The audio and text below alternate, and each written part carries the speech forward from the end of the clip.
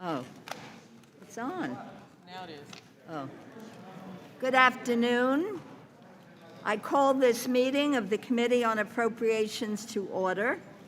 Before we begin, House rules now require me to remind you that we have set up an email address to which members can send anything they wish to submit in writing at any of our hearings or markups.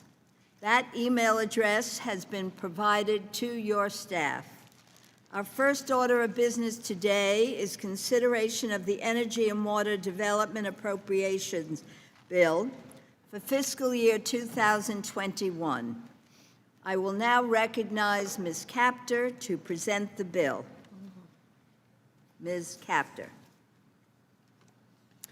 Thank you, Chairwoman Lowy. Please let me also add my thanks to you for your continuing honorable and dedicated service to our committee and nation, and for your recognition of the full potential of this bill.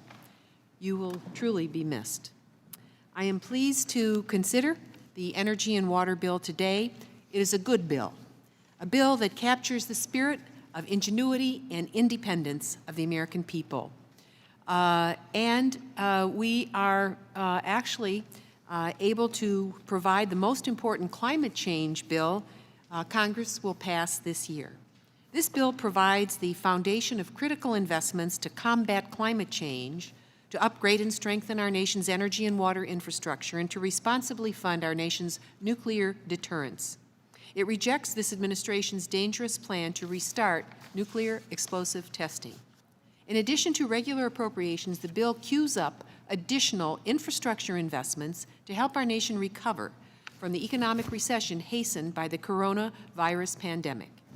The bill spurs economic recovery by rebuilding and modernizing our water and energy infrastructure.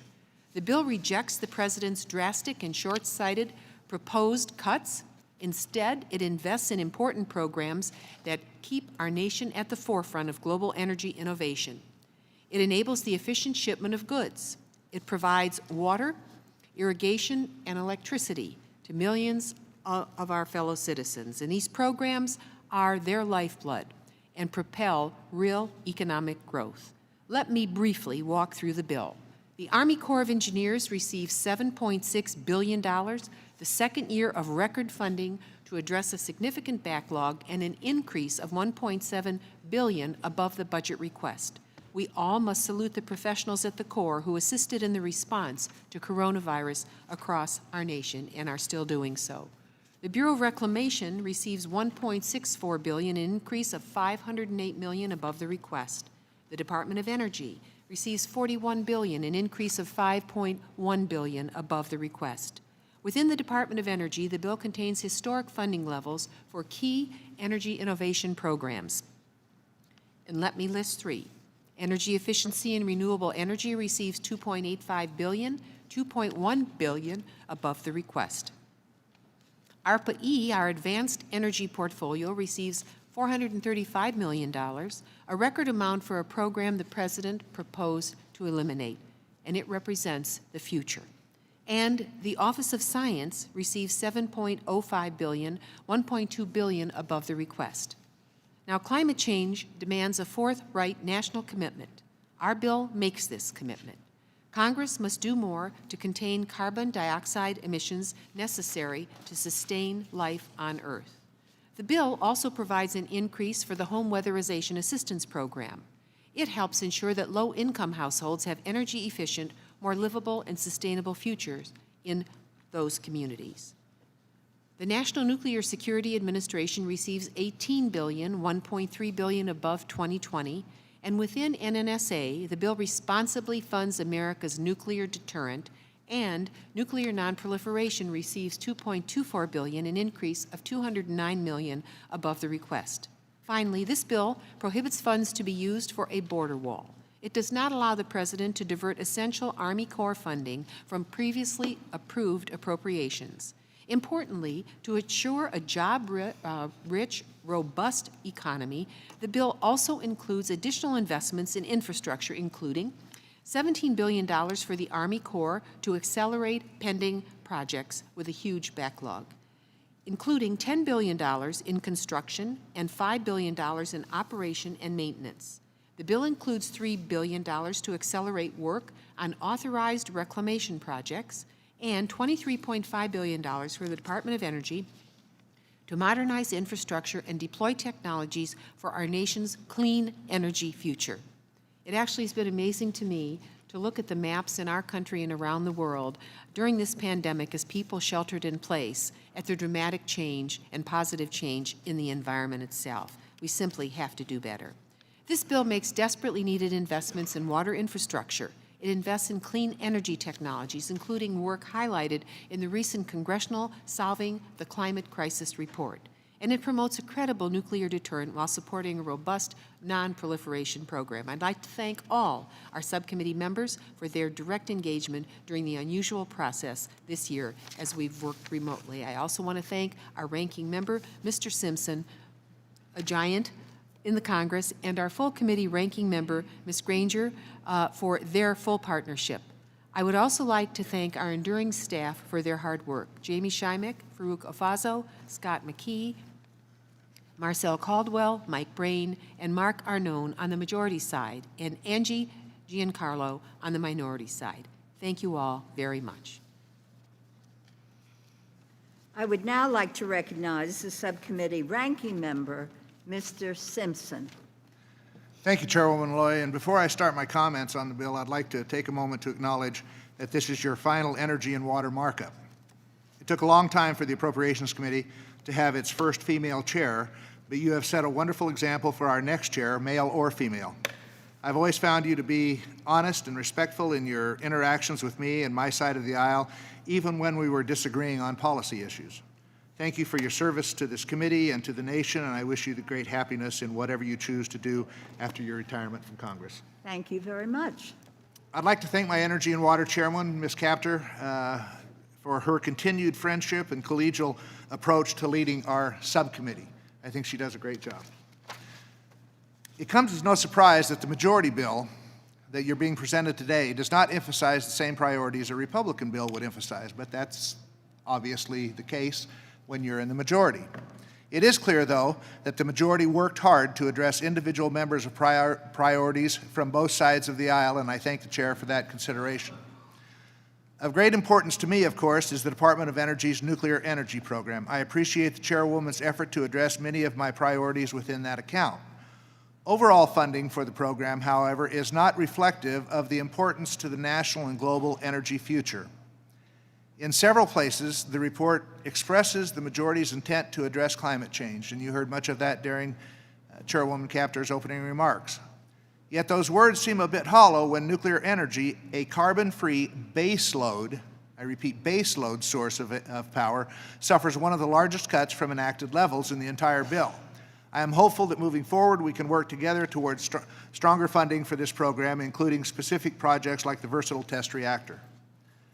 The bill includes an astonishing amount of emergency spending, mandatory spending, and other gimmicks that effectively undermine the defense and non-defense spending levels agreed to in last year's bipartisan budget deal, all without discussion, let alone buy-in from House Republicans. Even with all of the additional spending, the bill still shortchanges funding for the nuclear weapons program by almost $2 billion.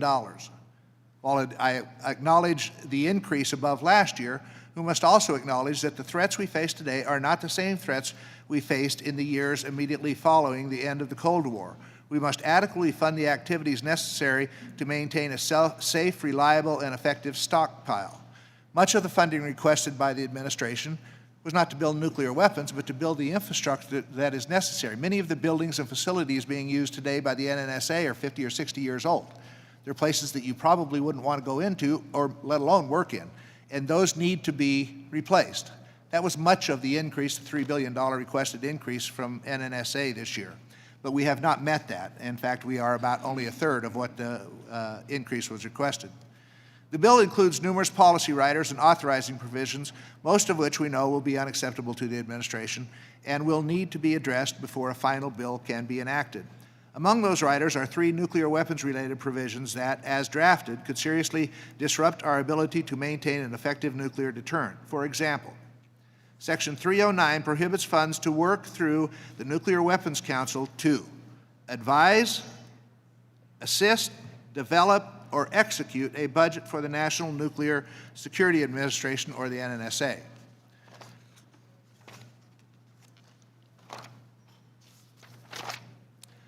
I believe the intent of the provision is to reaffirm that the Secretary of Energy has responsibility and authority for appropriately balancing priorities across the entire department, including the nuclear weapons program. I support what they are intending to do with this language. I support the current structure as an important component of maintaining civilian control over our nuclear weapons program. But as drafted, Section 309 likely would upend current law with respect to the functioning of the Nuclear Weapons Council. The Council was established to ensure communication and coordination between the Departments of Energy and the Department of Defense.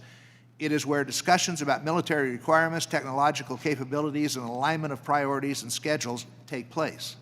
By law, the Council is directed to advise both the departments on their respective budgetary needs.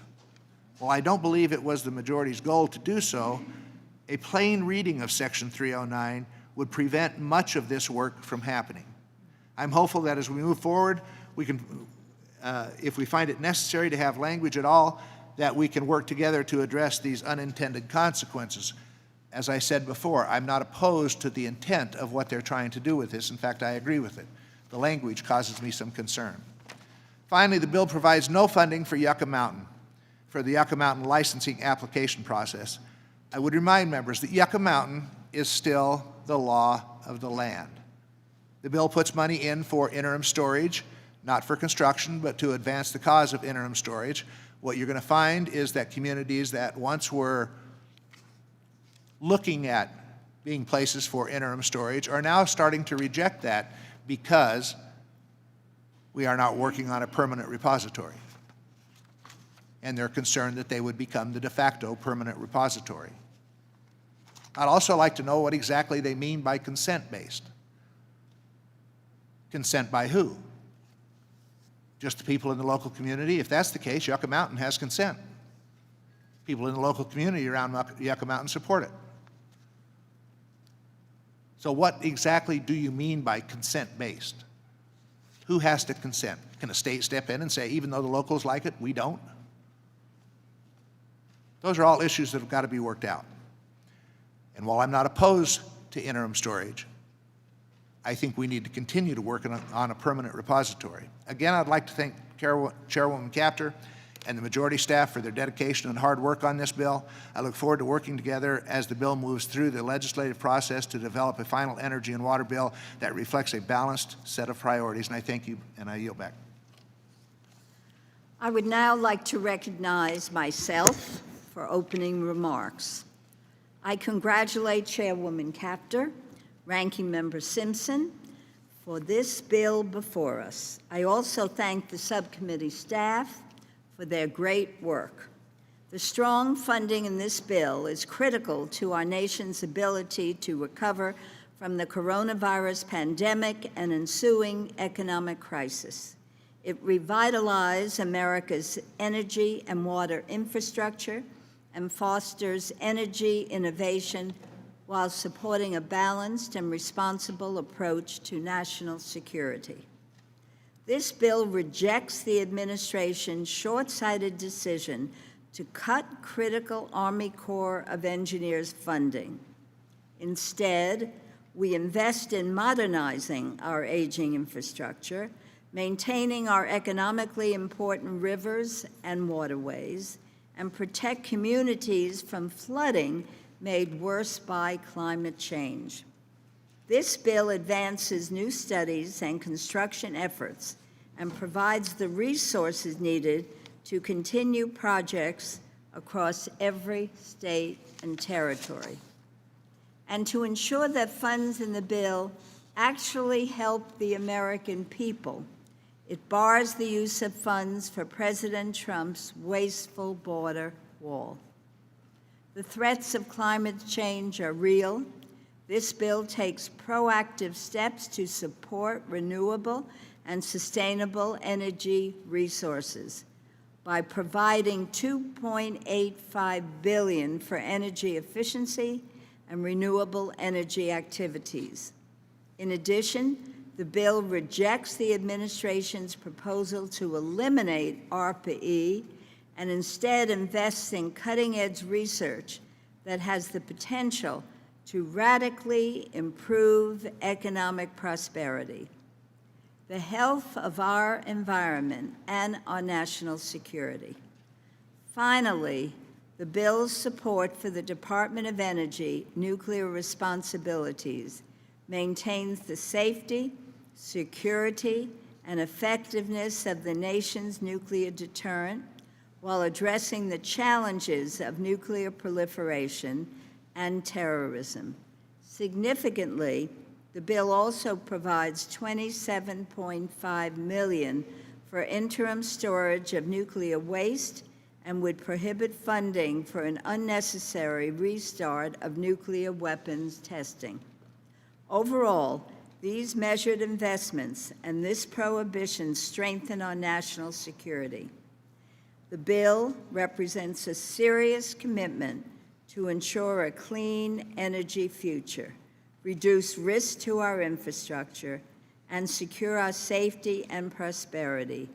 These investments hedge against the need for even greater resources in the event of infrastructure failures, national disasters, severe weather events, or attacks on our security. With this bill, we can get Americans back to work, rebuild our crumbling infrastructure, and embrace a clean energy future. I urge support.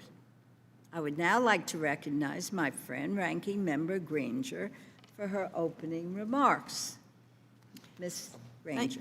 Thank you, Madam Chair. I want to begin by thanking Chairwoman Kaptur and Ranking Member Simpson for their leadership on the Energy and Water Subcommittee. I appreciate that the bill continues significant funding for our nation's water resources infrastructure. Almost every congressional district across the country benefits in some way from the important work of the Corps of Engineers and the Bureau of Reclamation. These agencies are responsible for projects that protect the public and property from floods and hurricanes. At the same time, improvements that are made to ports and waterways generate and sustain millions of jobs. Most of these projects are also a significant source of drinking water and irrigation water for our communities and farmers. Unfortunately, the bill does not sufficiently prioritize funding for other critical national priorities. I'm also disappointed the bill includes controversial policy riders and significant new emergency spending. Funding for nuclear weapons activities, although increased above last year, is well below the budget request, even though our nuclear weapons infrastructure is in serious need of repair. For example, there's a building in Tennessee where a 200-pound slab of concrete literally fell from the ceiling, yet this bill zeroes out funding for a replacement facility. We must provide the funding necessary to ensure our ability to deter a nuclear attack remains reliable and effective. The bill's policy riders include language stopping funds from being used for the border wall and prohibiting the funds for a critical water storage project in California. Just as in previous years, we can expect the administration to oppose controversial policy riders. We will have to address them as this bill moves forward so it can eventually be signed into law. Finally, the bill includes $43.5 billion in new emergency spending. I can't support this additional spending until there is serious discussion with members on our side of the aisle. In closing, I'd like to recognize the members of the subcommittee and the staff for their work on this bill, and I thank you, Madam Chair, and yield back. I'm pleased to call on Mr. Rogers. Thank you, Madam Chair. Permit me a moment to thank Chairman Kaptur and Ranking Member Simpson and the committee for funding the Appalachian Regional Commission, ARC. Throughout my time in Congress, the Appalachian Regional Commission has been a bastion of hope for our region. Since 1965, it has led efforts to innovate, partner, and invest in the region to build community capacity and strengthen economic growth. I'd like to thank the chair for providing $175 million for ARC in this bill, $10 million more than the president's request and last year's level, and continuing to include $65 million to help those in Appalachia who have been hurt by the drawdown in the coal industry. This funding will enable ARC to continue its strong record of creating thousands of new jobs, improving local water and sewer systems, assisting our schools, increasing access to health care, investing in critical broadband infrastructure, and more.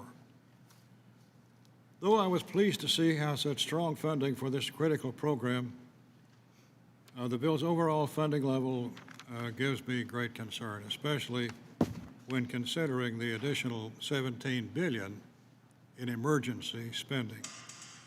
Because of that spending, as well as the partisan policy writers included, I'm afraid I am unable to support this bill at the time, but it's my hope that we're able to reach a compromise with the Senate and White House to ensure this bill can be signed into law. I thank you, Madam Chair, and I yield back. Ms. Frankel is recognized.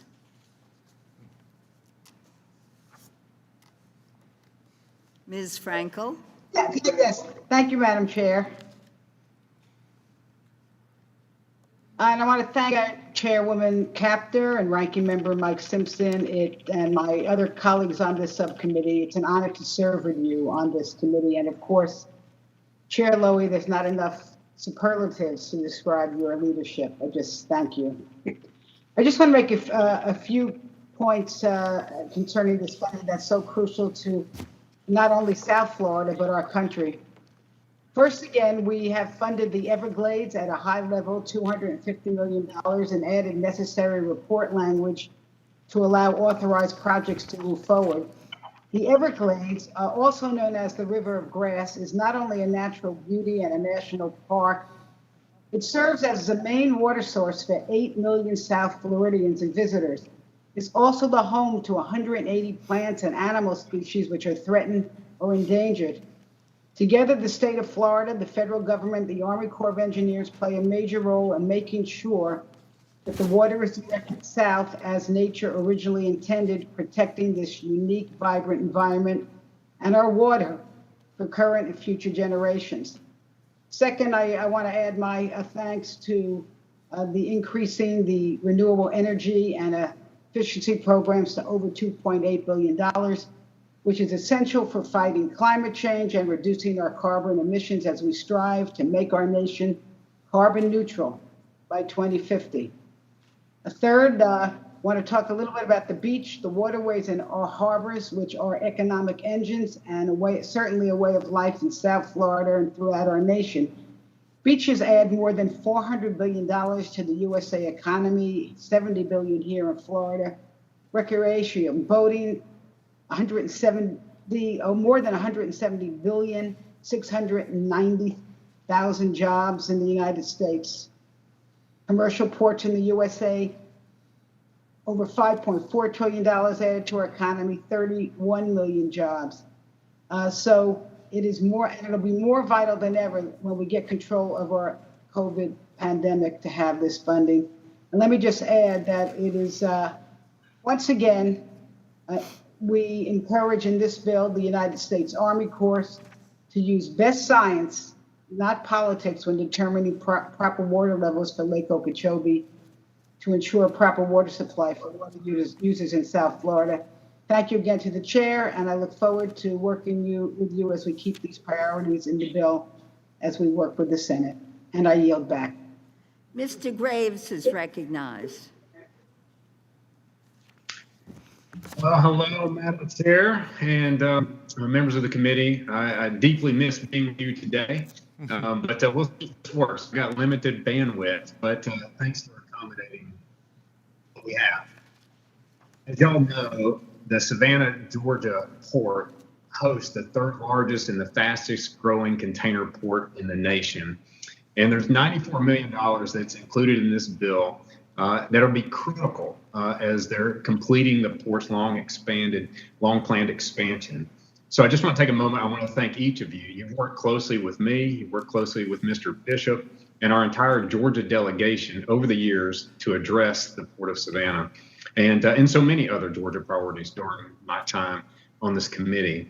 And of course, we all know that we couldn't do this without the incredible help of the teams that surround us. And Madam Chair, you know you've got a great one with Jamie Shamick and Farouk Alfaso, Mark Arnone, and Mike Brain, Scott McKee, Marcel Caldwell. Great team. And then on the Republican side, we have Miss Angie there, Giancarlo. So we thank each of you. But there's one special person I did want to thank as well, somebody who's been with me for over 10 years on the Hill, and that's Jason Murphy. He's done a great job for us running point on this important portfolio over the last decade for me, with its energy and water issues, which are very important to our state, many others. He's been a great asset to my office, our entire delegation, and the state of Georgia. So thank you each for all of your great work, and thank you again, Madam Chair, and look forward to being in person with you soon. I yield back.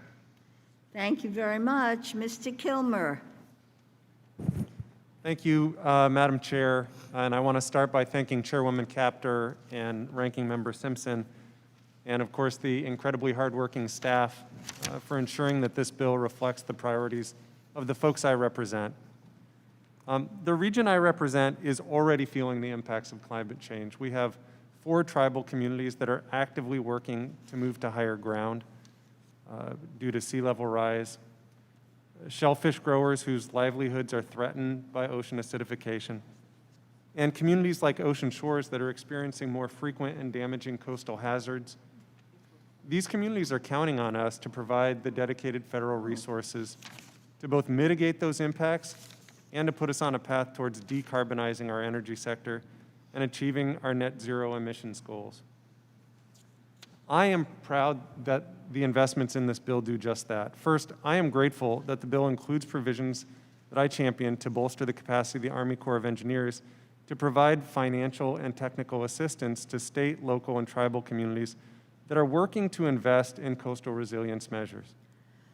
While this support will go a long way to helping the communities I represent take the necessary steps to keep folks safe, I also know that mitigation is just one piece of the equation. If we're going to make a meaningful difference for these communities, we have to make a serious commitment to reducing our nation's reliance on fossil fuels and significantly cutting greenhouse gas emissions. And I'm proud that the funding in this bill reflects these priorities and rejects the President's proposal to cut clean energy programs and double down on our nation's reliance on fossil fuels. In addition to providing more than $3 billion for key national programs like ARPA-E and EERE that together support research, development, and deployment of renewable energy technologies and that increase energy efficiency in our nation's most energy-intensive sectors, the bill makes targeted investments to support new marine hydrokinetic technologies. The proof of concept testing for these technologies is happening at the Pacific Northwest National Lab's Marine Sciences Lab in Sequim, Washington, right in my district. These investments are critical not only to developing the advanced clean energy portfolio necessary to reach our net zero goals, but also to support the role of the Marine Sciences Lab as a key economic driver for the local economy and a valuable partner for strengthening hands-on STEM learning opportunities in our region. So I'm glad that the funding levels provided in this bill reflect the values of the folks I represent and the majority of Americans across the country who are counting on the federal government to make the necessary investments to position our nation to be a leader in developing the advanced clean energy technologies that will allow us to combat the climate crisis and grow clean energy jobs. I'm proud to support this bill. I urge my colleagues to do the same, and thank you to the chair and the ranking member again for their leadership. Thank you, and I yield back. Mr. Newhouse is recognized. Thank you, Madam Chair. And let me say thank you to Chair Kaptur, as well as to Ranking Member Simpson. You know, every year we have the opportunity to bring forward this important energy and water appropriations legislation for consideration. And each year, I appreciate the chance to highlight just how wide-ranging the impact this bill and the agencies that it funds has on my district in Central Washington State. And this year, I'm glad to say, is no different. From the Bureau of Reclamation, water storage, and conservation projects in the Yakima, as well as the Columbia Basins, to the Army Corps of Engineers' work on the Columbia River Treaty and their management of the federal Columbia River power system, to the many important roles the Bonneville Power Administration plays in the distribution of clean, reliable energy we receive from that system. Much of this federal footprint plays a pivotal role in crafting the identity and truly the backbone of our way of life in Washington's 4th District. One area of interest to me and my constituents, particularly in the Tri-Cities community, is that of the Department of Energy's work to support further advancements in the commercial nuclear space. As noted in the committee's report, I too am heartened to see the department's focus on keeping to the timetable set out for the Advanced Reactors Demonstration Program. There is a great amount of interest in my district and across the state of Washington in this important and exciting program. I'm certainly disappointed to see the somewhat weak figures in the bill for the versatile test reactor, and I hope to see more robust support as this bill moves forward in the process.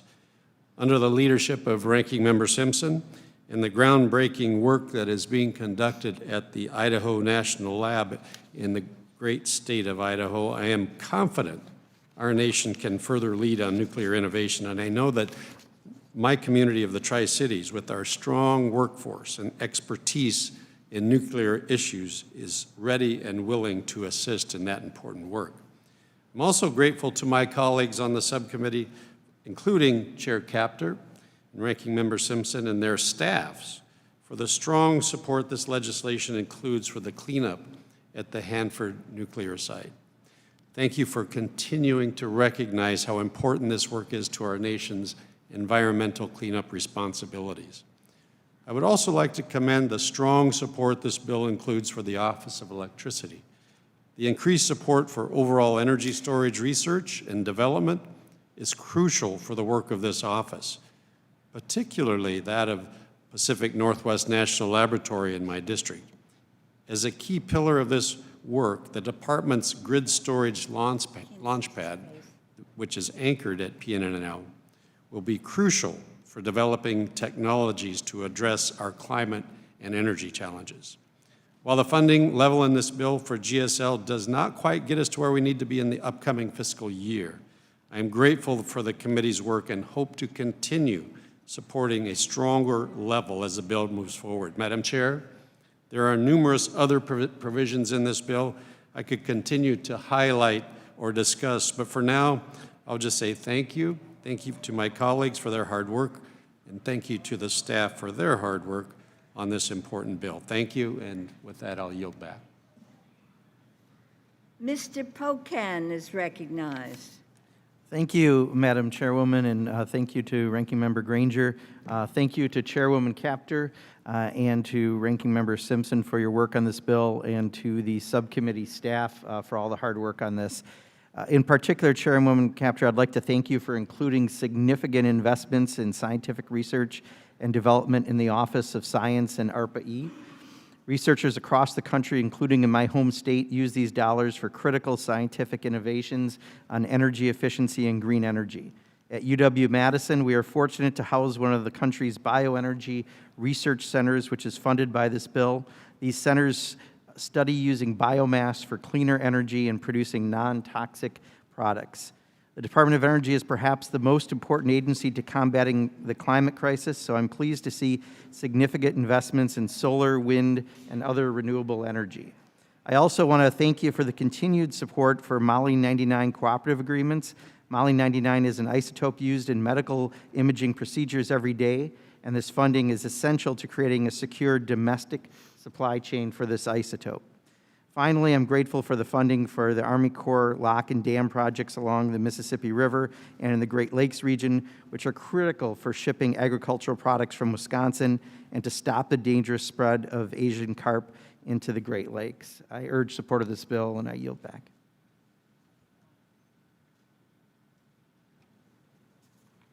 Ms. Herrera Butler is recognized. Thank you, Madam Chair. I'd like to take the time to say thank you to Chairwoman Kaptur and Ranking Member Simpson for working with me to include a couple of important provisions in the bill and the report. First, the bill includes a regional includes an additional $5 million for the Army Corps' regulatory program, with the directive that the Corps shall use these funds to ensure the timely processing of shellfish aquaculture permitting activities. Now, we've already talked about shellfish from the great state of Washington. Shellfish farmers in my district in Pacific County are in dire need of a new permit from the Army Corps so they can continue to raise shellfish and earn their living like so many generations before them. And the revocation of the permit and any delay in action from the Army Corps to issue a new permit would further devastate an industry that's already been greatly affected by the pandemic, as so many of our communities have been. I'd also like to highlight report language in the bill regarding sediment monitoring in the Mount St. Helens region. Yearly monitoring of sediment levels in the Couch River is vital to maintaining the safety of the residents in the towns of Longview, Kelso, and Castle Rock. Without yearly monitoring, county officials and the Army Corps will not have a clear idea of the flood risk to the region from the sediment left over from the eruption of Mount St. Helens in 1980, or whether the sediment retention structures that are currently in place adequately protect these Cowlitz County communities that I serve. I appreciate the Chairwoman and Ranking Member working with me to include language in the report to encourage the Army Corps headquarters to include adequate funding for sediment monitoring activities in its future budget submissions. I thank the Chairwoman for giving me this time, and I yield back. Ms. Wasserman Schultz is recognized. Thank you, Madam Chair. Chairwoman Kaptur, I'm proud to be a member of the Energy and Water Subcommittee, which has a wonderful record of bipartisanship in getting things done for our communities across the nation, from Florida to Ohio to the Pacific Northwest. Thank you for working with the entire subcommittee to incorporate our input into this really terrific bill. This bill makes strong and sensible investments in environmental restoration, water infrastructure, clean energy, and national security and non-proliferation. I'm pleased that this bill sufficiently funds the U.S. Army Corps of Engineers and rejects the $1.7 billion slash proposed by the administration. The bill also includes 7 new construction starts, which will allow critical projects to move forward. But, Madam Chair, I'm particularly thrilled to see that the bill fully funds Everglades restoration projects at a historic $250 million, which is a bipartisan achievement that everyone in the Florida delegation will celebrate. I was also very pleased to see that the bill makes a fix-to-report language that prevented congressionally authorized Everglades restoration projects from moving forward without additional New START designations. We have worked together, you and I, for a while on this, and I thank you and your subcommittee and your staff for your patience and your accommodation. It's tremendously appreciated and will do a lot of good. Together, these provisions will expedite the restoration of our River of Grass, which is a biodiversity haven and provides South Florida with much of its water supply. It is critically important that we protect our federal and state investments in the South Florida ecosystem restoration, which may be the largest environmental restoration project in the world. That is why I was glad to see that the bill includes language to block oil drilling in the Florida Everglades water conservation areas. On climate change, I'm encouraged to see that this bill includes funding increases for the Office of Energy Efficiency and Renewable Energy and for Advanced Research Projects Agency Energy. These are vital investments in stopping the climate crisis and helping us transition to a clean energy economy. Lastly, I commend the funding level of $13.7 billion for weapons activities at the National Nuclear Security Agency. This is a reasonable level that rejects the administration's unreasonable request for a $3.1 billion increase. Thank you, Madam Chair, for working with us to put together a really important bill that will go a long way towards making a real difference for our constituents. I yield back the balance of my time. Thank you, Madam Chairwoman, and I want to also thank Chairwoman Kaptur for the work that she's done on this bill, and the Ranking Member, Mr. Simpson, also for the work that he's done and both the staff on both sides. I want to thank you for coming up with a balanced bill, and I certainly want to thank you for adding some of my provisions. Let me go over a couple of them. The first one deals with an area that covers Arizona, California, New Mexico, and Texas. And I'm talking about the Southwest Border Regional Commission. The initial monies that y'all put in, the $250,000, is only just the first time that any money has been given since this commission was started in 2008. And the reason this is important, because I think Mr. Hurd over there, if I can just give you just the border counties in Texas, if you would take the 43 counties that make up the area, the border area of Texas, and if there would be the 51st state, that area would rank number 1 in poverty and unemployment, would rank number 1 in Spanish spoken at home, will rank 16 in land size. That means the 16th largest state. It would be the 3rd largest with foreign-born population, the 3rd largest with a female head of household, be number 5 in civilian population and military duty, and it would be the 51st per capita income at $15,570, just above the poverty line. So this Southwest Border Regional Commission, the $250,000, Madam Chair, I want to say thank you.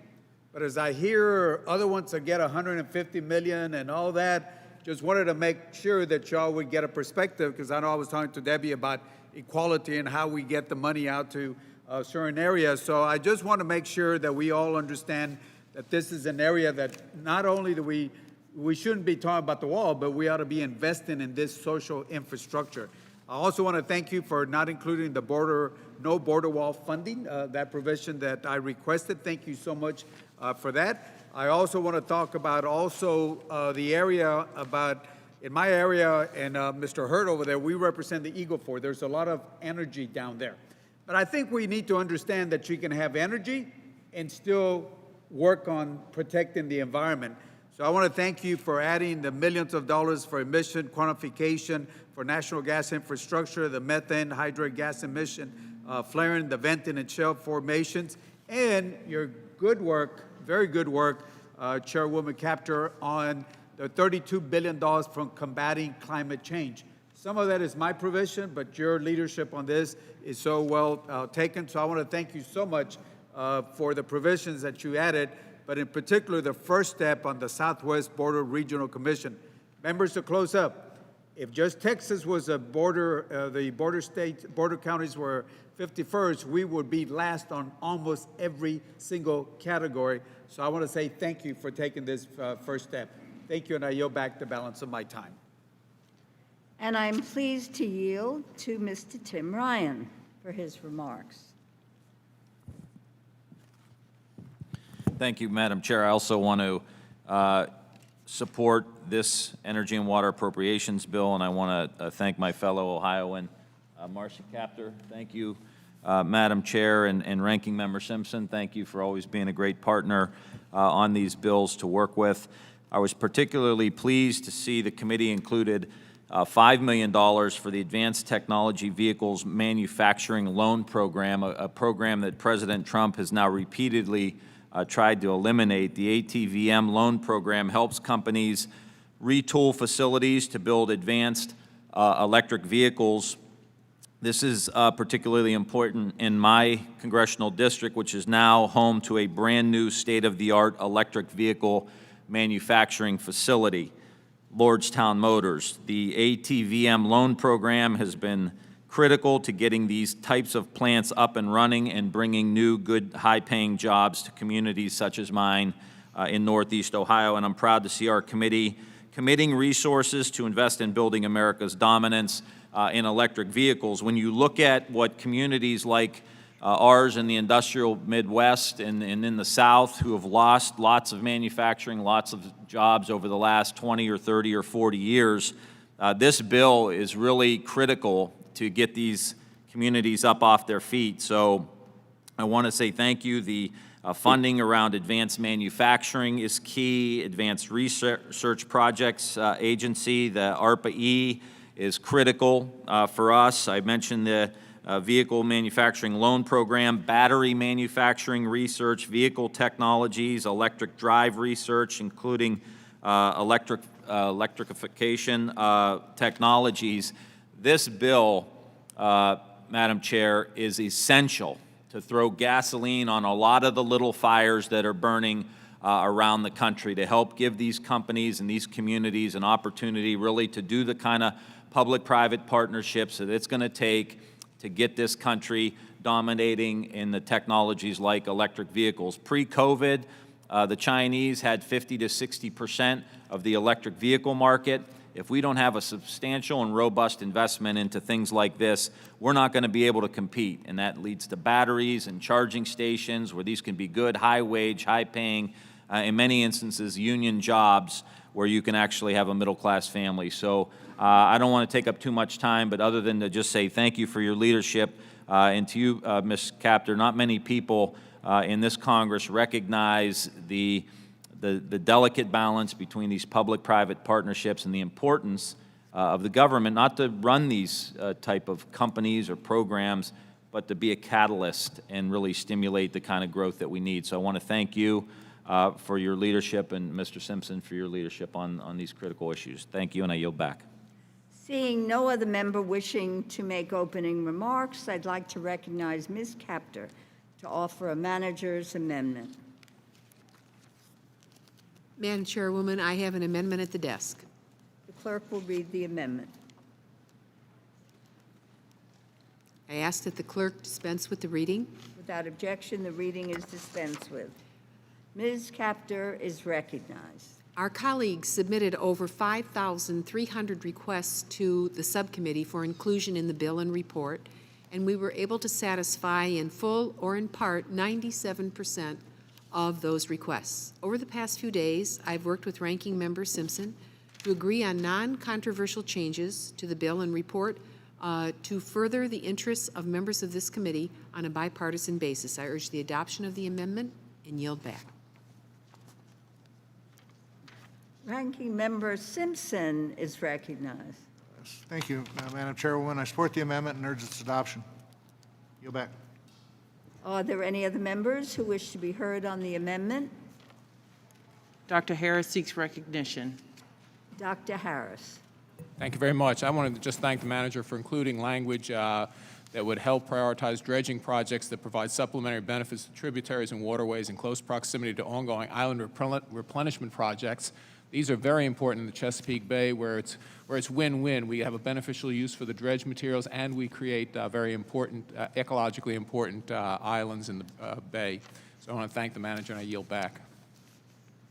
I'm pleased to yield 1 minute to Ms. Capter to close. I just ask for support of the amendment, Madam Chair. The question is on the amendment. All those in favor say aye.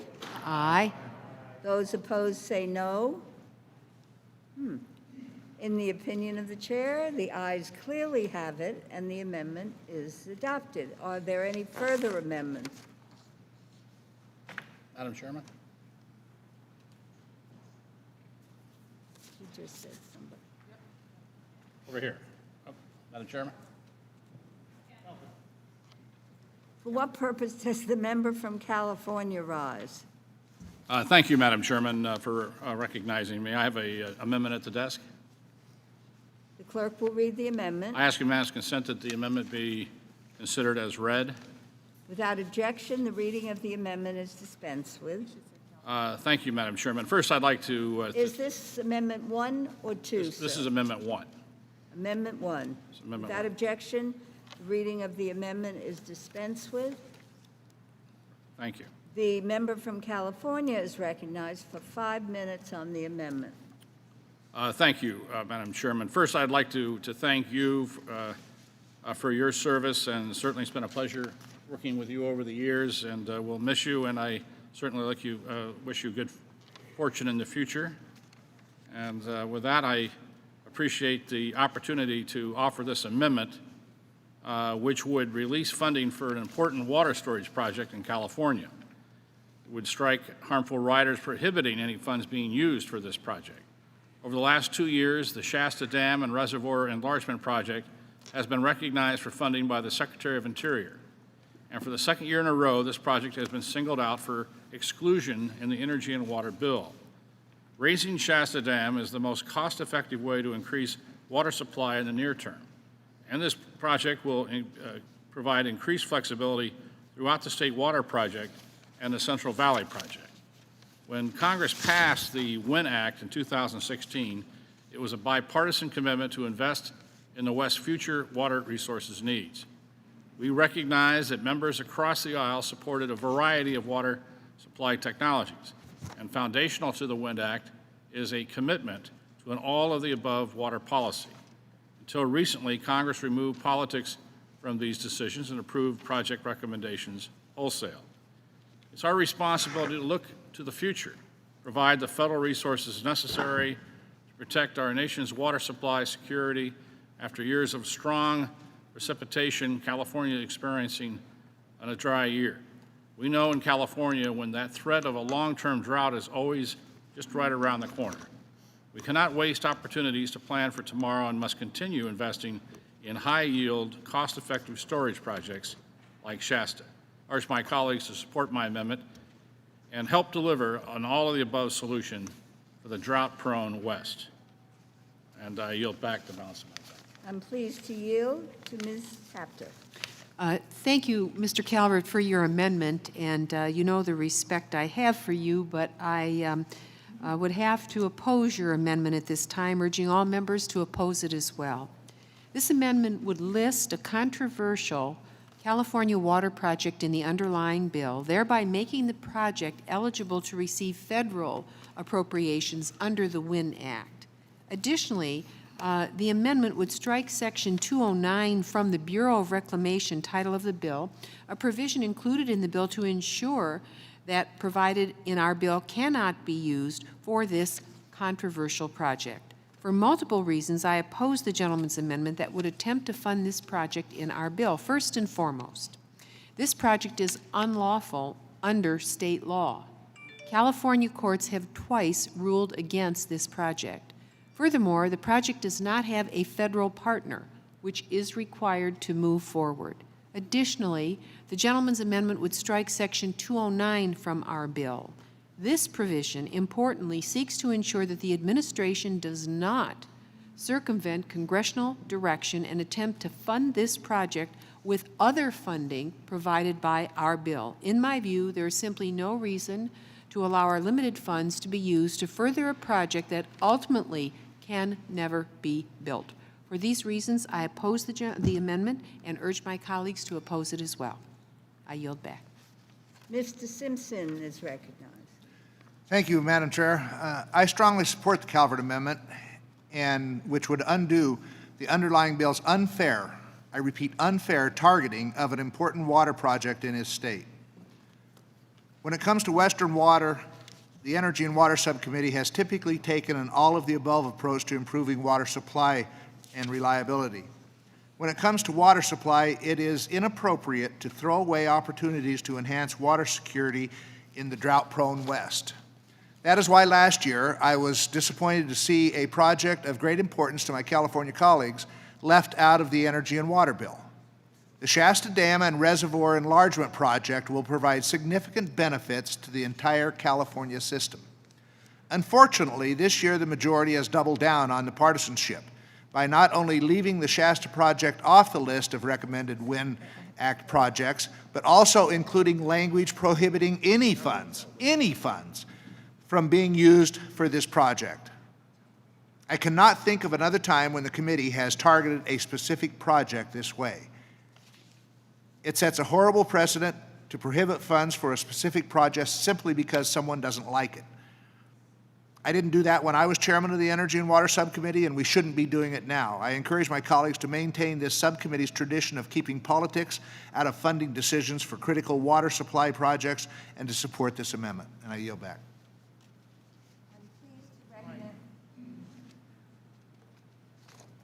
I'm pleased to recognize Ms. Capter for 1 minute to close. That would be Calvert.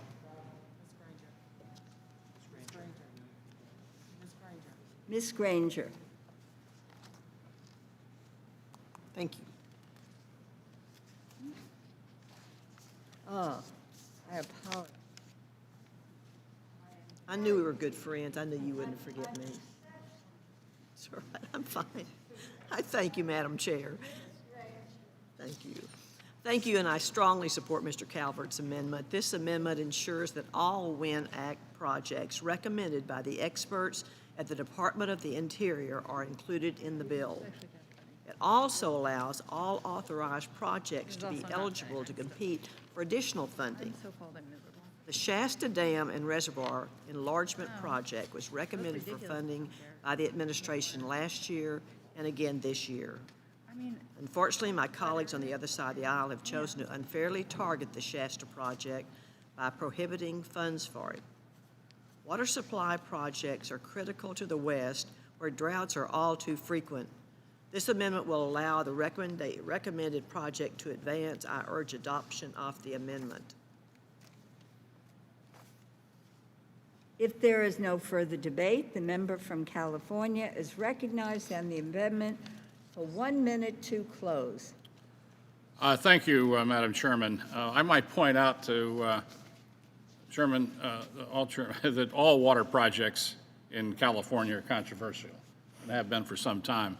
A lot of work has been taking place on this for the entire 28 years I've been here. We've been working on Shasta.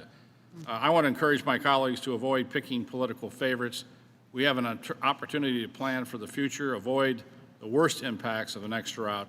This project will provide an additional 634,000 acre-feet of storage and significantly increase the flexibility of the entire California system. I urge my colleagues to support my amendment, and I yield back the balance of my time. The question is on the amendment offered by the member from California. All those in favor say aye. Aye. Those opposed say no. No.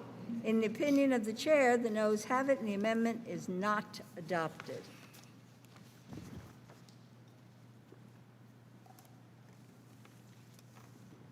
For what purpose does the member from California rise? Madam Chairwoman, I have an amendment at the desk. The clerk will read the amendment. I ask unanimous consent that the amendment be considered as read. Without objection, the reading of the amendment is dispensed with. Chairwoman, Ranking Member, first I'd like to thank Chairwoman Kaptur and Ranking Member Simpson for agreeing to increase the WIN Act funding in the bill as part of today's manager's amendment. I recognize that in crafting these funding levels, you must balance every member's priorities, and I appreciate your willingness to work with me and your commitment to these vital programs. My amendment would remove bill language prohibits the Interior Department from obligating funds to the water storage projects named in this bill until the Secretary recommends water recycling and desalination projects for approval.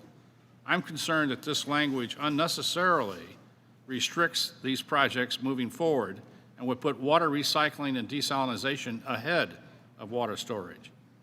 The Interior Department has already spent all funds appropriated through FY 2018 for recycling and desalination, but water storage lags behind, largely because we did not receive robust storage recommendations through the first several years of the program.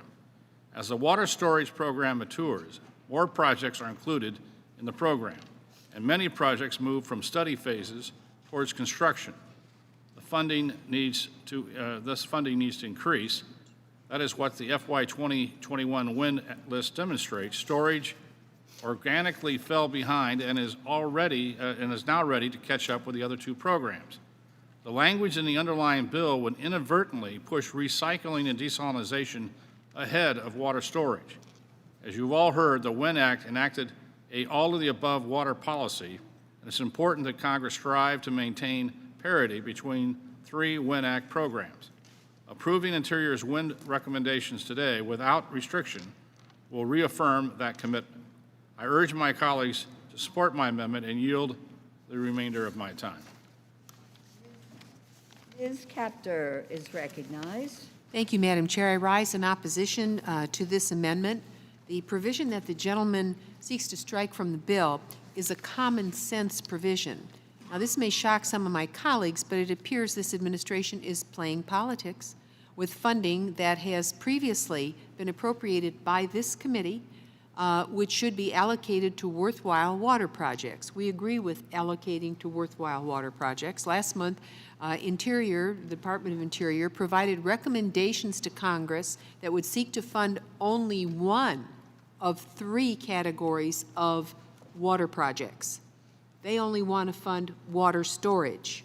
Unfortunately, their submission was missing recommendations for desalination and water reclamation and reuse projects, which are a priority for many on this committee. While I have no problem with this specific category of projects, I take issue with this administration's apparent attempt to hold hostage these project recommendations until it gets its way on water storage projects. The provision that the gentleman wishes to strike from our bill only ensures that the administration must follow the WIN Act in good faith and make recommendations for desalination and water reclamation and reuse projects before it can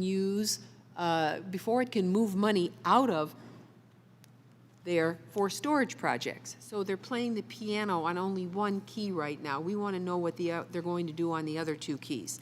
Once again, we must take a stand against this administration playing politics with congressionally appropriated funding. As such, I urge my colleagues to vote no on the amendment. Mr. Simpson is recognized. Thank you, Madam Chairwoman. I rise in strong support for the Calvert Amendment.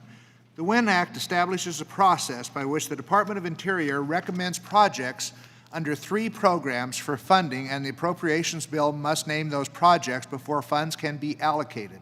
This process was intended to balance congressional oversight with the ban on congressional earmarks. When Republicans were in the majority, we treated these project recommendations similar to a budget request, and we named the projects as recommendations were received. My colleagues on the other side of the aisle have instead resorted to partisan gamesmanship.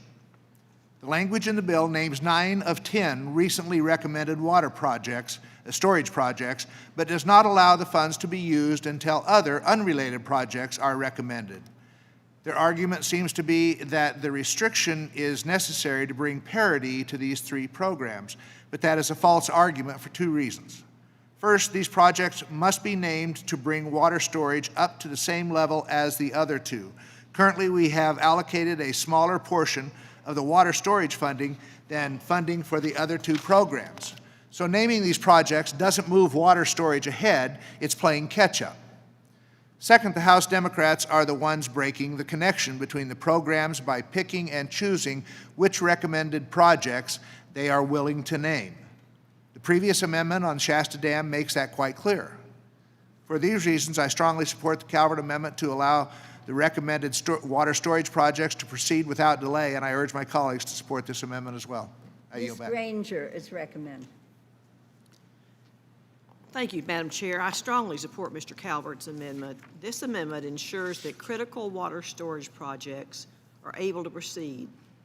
In contrast, the underlying bill would hold them hostage, potentially for a year or more, until other unrelated projects are ready to move forward.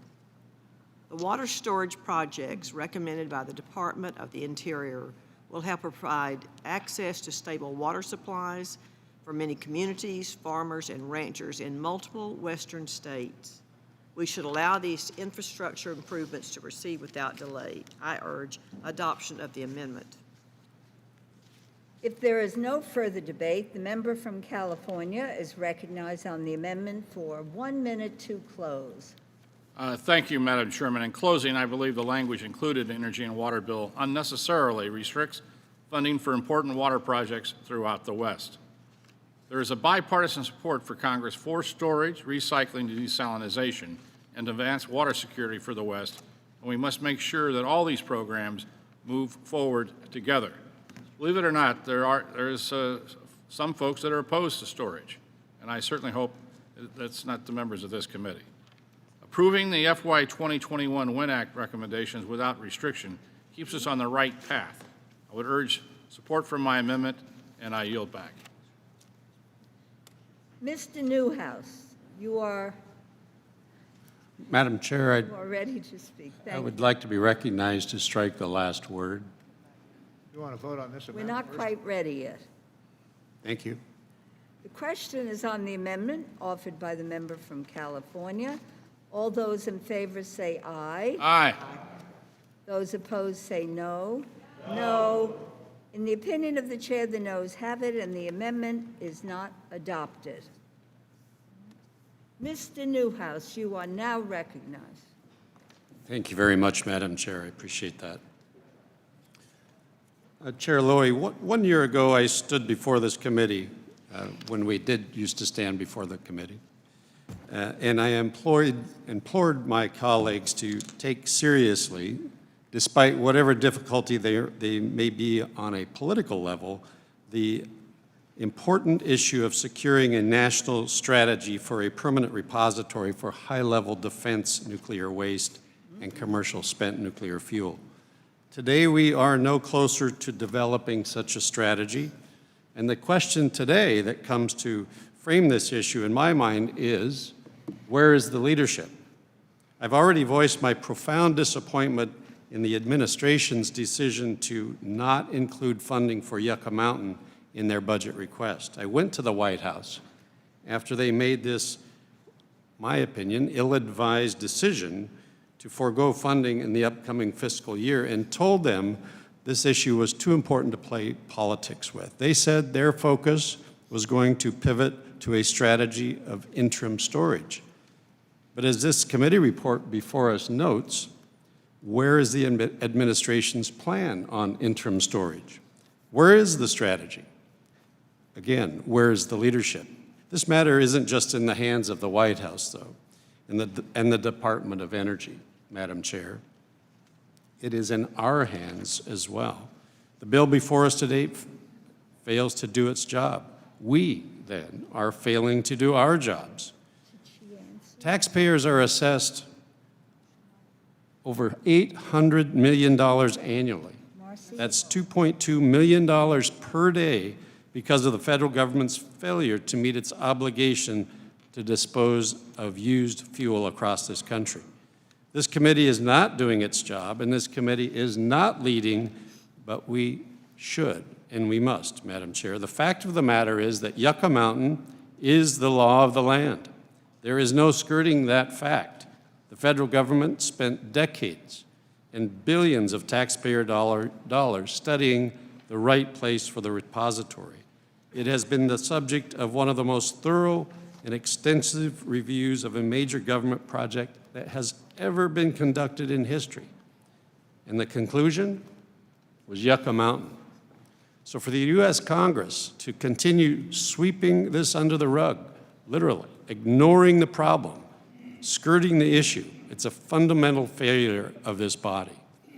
Meanwhile, I respectfully must ask, where are the advocates for good governments? Where are the dozens of taxpayer advocacy organizations?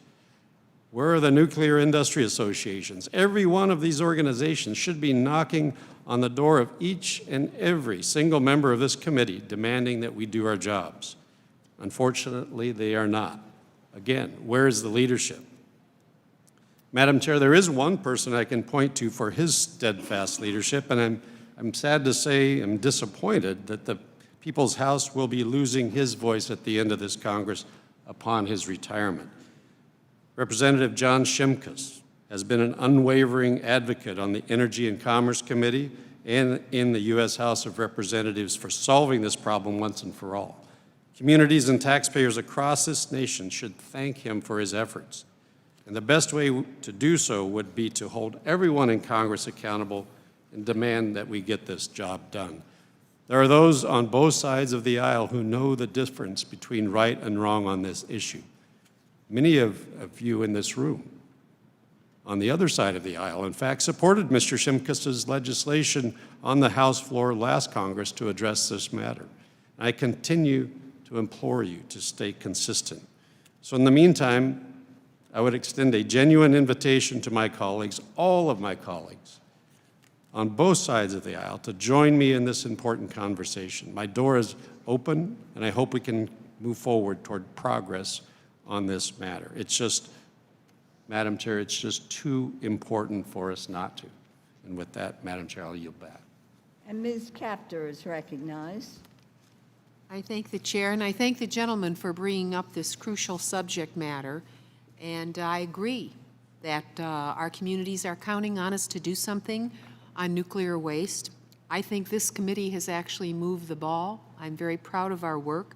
In fact, for the first time, this bill provides $20 million for interim storage activities, added to $25 million in research accounts that have been occurring over the years to try to help us envision how to find alternatives that would actually work. And we've directed the Department of Energy to begin siting work for a federal interim storage facility using a consent-based approach. We all know major change takes time, and we know that it's difficult to turn this ship, but we are doing it in our time. We can and must do better than refight a tired old battle on Yucca Mountain, and I think and thank my colleagues for not offering an amendment today. Interim storage is a viable near-term path forward for removing spent fuel from reactor sites, and it can get waste out of our districts sooner. I come from a region that is directly impacted by 2 nuclear power plants, one of which has had some severe problems, and they have on-site storage. And I personally am committed to finding a pathway for nuclear waste storage. Past members have not been able to do that. I think we have the leadership on this community, on this committee to do that on behalf of our communities, and I believe this bill is a start. We don't have bells and whistles going off, but I think that the gentleman should look to the bill and, you know, take credit for being a part of a bipartisan effort to try to really solve this problem. And I want to thank you for bringing it up. I want to thank our ranking member, Mr. Simpson, for being a very consistent voice. I think that Congressman Shimkus's testimony before our subcommittee made a huge difference, and America expects us to do this job, and we are committed to do that. I wish I could say science had provided us all the answers. We are still looking to the Department of Energy for that leadership. But I think that this bill really is a change in the proper direction. And I thank you very much, and I yield back. And Mr. Simpson is recognized. I thank Chairwoman. Unfortunately, Chairwoman Capter, we are not doing our job. That's the big problem. We are not doing our job. I want to thank Mr. Newhouse for bringing this issue up and support for continued support for Yucca Mountain licensing application.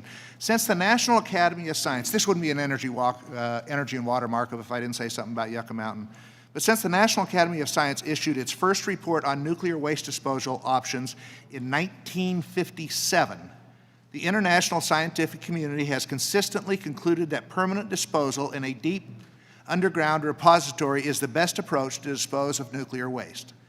Here in the United States, after decades and billions of dollars studying options, it is clear that Yucca Mountain is the most promising location to meet all safety, security, and environmental requirements. I think there has been something like 53 National Academy studies done on Yucca Mountain. I know there are still some parties with objections, but it is through the licensing application process that opponents of the Yucca Mountain site would have the opportunity to be heard and to make their case before a panel of administrative judges who are also trained engineers and scientists. Continuing and completing the license process is how we will figure out if any of the concerns raised are scientifically valid. You know, my side of the aisle is often accused, unfairly in my opinion, of ignoring or undermining science. Yet here it is the clear example of the Democrats saying science has no place in public policy. We need an authoritative scientific decision, not a political decision, on the safety of Yucca Mountain. It is time to stop the needlessly delaying this process. 48 out of 53 of us on this committee have nuclear waste in our states. Electricity customers, that is constituents in our states, have paid more than $21 billion to the Nuclear Waste Fund for a permanent repository. Nationally, ratepayers have paid roughly $43 billion with accrued interest. Due to the political decisions to halt advancements of a permanent repository, however, it is taxpayers, not ratepayers, but taxpayers of all 435 congressional districts who are paying approximately, get this, $2.2 million a day. $2.2 million a day to cover the cost of temporary on-site storage. I recognize that the majority has included funding in the bill to pursue federal consent-based interim storage facilities under the current law. I mentioned earlier, I don't know what that means exactly or how that's defined. Under the right circumstances, I could support interim storage options, but those circumstances include moving forward on a permanent repository. Without a permanent repository, interim sites will become the de facto permanent sites, and no one will want to agree to that. I'm not just speculating. The governor of New Mexico has articulated this point as a concern about the application for a private interim storage site in her state. It is beyond time we complete the Yucca Mountain licensing application process. Ratepayers, taxpayers, the residents of Nevada, everyone deserves the chance to complete the debate and reach a final decision. I thank the chairwoman for yielding. Is there any further amendment or discussion? Seeing none, I recognize the gentleman from Indiana for a motion, and I ask for your support for this bill. Madam Chairwoman, I move to favorably report the Energy and Water Development Appropriations Act 2021 to the House. The question is on the motion. All those in favor say aye. Aye. Those opposed, no.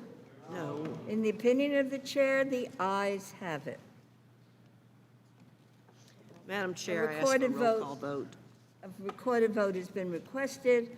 All those in favor of a recorded vote, raise your hand. A sufficient number being in support, a recorded vote is ordered. The clerk will call the roll. Mr. Adderholt. Mr. Adderholt, no. Mr. Aguilar. Mr. Aguilar, aye. Mr. Amodei. Mr. Bishop. Mrs. Bustos. Mrs. Bustos, aye. Mr. Calvert. Mr. Calvert, no. Mr. Carter.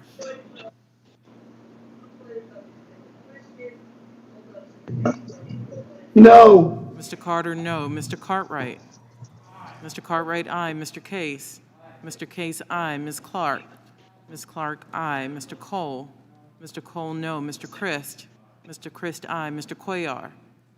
Mr. Cuellar, aye. Mr. Lauro. Mr. Lauro, aye. Mr. Diaz-Balart. Mr. Diaz-Balart, no. Mr. Fleischman. Mr. Fleischman, no. Mr. Fortenberry. No. Mr. Fortenberry, no. Ms. Frankel. Aye. Ms. Frankel, aye. Ms. Granger. No. Ms. Granger, no. Mr. Graves. No. Mr. Graves, no. Dr. Harris. Dr. Harris, no. Ms. Herrera Butler. No. Ms. Herrera Butler, no. Mr. Hurd. Mr. Hurd, no. Mr. Joyce. Mr. Joyce, no. Ms. Capter. Aye. Ms. Capter, aye. Mr. Kilmer. Mr. Kilmer, aye. Mrs. Kirkpatrick. Yes. Mrs. Kirkpatrick, aye. Mrs. Lawrence. Mrs. Lawrence, aye. Ms. Lee. Ms. Lee, aye. Mrs. Lowy. Mrs. Lowy, aye. Ms. McCullum. Aye. Ms. McCullum, aye. Ms. Ming. Ms. Ming, aye. Mr. Molinar. Mr. Molinar, no. Mr. Newhouse.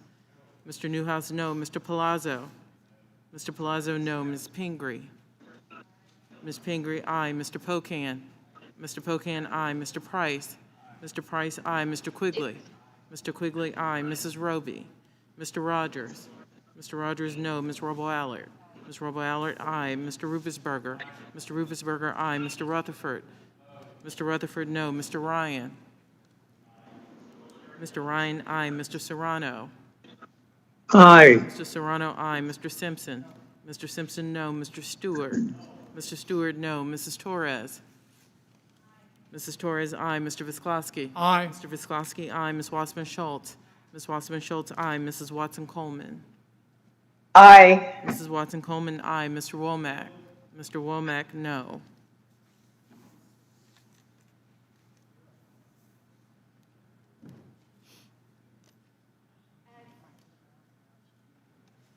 My friends, as the clerk tallies, I want to advise we have 6 amendments to Labor-HHS-Education. We can finish before needing to break for dinner if we are mindful of the length of our remarks. I see applause. Shall I repeat it again for everybody? Thank you very, very much. Mr. Bishop? You are not recorded. Mr. Bishop, aye.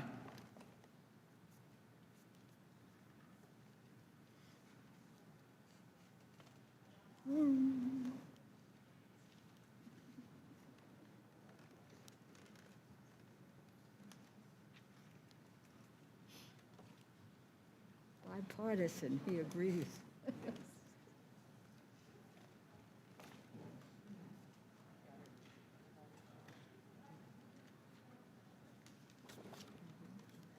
On this vote, the ayes are 30, the noes are 21. The motion is agreed to.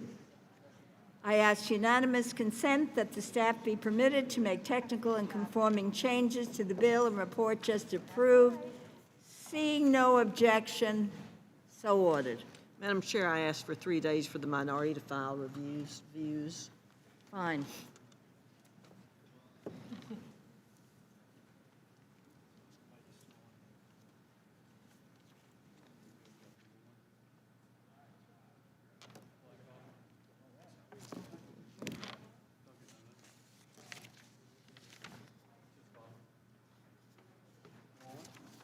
Now, we just have one other one?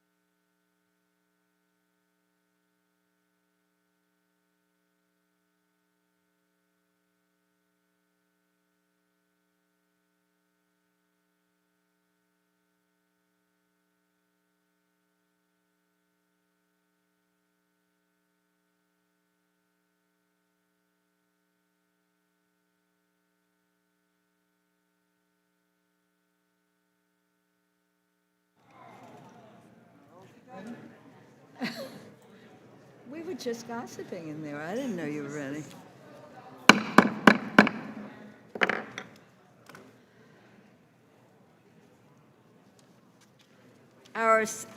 Ladies and gentlemen,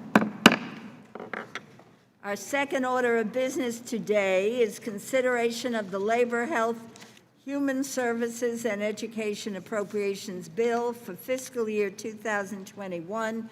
I will now recognize Ms. DeLauro to present the bill. I thank the chair. Today's markup of the 2021 Labor, Health, and Human Services Education and Related Agencies Bill is the culmination of hard work from members and staff on both sides of the aisle. I want to thank my colleagues for being here, including my partner, the ranking member, Congressman Tom Cole. We have collaborated these last 6 years and have produced bills that have allowed the Congress to advance America's needs. Let me also recognize the full committee ranking member, Congresswoman Kay Granger, for her work on behalf of the nation in this perilous time. And of course, my dear friend and committee chair, Congresswoman Nita Lowey. I am both honored and saddened that this is the last time I can mark up this bill under the auspicious leadership of a pathbreaker and change maker, Congresswoman Nita Lowey. When I think about what you have achieved during your time in the Congress, what we have been able to achieve together, it gives me hope and heart for this nation and this institution. Nita Lowey has made the nation and the world a far better place because of her commitment to this committee and to the Labor-HHS-Education bill. I will miss seeing her in the halls of Congress and on the Appropriations Committee, but our friendship carries on. For 2021, the chair's mark includes $196.5 billion in overall funding. That includes an increase of $2.4 billion above the 2020 enacted level and $20.8 billion above the President's 2021 budget request. Labor-H and its programs are at the center of the country's health crisis and economic crisis, both of which have exposed serious disparities. The virus continues to spike. More than 3.2 million cases, tens of thousands of new cases are reported each day, and more than 135,000 people in the United States have died. In the absence of leadership from the White House, the Congress has stepped in. Since March 6th, the Congress has passed 4 emergency supplemental appropriations packages, and the Labor-H subcommittee is at the center of responding to COVID-19. We have appropriated on a bipartisan basis $280 billion for education, for health, and for working people. And with the chair's mark, we build on those bipartisan emergency and supplemental packages. We are working together to defeat this virus, not surrender to it, and to deliver to the people of this country to the dawn of a recovery, not to abandon them to an economic collapse. This bill supports some of our nation's most critical programs, from early Head Start to Social Security. They touch on individuals and families throughout their lives. Our members recognize that. The subcommittee received more than 15,000 requests for today's bill. We were able to fulfill, either in total or in part, most of them from both sides of the aisle. Each office should have already received electronically a document that outlines your priorities included in the bill before us. So working together and building on the efforts we have made together thus far, we advanced today's bill, making investments for the nation, for health, for education, and for good-paying, safe, and secure jobs, and to address the disparities in these areas that have been exposed by this virus. That is the mission of this bill. Now, let me overview. Health. For health, we provided approximately $96 billion for programs at the U.S. Department of Health and Human Services, an increase of $1.5 billion above the enacted level for 2020. We seek to do more to help our constituents to access new cures, new treatments, new research, new protections, to help them and their families live healthier lives, to fight Alzheimer's, cancer, opioid addiction, antibiotic-resistant infections, and gun violence, to support food safety, address maternal health, and eliminate HIV/AIDS.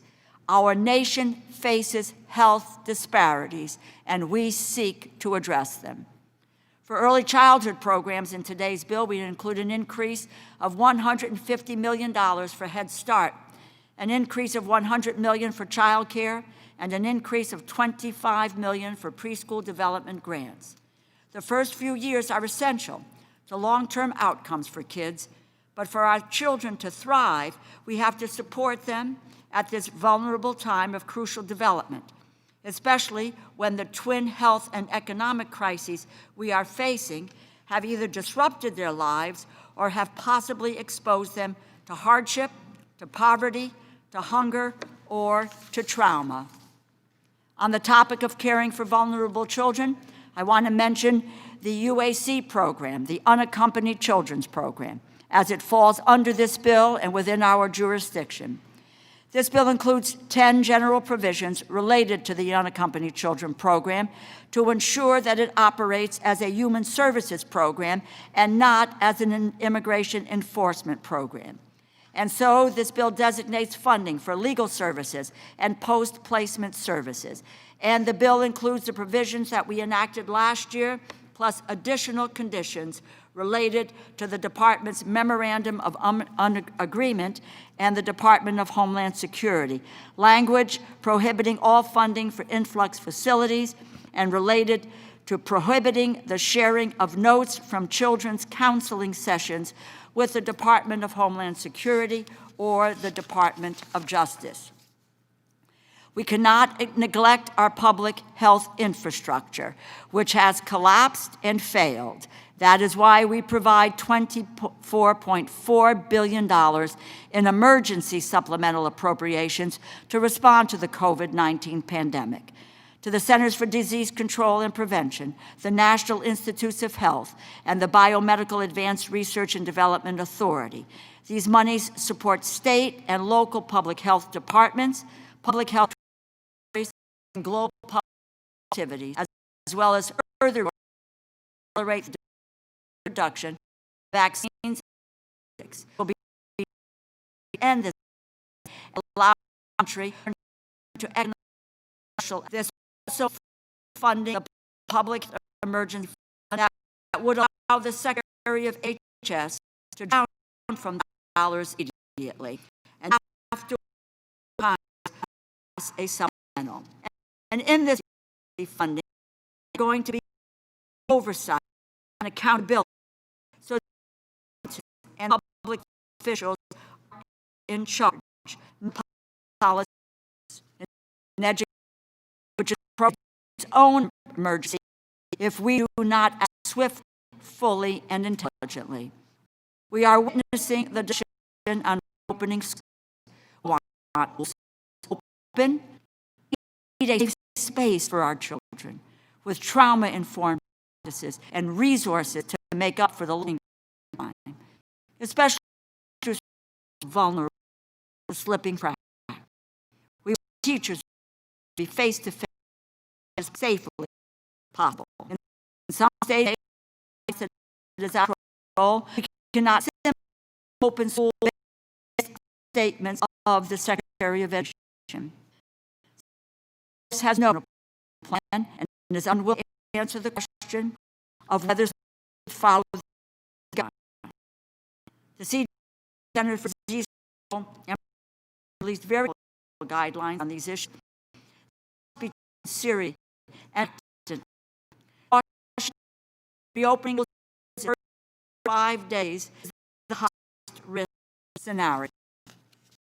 To provide the to evidence recommendations, medical education. The bill we include $16 million increase 23 dollars. That's above K-12. It's an increase of $250 million above 2020 $1 The President's budget will limit this milestone of federal programs to help us and resources school districts. In addition, provides of 200 million, 14.1 total, 108 million above the budget request. Only wish we could have done, considering the unbelievable challenges that you would do are facing in families as well, with options to the nation. It is our thing that we eliminate a force prevent federal funds to overcome violence in higher education funds over 2020 aid program 24 billion 1.6 the and $80 in over 20 to support institutions of education, $2 billion, and $0.1 billion TRIO program, $300 million. These programs are lifelines to low-income who are first in their go to college. I know there's deep support on both sides for the initiatives. We also include allowing included individuals to be fulfilled and pursue higher education. A program has been on the book in 1984, but this recidivism and provide opportunity. And in career and tenant education, we provide $1 billion increase above the 2020 level. Meet our obligation working Americans. Unemployment remains higher than any previous period of World War II. So this bill is an increase for the Department of Labor, $254 million above 20, $2.7 discretionary actions. Help people finding jobs. $187 increase for employment and training administration. $10.2 billion, $1.2 billion of budgets, including $1 billion for work opportunity state and $10 billion for apprenticeships. We believe the administration rigging those funds to support the program with no evidence, also known as in-recognized apprenticeship, and our help keep work safe. The forgotten, the markers' arms, the meat processing plants, men with this retail restaurants, and clocking to feed this supply. Add to that $7 billion for worker protection agencies and a $12 billion increase to $594 million total. Enforcement effort, more inspections, and to end the Sue Harwood safe training group and provide funds to help meet the unmet demand for unemployment insurance. They include $20 to bill with the mask income. The amendment is a discriminatory policy. It belongs in issue racial injustice, one routinely considered every year as a legislature. We are in a position in view of the lead racial injustice. Let me be win to remove women, women, productive health that they deserve. Proud to be a member of this institution. What do in my the home crisis, fight, yet missing government action. And so now, this bill for 2021, we are building on our emergency to provide emergency investment. We defeat racial disease and help the economy. Do that by I can take a moment. Thank you, staff. Ellen Bass, Jennifer Robin Kilroy, Stegline, and the majority staff, one national staff,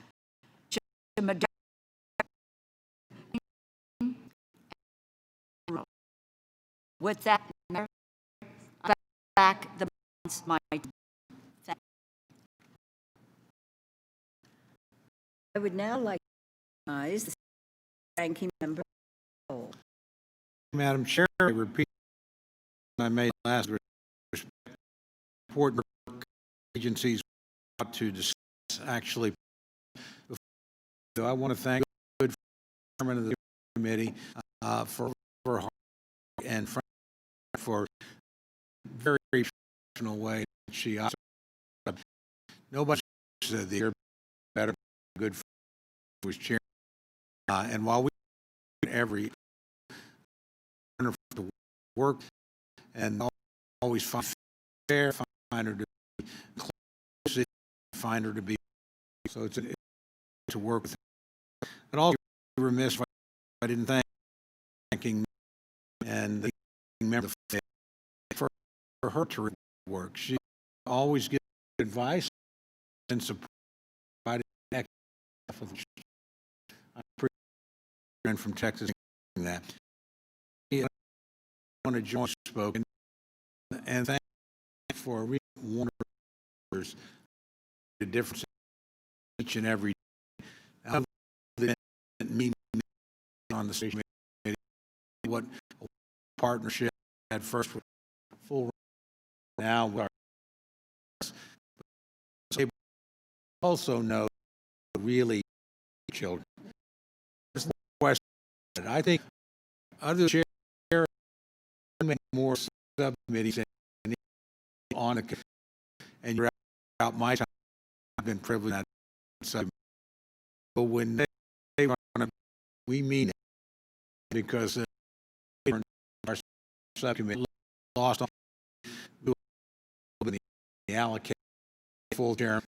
I because in the perspective of our but I also suspect a little bit does too. So we'll miss you personally a deal and professionally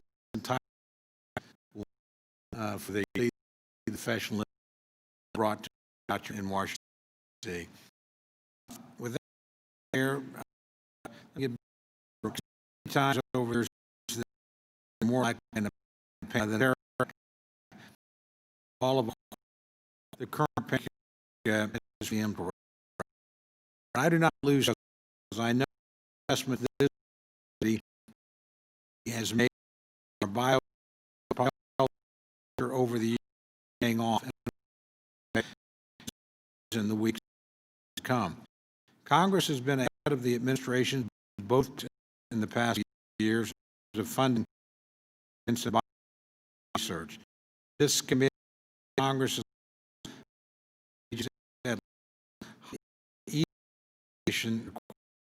the true low pandemic like that you can never prepare. I believe the action of this committee in funding the infectious disease rapid response reserve fund years sized by the Center for Disease Control, especially on investments, more bodily Mr. Early cannot ignore that we must learn how instead of many countries the impact as death of people some countries in South Japan, other countries similar to ours, Italy, at the end of the pandemic, I believe the United States is going to lead the developing standard vaccine takes from Chair. Acknowledge that the subcommittee faced due to the 2009 budget agreement. I know both believe that CAP did on the council. We can continue to build up our health infrastructure and capacity. So far, this has not taken up by the administration. There's any change in the chamber in the budget I have. Nevertheless, to recognize the launch that the subcommittee took in this bill, taking priorities of members both sides of the aisle out. Fortunately, the bill contains concerning provisions unrelated to the appropriate committee jurisdiction, and I'm unable to support it at this time. I was, however, pleased to continue funding for important health programs and infrastructure, including infectious disease rapid response reserve fund that I just mentioned. Having funding ready and able to see in the administration's bond coronavirus meeting, with waiting for a supplemental appropriation from Congress. As our continues to fight against the coronavirus, it's critical that we continue to support public health entities as well as continue our sustained investment in biomedical research. I'm also pleased that the bill provides increases in a number of important programs that I support, including TRIO, Gear Up, Impact Aid, special education for disabled students, programs for Native American children, as well as Head Start. I was disappointed, however, to see funding for charter schools cut by so much, especially when we are increasing educational funding elsewhere. I hope that this can be reversed as we move forward. I was also extremely disappointed to see that almost the entire increase for the National Institute of Health is provided in the form of emergency spending. As I've said many times, continued steady growth, building on what is now the 5th year of bipartisan, bicameral investments in our nation's biomedical infrastructure, is making a difference. And it is this investment that will ultimately lead our researchers to find cures and treatments for the afflictions and maladies such as cancer, Alzheimer's, and pandemic flu that plague our people. The increases provided over the last 6 years have positioned the NIH to begin rapid clinical trials for a vaccine for the current coronavirus pandemic. It is vitally important this funding continues to prepare the nation for the next challenges. I fear that using an emergency designation that has not been agreed upon by the other body and the administration is creating a false sense of accomplishment, and that when these emergency funds don't materialize, the NIH will be left with an increase of only $275 million to go into conference with the other body. That's about 1/10 of the levels we've been working with in the past.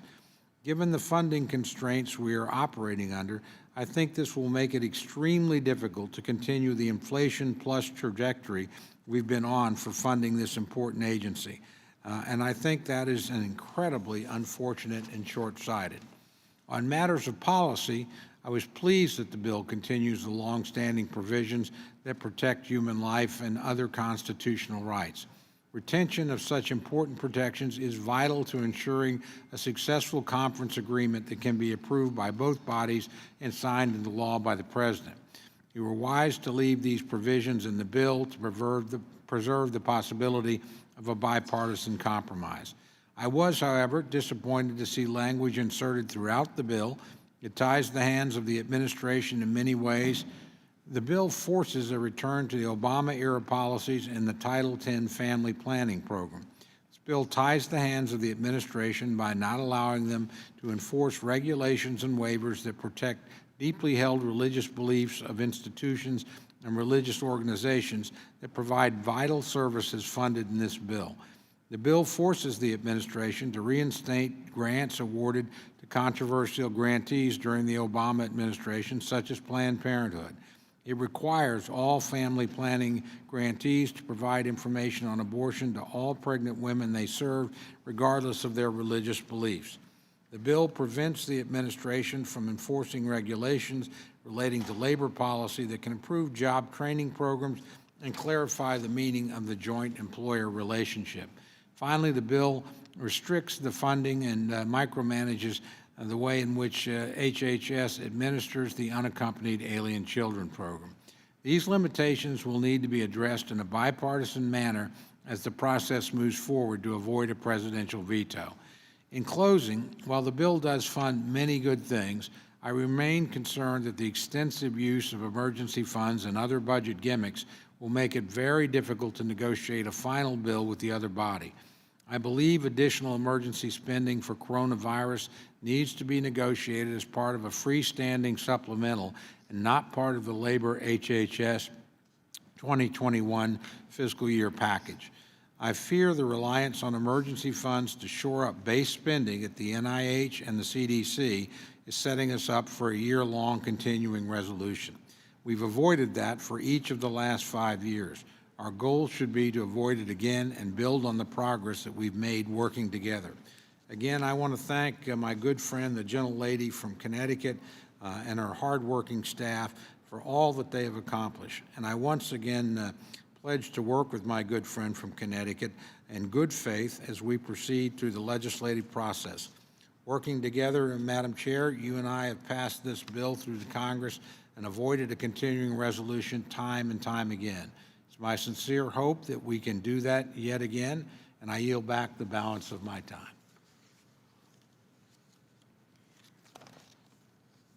I now would like to recognize myself for opening remarks, and I'd like to thank Chair DeLauro, Ranking Member Cole, and the subcommittee staff for your hard work sculpting the outstanding product before us.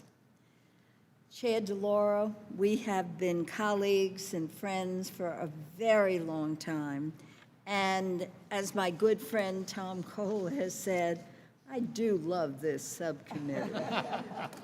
And I love it because it really affects every part of our life and every constituent in our community. And for me, it's been an honor to watch you both masterfully conduct all the work of this committee and to be a part of your efforts. So I really do thank you. Now, I have to tell you that Rosa and I, as well as Joe Serrano, joined this subcommittee in 1993. And as Rosa has mentioned, it was in hearings when we would have 2 a day, several times a week, with me sitting between Nancy Pelosi and Rosa DeLauro, that we became so close. In fact, for some time, we were known collectively as Delosi, as we'd march into the hearing, speak at the hearing, walk down the hall, communicate, sometimes figure out how we would get things done that not all supported. But this has been a real great honor for me to be part of all the important work you've done. The Labor-HH bill does more to improve the quality of life of Americans than any of the thousands of bills that are introduced every Congress would. And in my 28 years on this subcommittee, some of the most impressive legislators have led it. David Obey, John Porter, Ralph Regular, Tom Cole, and of course, Rosa DeLauro. And we did accomplish a lot, from saving funding for public broadcasting. Some of you may remember it was probably more press than I ever got from anything else I did, because Bert and Ernie came to the committee with me, and we managed, with their help, to do so many good things, especially mandating gender equity in medical research by ensuring that NIH uses both male and female patients in clinical trials, even male and female rats for preclinical trials, to finally, after a 20-year break, restoring federal research into gun violence prevention. Many of my proudest memories in Congress are of the work on this subcommittee. And it was clear to me that when we work together, we can solve problems and improve the lives of each American. And today's bill follows that tradition, touching on so many critical facets of life. The FY 2021 Labor-HHS bill rejects President Trump's proposed budget cuts and instead increases investments in important priorities that support working families, improve health security, build a stronger future for all Americans.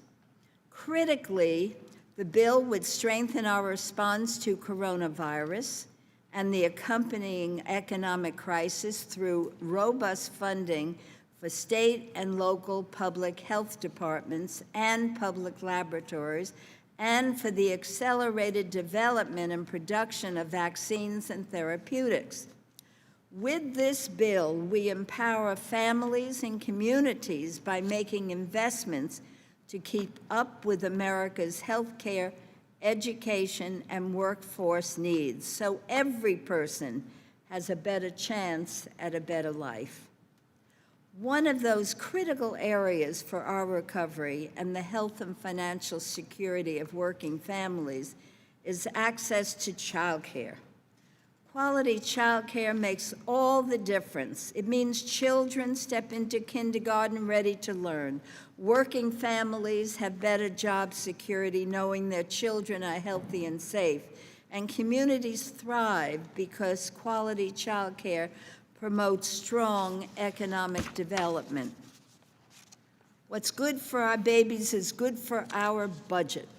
This bill continues our long-standing efforts to support access to affordable, quality child care by providing significant investments in Head Start, preschool development grants, child care, the Development Block Grant. Before COVID-19, after-school programs provided a safe and reliable place for students to continue learning outside of regular school hours. In the face of a pandemic, after-school programs have risen to the moment, bringing meals to families, remaining open for children of essential workers, and transitioning to virtual programming. I am so proud to have established the first ever federal funding source for after-school program years ago, and to expand that commitment again today with an increase of $13 million, and I thank you both. In addition, this bill would provide an increase of $500 million for NIH, as well as $5 billion in emergency spending for research, including for projects that were interrupted by the COVID-19 pandemic. An increase of $232 million to support the public health professionals and important work of the CDC, including an increase of $10 million for the Office on Smoking and Health to combat the e-cigarette epidemic. $9 billion in emergency spending to support CDC's public health and emergency response activities, $50 million for CDC and the NIH to fund life-saving research on gun violence prevention, increases for public broadcasting, vital funding for education, including Title I and IDEA, as well as an increase in the maximum Pell Award, so more students can have access to an affordable higher education. The bill would also reverse the domestic gag rule, ensure that Title X grantees are selected on the merits, not political ideology, and prevent providers from discriminating against patients. It is a shame, my friends, that support for family planning and teen pregnancy prevention has become a partisan issue over the years. It wasn't that long ago that Republicans would join in support of these important causes. In closing, I want to thank my good friends, Chair DeLauro, Ranking Member Cole, and the outstanding subcommittee staff led by Stephen Steiglieder, Robin Giuliano, as well as Dana Acton and Faye Rabin of my personal office for their hard work and contributions. I urge support of this bill, and now I'd be very pleased to recognize the ranking member, Kay Granger, for her opening remarks. Thank you, Madam Chair. I want to thank Chairwoman DeLauro and Ranking Member Cole for their work on the Labor, Health, and Human Services and Education bill that the committee is considering today. The bill continues to fund important programs that improve public health, and it sustains research into diseases such as cancer and Alzheimer's disease. Funds are also included to defend the nation against biological threats. Investments in education are essential for our country to remain competitive with the rest of the world, and I appreciate the funding this bill provides for this purpose. I also want to thank Chairwoman DeLauro and Chairwoman Lowy for including long-standing language that protects life. However, there are several provisions that raise concern, and unfortunately, these will make it impossible for me to support the bill in its current form. The House passed $3 trillion emergency package to address the coronavirus a little over a month ago, yet an additional $24 billion in new emergency spending is tacked on the bill. Once again, this was done without any consultation with House Republicans. I believe we must have bipartisan conversations if we're going to address this pandemic in a serious way. Also, although the bill maintains important provisions that prevent taxpayer dollars from being used for abortions, it contains many other provisions that I can't support. For example, the bill forces a return to the policies of the previous administration for the Title X Family Planning Program. It requires that grantees provide information about abortion to every woman they serve when they find out that they're pregnant. The bill also ties the hands of the administration by stopping regulations that protect deeply held religious beliefs. The bill includes new poison pill riders in the area of labor policy, such as blocking implementation of joint employer regulations and rulings. I sincerely believe that we have to work together on appropriations bills that meet agreed upon spending levels and avoid controversial legislative language. It's the only way to get the bills through the House and the Senate and signed into law, and that's what we want. Thank you, Madam Chair, and I yield back. Are there any other members wishing to make general comments about the bill?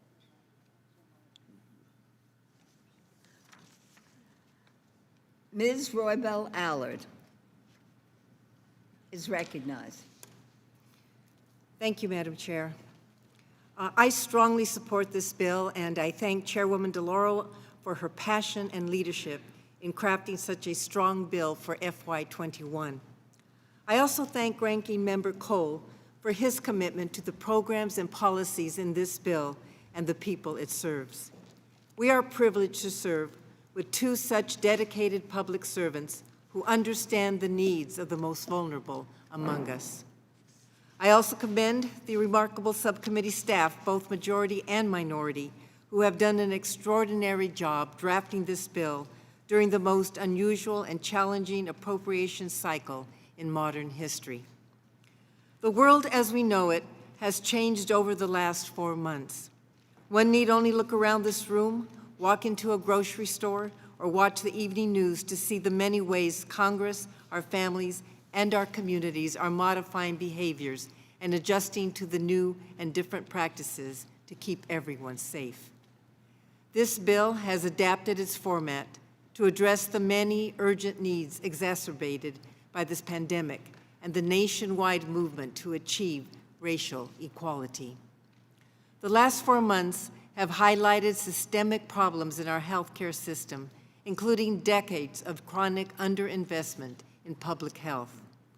As co-chair of the Public Caucus, I thank you for your continued commitment to strengthening our public health care system. The unprecedented multi-year investment for CDC will help ensure we can overcome the current COVID crisis and have the infrastructure and resources needed to address future public health challenges.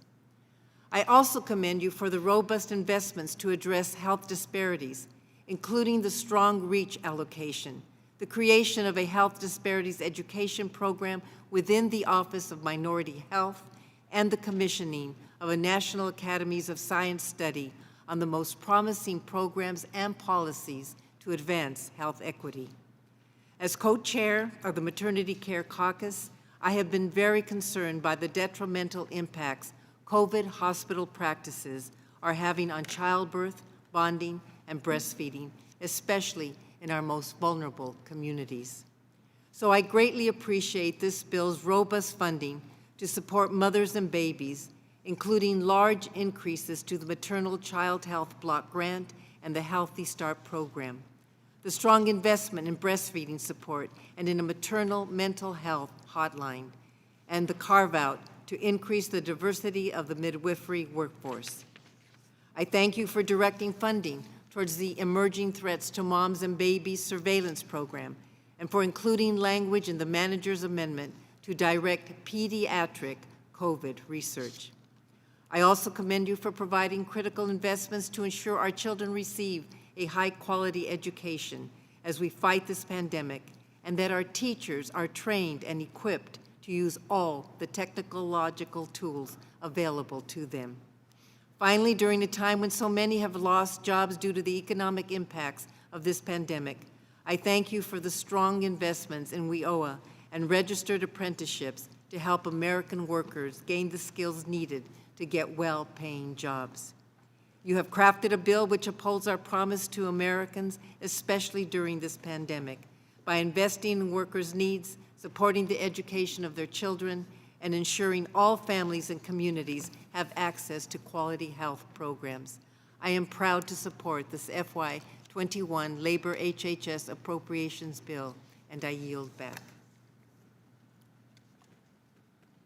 I'm happy to yield to Mr. Fortenberry.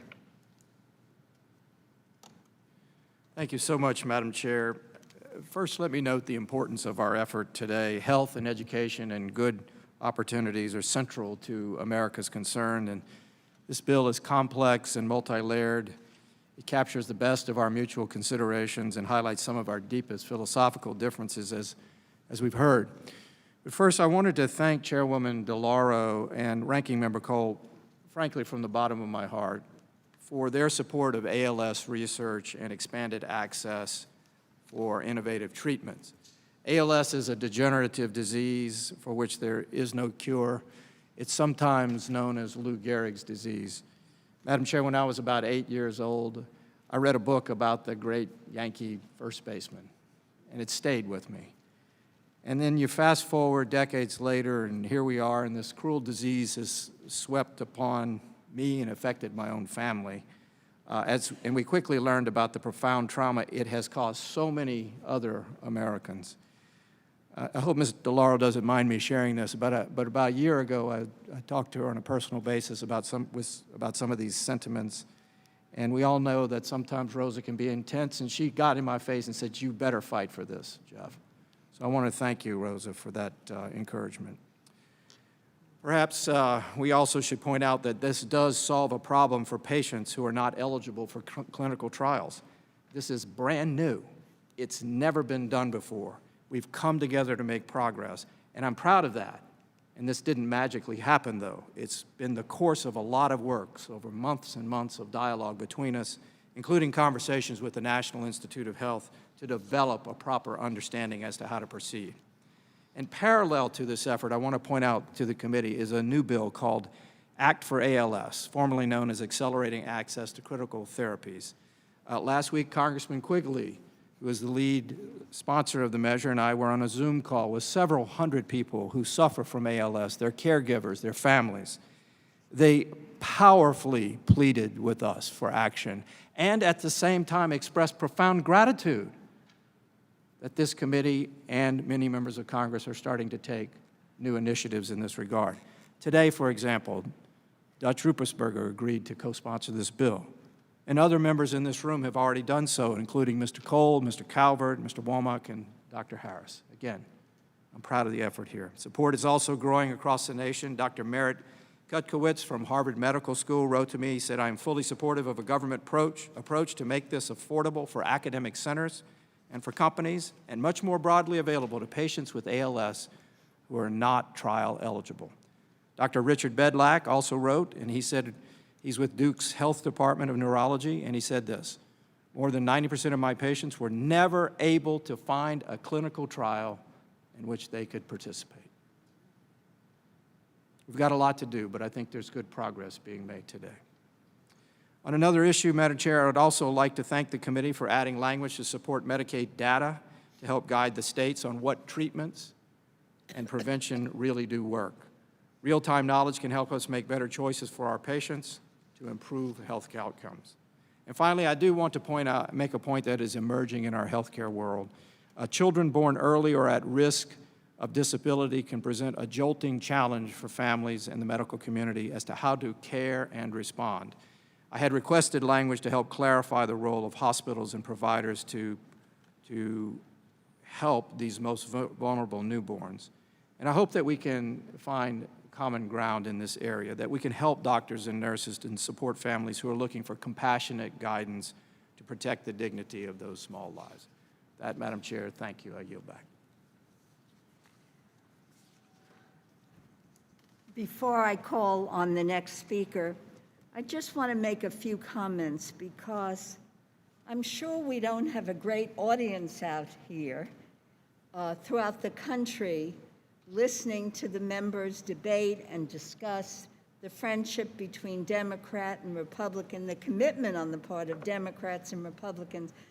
But as I heard you speak, it made me realize again how much passion there is on behalf of all of us, Democrat, Republican. We're not here just to pass bills by rote, whether some of the passion comes from personal experience or a neighbor who shares a personal experience. There are really such great members in this room, and I do hope that there's an audience out there understanding not only how important the work is, but how important these members are. They're not just eloquent because they want to give a great speech. It's because you feel it in your heart. So I just can't help but comment, and I thank you. Ms. Lee. Thank you very much. First of all, thank you, Madam Chair.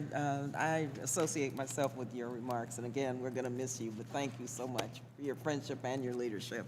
Also, to our subcommittee chair, Congresswoman DeLauro, let me thank you for your incredible leadership in putting together this bill, of course, known as the People's Bill. You certainly recognize this, and in writing this bill, you're writing it for the people. So thank you so much. Also, to our ranking member, Mr. Cole, thank you so much for supporting many of the provisions of this bill. I appreciate it so much that you get it in terms of all of the issues of disparities and racial justice. So thank you. I am proud to support this bill, which does make critical investments in poverty reduction programs, in public health prevention, life-saving medical research, education, and labor programs that train and educate our students and the workers of the future. Now, this bill comes in the midst of a global pandemic and an economic crisis, which, of course, disproportionately affects Black and brown communities. It also comes as people are marching in the streets demanding not only that we end police brutality, but that we confront the broader injustices within our culture and many of our institutions. This bill contains, important policy investments and policy provisions and funding priorities that contribute to dismantling systemic racism in our society. It would permit formerly incarcerated individuals to be eligible for Pell Grants, which will reduce recidivism and break barriers for individuals to start a new chapter of their lives. The bill includes $344 million for HBCUs and minority serving institutions, which is an increase of $19 million. And it is so important that these young people have access to a good quality education that HBCUs and minority service institutions provide.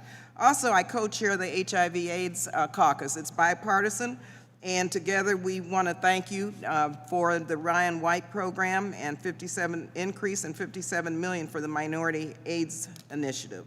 The bill also includes investments of $3.1 billion to further HIV research through the CDC and NIH. I'm a former clinical social worker by profession, Madam Chair, and so I'm really delighted to see increases in funding to other important programs which provide opportunities for people of color to enter the mental health profession with the Minority Fellowship Program, and would allow critical investments in mental health resources for children and youth, suicide prevention, and substance use treatment. As chair of the Social Work Caucus here on the Hill, we want to thank you very much for that. That's a huge priority. And in light of COVID-19, investments in mental health care, it's needed more than ever.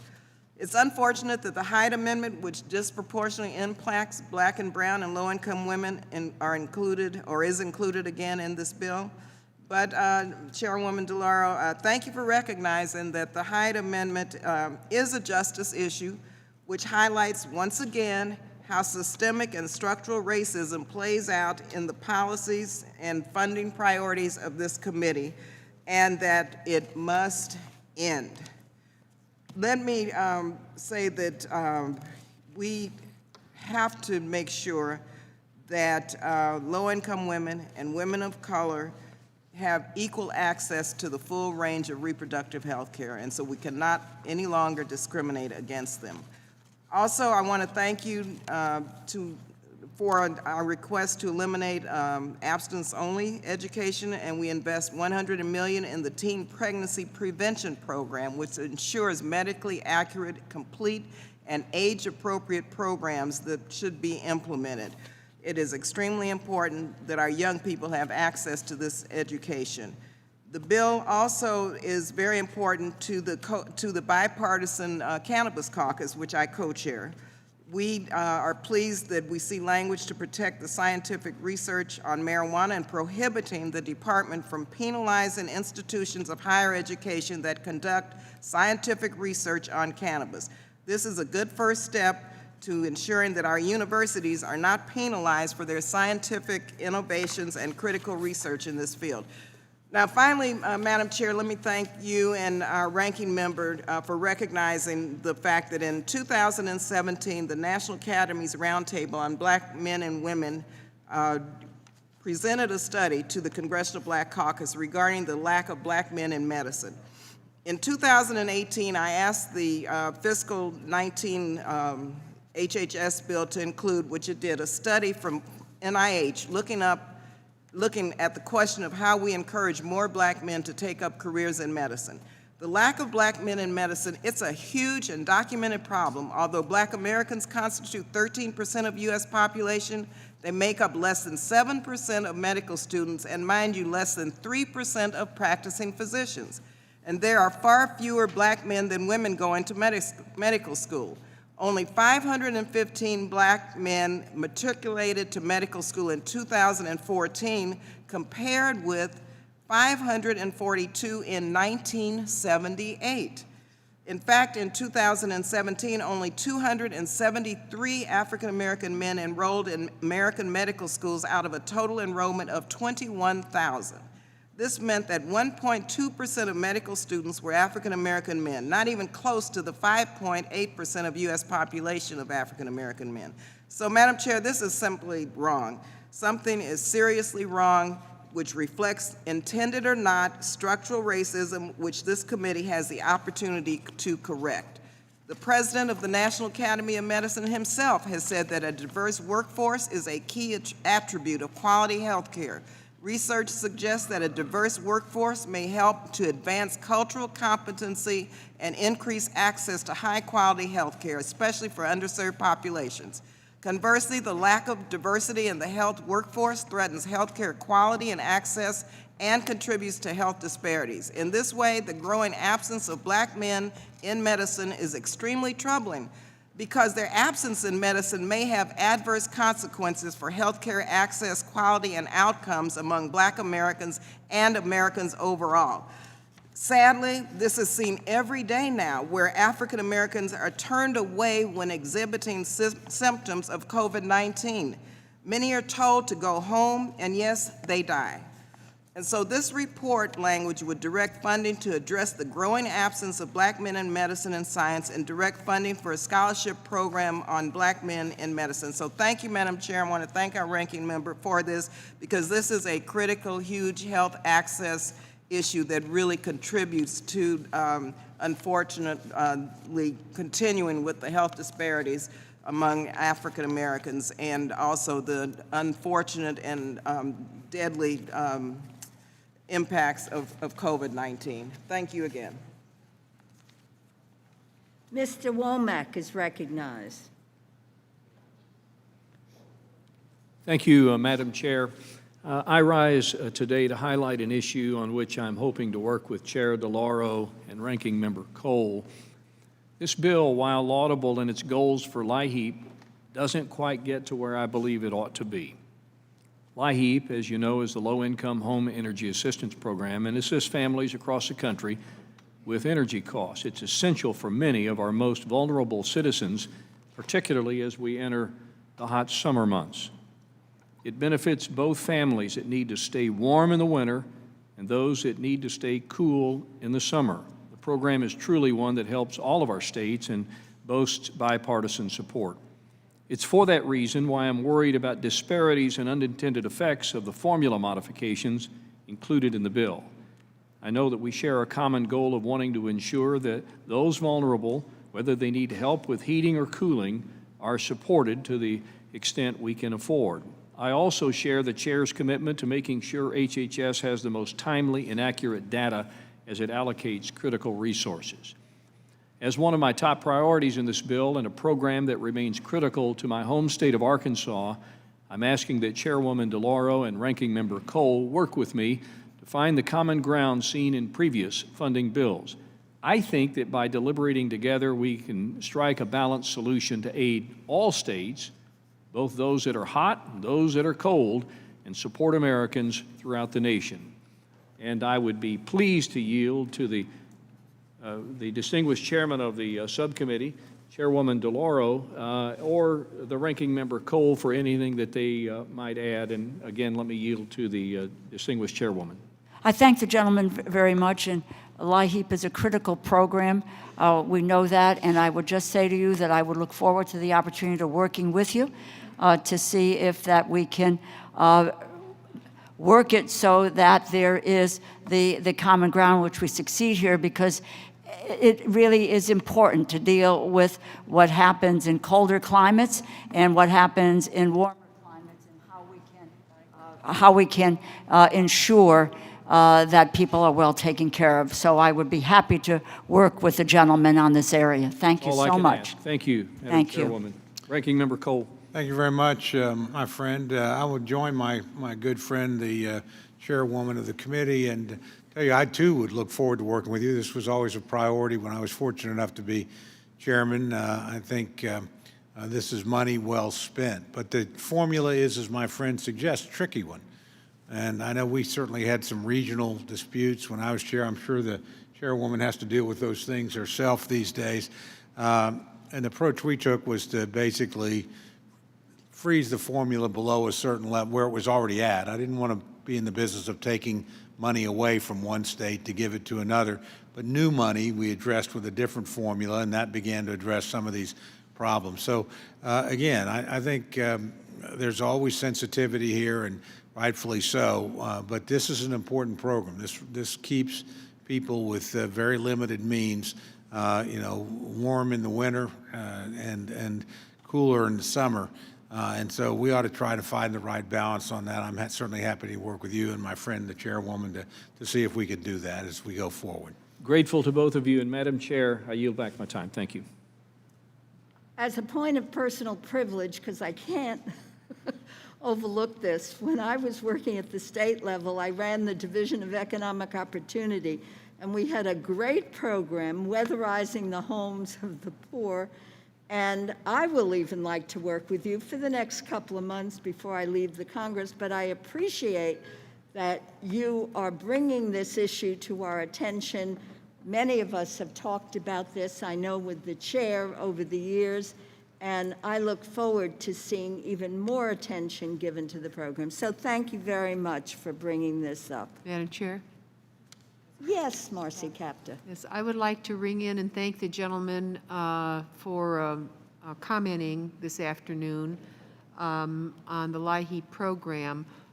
Working with Chairwoman DeLauro as well as Chair of the full committee, Lowy, and others, we've tried very hard to also link to the weatherization program at the Department of Energy, because there are some odd things that happen in the administration of these programs.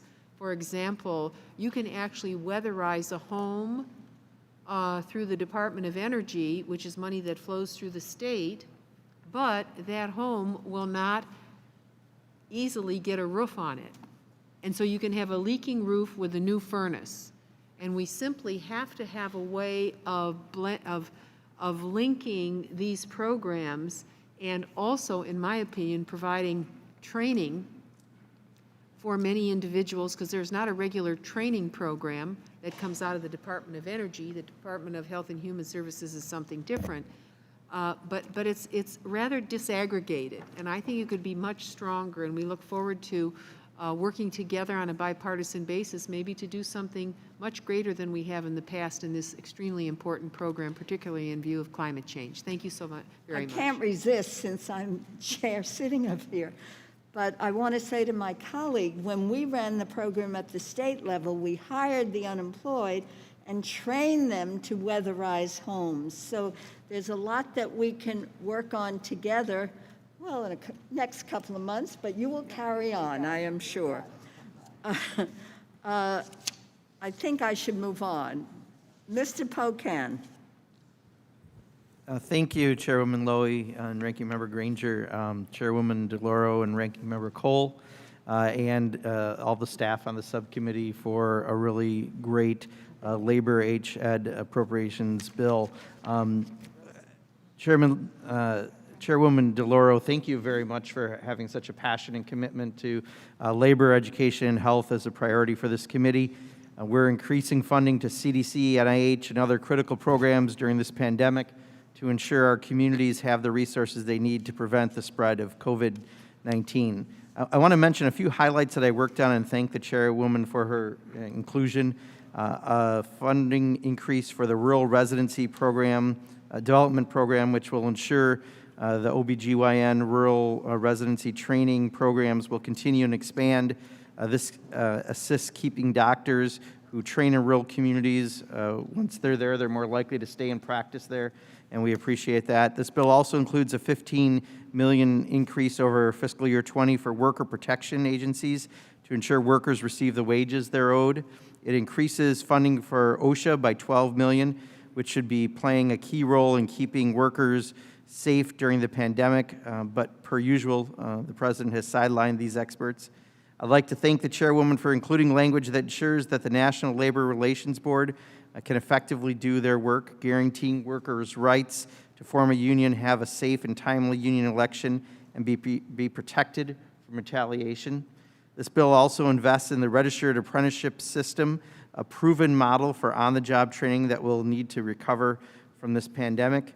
And finally, thank you to Chairwoman DeLauro for this language included in the bill preventing the outsourcing of call center jobs for HHS contractors. The workers in these jobs play a critical role in helping folks navigate Medicare, Medicaid, and the ACA exchanges, and it's important that those jobs are protected. So thank you, and I yield. Mr. Rogers is recognized.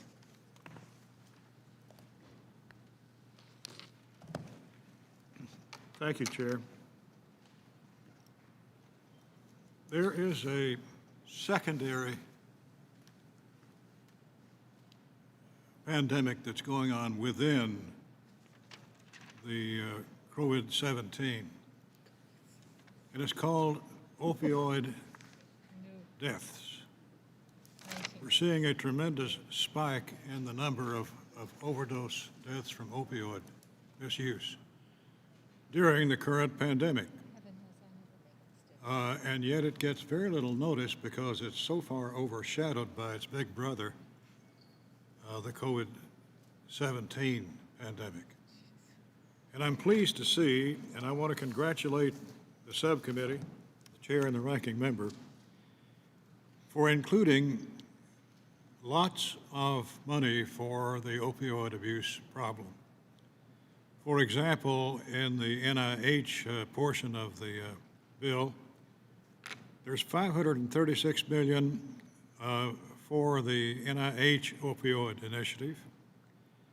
There's $475 million for the opioid overdose prevention and surveillance project.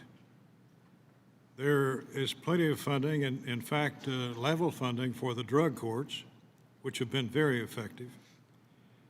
And there's lots of money in the substance abuse prevention and treatment block grants, the so-called SAMHSA project. There's $17 million above the current level for substance use disorder loan repayment program, which Representative Clark and I sponsored last year, the so-called Support Act. There's $110 million for rural opioid community response grants, and I could go on. And these amounts were agreed to, frankly, before the latest spike in opioid overdose deaths has taken place.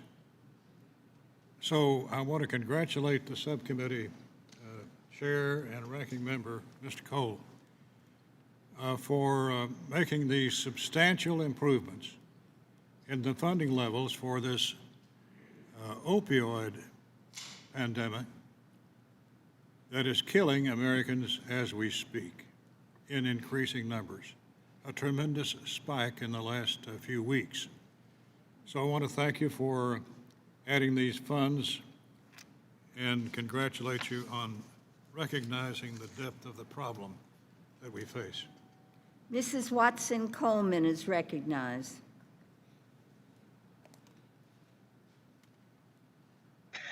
Thank you, Chairwoman.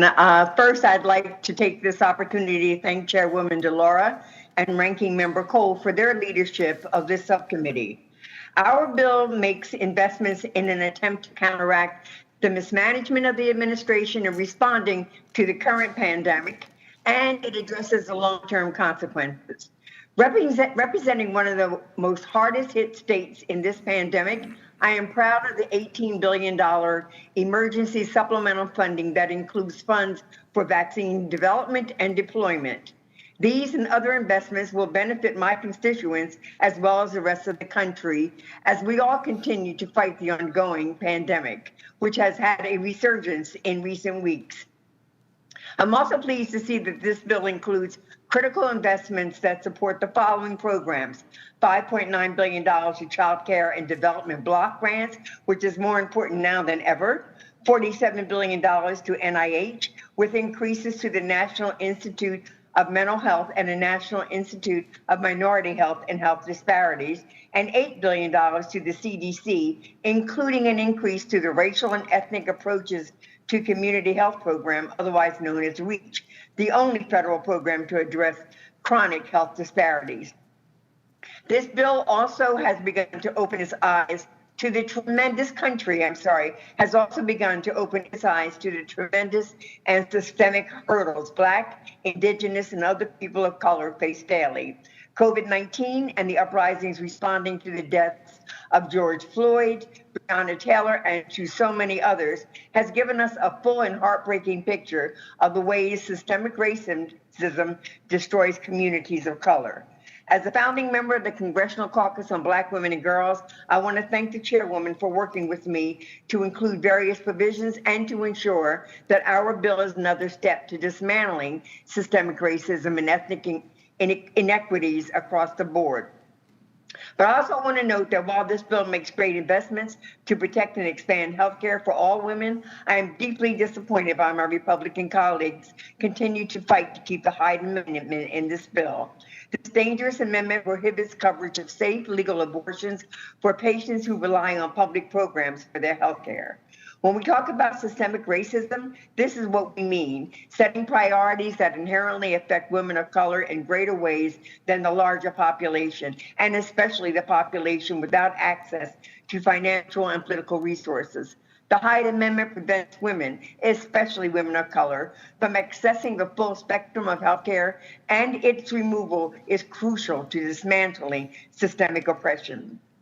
And this is why I will continue to work to end this cruel, punitive abortion coverage bans like Hyde.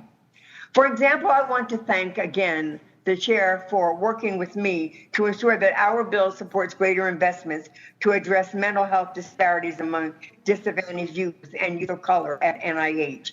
I also thank the chair for including language to better understand where diversity and inclusion gaps are at NIH and in its funding process. Second, I want to thank the chair for working with me to designate funds for a study to examine the cost savings to our public health system should individuals be given a special enrollment period once they find out that they are pregnant. Prenatal care is extremely important, and even normal deliveries without complications are expensive. This report is important to understand the implications of this SEP. Finally, I am proud to share that our bill is another step to addressing systemic racism in our education system. For the first time since passage of the 1994 crime bill, our bill makes incarcerated individuals eligible for Pell Grants. But knowing that we must stop the school to prison pipeline before students are put on the wrong track, I thank the chair for working with me to include language directing GAO to examine how dress codes and disturbance laws are formulated and strategies for school districts to examine policies. This is important in light of various horrific incidences last year where excessive use of force or unduly heavy punishments were levied against students, many of whom were Black girls. Closing, I would like to just simply say thank you to the chair and the ranking member for working with me to get my priorities into the bill. I look forward to working with you as we move forward from this bill, and I thank you and I yield back. Mr. Graves is recognized. Mr. Graves? Yes, ma'am. Chair Lowy, thank you so much. Chair DeLauro and Ranking Member Granger and Cole. I want to just take just a brief second to highlight something that has been very important, but it's bipartisan, and we've found some areas where we could really work together, and it's a part of this bill. And thank you for that. Your staff has been fantastic to work with as we're trying to address some of the critical cybersecurity workforce shortages that we face as a nation. Unless action is taken soon to address this gap, we're projected to have 1.8 million unfilled positions in this field by 2022. Now, that's just about 18 months away, not far away at all. So I believe the solution starts in our schools, and the epicenter of change, quite frankly, could be the subcommittee. And so it's been a joy to be a part of the subcommittee because of all the topics, and I know we've talked a lot about health care, which is vitally important, but education is just the same. So I believe that we should be encouraging students to learn computer coding, which, quite frankly, in my opinion, should be offered, considered, and recognized as a second or a universal language, much like Spanish, French, German, and so on.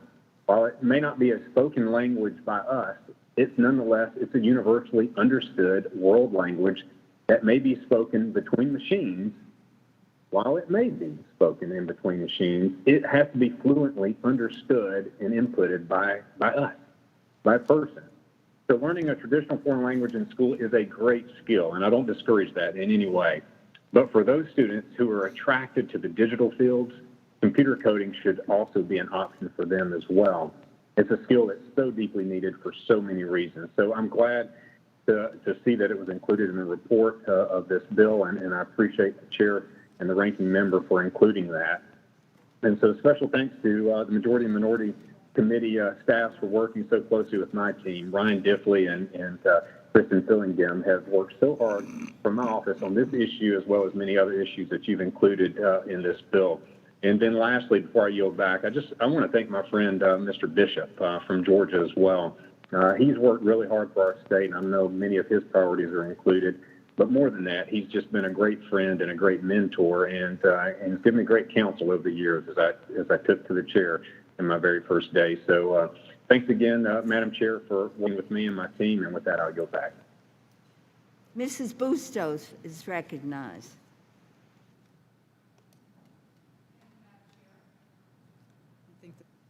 There we go. Thank you, Madam Chair. And since I haven't spoken at any of the other markups yet, I want to recognize Chairwoman Lowy and her years of service and the remarkable groundbreaking work that she has brought to this Congress. It's been an honor to serve with you, Chairwoman Lowy. Also want to thank Chairwoman DeLauro and Ranking Member Cole and the Appropriations Committee, Shalonda Young, and the entire staff for all of your great work. We appreciate all of the efforts that you've put into this. Finally, I want to thank the committee for including major provisions from my Social Determinants Accelerator Act in the legislation that we'll pass today. In the district that I represent, in Winnebago County, African Americans make up 13% of the population, but 26% of the COVID-19 cases. In Peoria County, African Americans make up 18% of the population, but 24% of the COVID-19 cases. And in Rock Island County, Hispanics make up 13% of the population and 20% of the COVID-19 cases. COVID-19 has further revealed the deepening health disparities that exist in our communities of color and our rural communities across the country. But we can work to change the individual health problems caused by public health issues, such as few local health care providers, no nearby fresh food, safe housing, and other social factors. By creating an interagency social determinants council, as well as a $10 million grant program to combat societal factors that lead to negative health outcomes, we can take our next step in combating public health problems like higher rates of COVID-19 among communities of color in Rock Island and Rockford, food deserts in Peoria, and healthcare provider shortages in rural areas like Henderson and Warren counties. Thank you again for your support of these important provisions, and thank you for your leadership. And with that, I yield back. Ms. Frankel is recognized.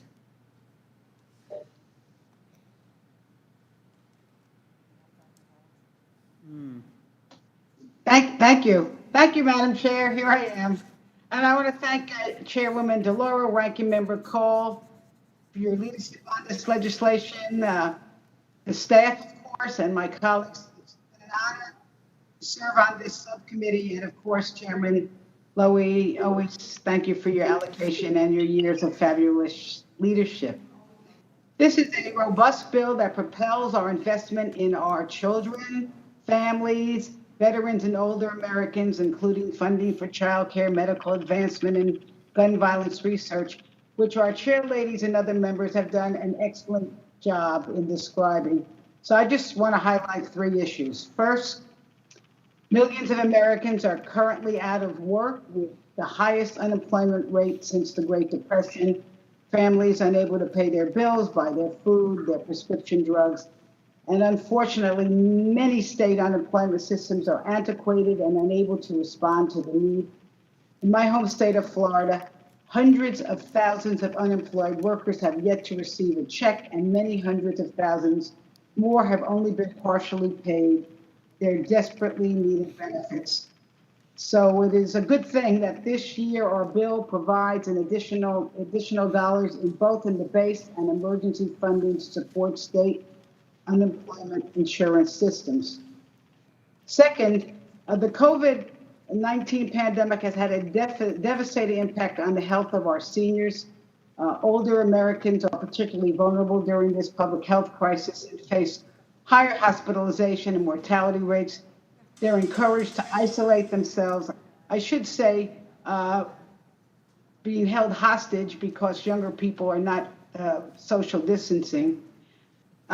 And although it keeps them safe to stay home, extreme social isolation can make loneliness, stress, and mental health challenges such as depression and anxiety even worse.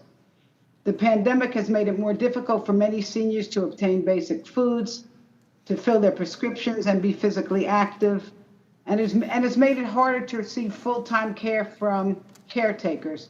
Our bill provides funding to the Centers for Disease Control and Prevention to expand this healthy aging work, to promote the health of older adults, and to coordinate services.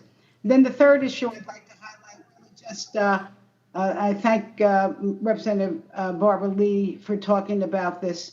Women, not politicians, must be in charge of our own reproductive destinies. In this bill, the Title X Family Program continues to be funded. Title X funding mostly serves people with low incomes who could not otherwise afford health care on their own. In fact, 78% of Title X patients have incomes below 150% of the federal poverty level, and the majority are women of color. The administration is rightfully, in this bill, required to carry out the Title X Family Planning Program as it was intended, stopping Mr. Trump's senseless domestic air in its tracks and ensuring that millions of men and women continue to receive health care like wellness exams, cervical and breast cancer screening, birth control, and testing of STDs and HIV. Madam Chair, I look forward to the day we can ensure that all women have access to full reproductive care, regardless of their zip code or their income. With that, I am proud to support this excellent bill as we move it to full committee, and I yield back. Thank you, my friends. Dr. Harris is the next speaker, but before we turn to him, I think it would be helpful to read the list of members who are waiting to be heard. Mr. Bishop, Ms. McCullum, Mrs. Wasserman Schultz, Mr. Cuellar, Mr. Kilmer, Mrs. Lawrence, and Ms. Capter. Now it's Dr. Harris, you are recognized next. Thank you very much, Madam Chair, and I'll try to be brief. I share the concern, and there are a lot of great things in this bill, no question about it, but I share the concern of the ranking member, the gentleman from Oklahoma, about the decreased funding of charter schools in this bill.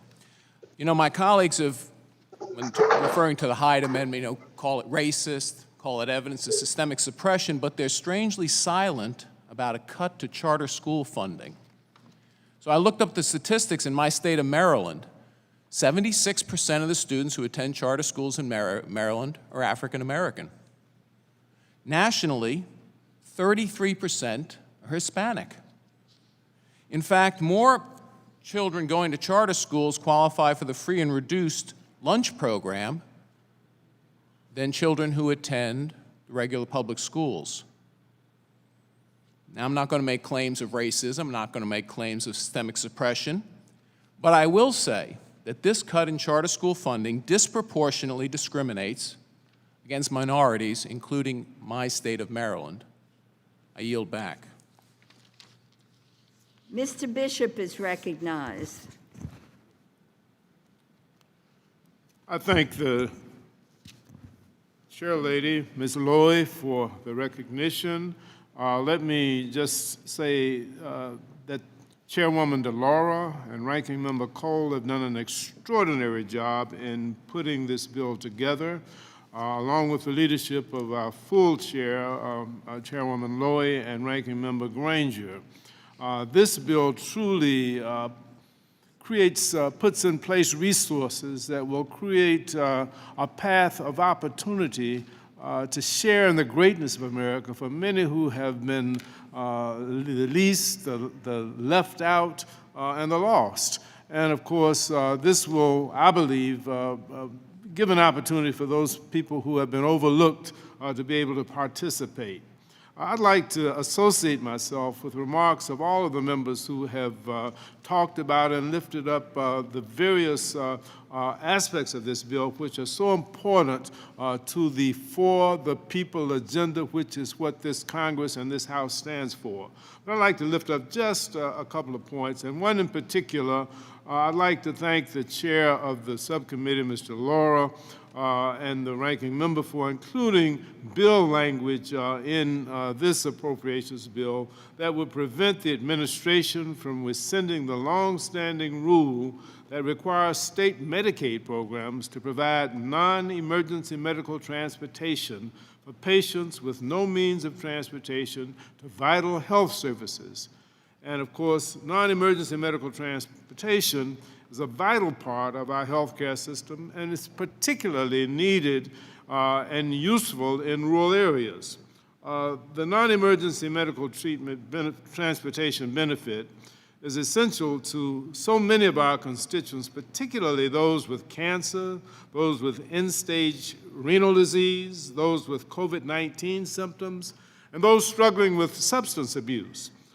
These constituents depend on it for access to chemotherapy, to dialysis, to COVID-19 testing, and to other medical treatments that allow them to stay in their homes, stay out of the hospital, and to stay alive. Non-emergency medical transportation is used by roughly 7% of Medicaid enrollees, and it accounts for just 1% of Medicaid spending. But it has a huge impact for life and for health of these patients. The forthcoming regulation from CMS would allow states to eliminate it, including for Medicaid patients with disabilities, pregnant women, and the elderly. This spring, scores of members of Congress signed a letter opposing this proposed Medicaid rule and urging that language be included in this bill to prevent its implementation.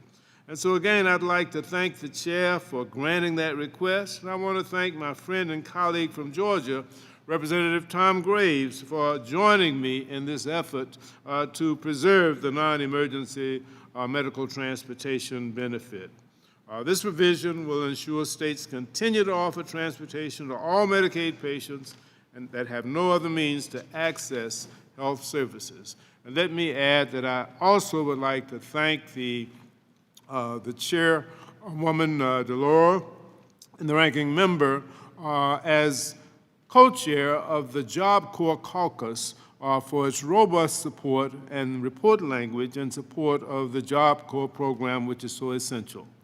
Again, this is a great bill. I support the bill. I think it's for the people, and I think that it will go a long way to improving the quality of life of the people of this great country. I yield back. Ms. McCullum is recognized. Thank you, Madam Chair. I strongly support this bill, and I'd like to thank you and Ranking Member Cole for your hard work, Ms. DeLauro. There's a lot I could say about this bill, but as I was sitting here and heard from the full committee chair, I cut my remarks. But there are a couple of things I'd like to point out. I'd like to thank the chairwoman for the inclusion of the report language encouraging the NIH to study the harmful effects of unregulated cosmetics containing chemicals such as mercury. I'd also like to thank the chairwoman and the ranking member for their strong support of our Native brothers and sisters in many parts of this bill. But as you know, we're facing the pandemic here, and that is COVID-19. So I am so pleased to see the dramatic changes that the bill recommends for the National Strategic Stockpile. We all know that the COVID-19 pandemic has taught us that our national stockpile, especially when it comes to PPE, was woefully unprepared for public health crisis like this one. In fact, much of the PPE we had at the start of the pandemic was expired because it hadn't rotated old supplies out. So I'm encouraged to see that this bill includes my request of the stockpile, the examination of rotational phase-out materials, such as the Department of Defense does for ammunition, body armor, and other provisions. With this change and other alterations in this bill, I believe we will ensure that our national stockpile will be able to deal with COVID-19 as well as future public health emergencies.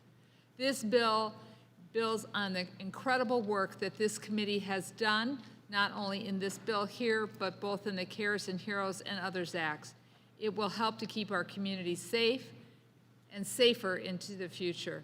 You make critical investments in our nation by addressing the seriousness of this pandemic. With that, I urge members to support the bill, and I yield back. Mrs. Wasserman Schultz is recognized. Thank you, Madam Chair. I want to take a moment, like all the other members have, to thank Chairwoman DeLauro and Ranking Member Cole for their really incredibly hard work and leadership on the bill before us. As our nation confronts the COVID-19 public health crisis, this bill invests resources that are vital not just for the recovery, but the economic success of our nation. As a breast cancer survivor, I'm thrilled that the bill helps ensure that young women will continue to have access to coverage for breast cancer screenings. It includes vital funding for early act activities, an initiative I passed into law to promote breast cancer awareness for young and at-risk women. The bill also supports cancer survivorship through the inclusion of funds for survivorship programs in the CDC that invest in our quality of life long-term. Through this bill, we are empowering women by providing access to critical Title X family planning programs. Title X funding helps ensure that every woman has access to basic health care, regardless of where she lives, how much money she makes, or whether she has health insurance. Additionally, the bill includes crucial support for Holocaust survivors, many of whom face countless obstacles as they age, including historical trauma. And further, with COVID-19 overwhelming our hospitals, preventative health care is more urgent than ever. So when it comes to protecting our youth, we continue to prioritize their health, safety, and well-being throughout this bill. I was also very pleased to see increased funding to help combat the e-cigarette epidemic among youth at the CDC. And with more children at home this summer, I'm proud to say we prioritized education for drowning prevention, the silent crisis occurring in communities across the country. But while some children are at home, other vulnerable unaccompanied migrant children languish in government detention facilities. This bill reaffirms our constitutional right as members of Congress to perform oversight by ensuring that we have access to these facilities without having to give prior notice. I'm also proud that language from my Families Not Facilities Act was included to help unaccompanied migrant youth more quickly connect with sponsors and prevent needless deportations. The bill also includes a provision similar to the one that I've pushed on the Homeland Security Subcommittee that would prohibit enforcement activities based on therapy sessions with detainees. I can't believe that's even an issue, but here we are. And the bill also addresses an issue that we faced for years at the Homestead Child Detention Facility in South Florida. The bill would rightfully block ORR from housing unaccompanied minors in influx centers that are not state licensed, which means the administration would not be able to get away with not adhering to humane standards or being subject to proper oversight when it comes to detaining children. Madam Chair, with the next school year quickly approaching, we honor our commitment to the social, emotional, and physical safety of our youth with more robust services to foster positive school climates across this country.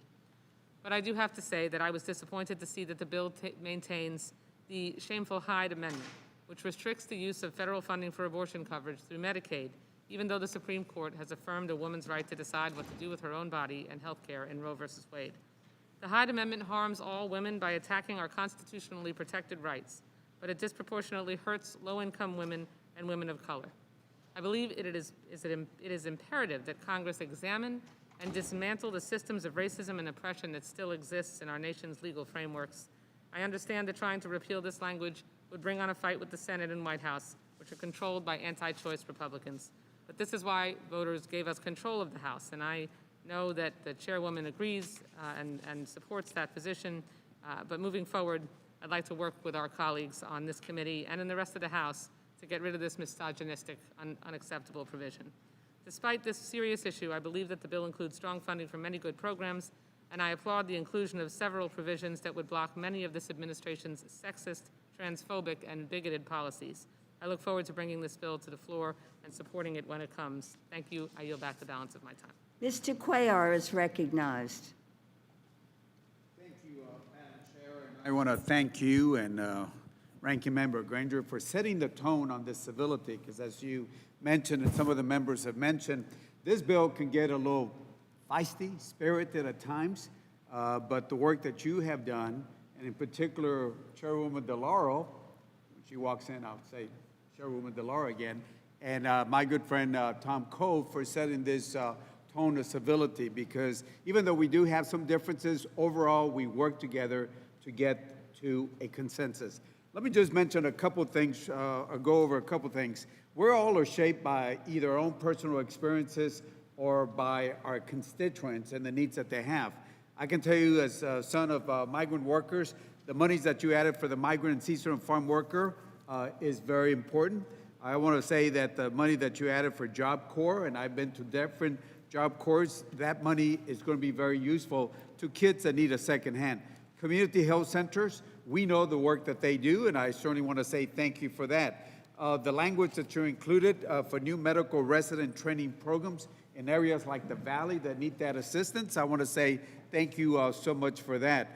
The language that you added on non-opioid pain management is key because we know, as Mr. Harris mentioned the other day, what sort of problems we have with that. On the unaccompanied kids, which is something that some of us have been working for many years, and Chairwoman Rosa DeLauro, I want to thank you for the leadership that you have provided, and as Debbie just said a few minutes ago, we want to say thank you.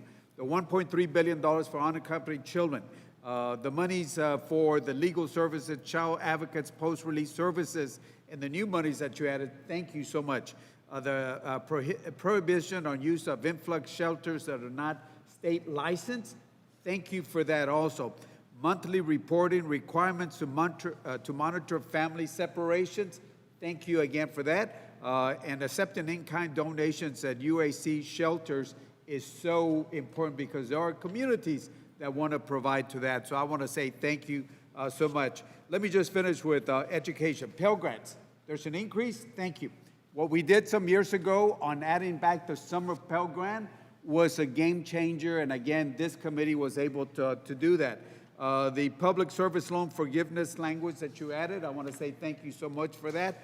And then programs that I'm so familiar with, Gear Up, Federal Trio Program. Those programs are so key, and for the education, for the health care, for our children, and how we're shaped by our own personal experiences and how we're shaped by our own constituents, this committee has made a difference, and with that, I say thank you, and I appreciate all the help that you have done, Chairwoman and Ranking Member, and again, the committee as a whole. Thank you so much. Thank you. Mr. Kilmer is recognized. Thank you, Madam Chair, and thanks to Chair DeLauro and Ranking Member Cole and the terrific committee staff for the work on this bill. The coronavirus pandemic unfortunately laid bare a number of challenges that our communities have been facing even before this virus struck. We have seen tremendous strain in rural healthcare even before anyone had heard of COVID. But I am grateful that this committee and its leaders have stepped up, and particularly grateful that this committee hasn't forgotten the unique needs of rural communities. I'd like to thank the chair for including a provision that may be a bit under the radar for some, but is a really big deal for my district. I want to take a second on this. This bill includes language directing the Center for Medicare and Medicaid Services to comply with a court ruling ordering them to reverse payment cuts related to rulemaking they put forward a couple years ago. I don't say this in a partisan way, it's just a fact. This administration advanced a rule change a couple years ago that would hurt rural medical providers like Olympic Medical Center in Port Angeles, Washington. To OMC alone, it would be a cut of $47 million over 10 years. Our rural hospital sued, making clear that this proposed cut violated congressional intent and, in fact, that it violated the law, and they won. And yet CMS has dragged its feet, appealed, done everything but help these rural providers. So this bill includes a provision that says, simply put, knock it off. Listen to the courts, reverse these cuts, and provide back pay so our hospitals aren't stretched thin at a time they're already getting hammered. That's a really big deal to Olympic Medical Center and to providers like it, and it's a big deal for rural jobs and rural health care, and I'd like to thank the chair for including it. In addition, this bill urges the administration to explicitly consider the impacts that any future rulemaking would have on rural hospitals and critical access hospitals to make sure that they aren't unfairly burdened, which could risk their ability to provide critical, convenient care to the folks who need it. I'm also grateful to Mr. Rogers' point that this bill contains funds for rural communities' opioid response program, for state opioid response grants on the Olympic Peninsula, on the Kitsap Peninsula, in Pierce County. We need that help to fight the opioid epidemic that is sadly taking a huge toll on families every day.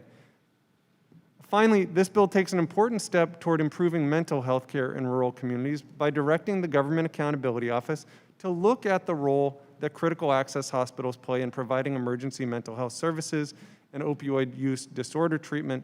Importantly, the study will ask whether it would be more cost-effective to help these hospitals provide preventive care rather than waiting until emergencies happen.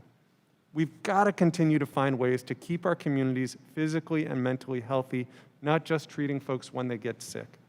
As our rural healthcare providers are on the front lines of this pandemic, I'm proud that this bill provides them the support they need, the help they need for communities to be healthy, and I urge my colleagues to support it. Mrs. Lawrence, you are recognized. Thank you, Madam Chair. I want to join the voice of many who have thanked our chairperson for all the great work she's done. I wanted to just briefly focus on some of the significant achievements in this bill. First of all, funding the continuation of CDC's Flint, Michigan lead exposure registry. As many in the country know, Flint, Michigan became the poster child of a government poisoning their entire community, and we have stepped forward here in Congress to ensure there's a registry. Increasing funding for the certified community behavioral health clinics. Ladies and gentlemen, my colleagues, we cannot no longer stick our heads in the sand when we see so many of our mentally ill being imprisoned when we need to step up. Behavior and mental health is health care. Thank you so much for that. The language to call attention to the alarming rise of opioid overdose among African American communities. The robust funding for the health providers and community health centers, which has been like the lifeline in our communities as we continue to fight against COVID-19. As the co-chair of the Congressional Women's Caucus and the Democratic Women's Caucus, this report includes several initiatives important to achieving and advancing women's health, prioritizing research and collaboration to efforts to combat maternal mortality rates in our country, urging NIH to develop 5 women health centers of excellence in rural and urban settings. In addition, this bill has funding for our educational programs, and as we continue our debate on racial justice, nothing is more important as we seek to bridge the equality gaps for Black and brown students than to invest in education. That's in the federal student loans, the career and technical education, education for disadvantaged, and $344 million for historically Black colleges and universities. Throughout the years, Michigan has been considered one of the hardest working and blue-collar areas in the country, home to the big 3 automotive workers, Ford, GM, and Fiat Chrysler. Since the early 1900s, labor has been a driving force in the state of Michigan, our United Auto Workers. And with new advances in technology, I'm sure that that legacy will continue. I'm proud to say I sit here with our chairwoman and her vision and hard work that investing money in women in apprenticeship and non-traditional occupations. This is critical. The only way we're going to move this economy forward, we need all hands on deck, and that includes investing in women in these non-traditional roles. Registered apprenticeships, $101 million for youth build program, and $50 million to continue to expand the strengthening community college training grants. I want to again thank my colleagues, thank the leadership of Rosa DeLauro in this, and for the ranking member's investment in this bill as well, and I'll yield back. Thank you. Ms. Kaptur is recognized.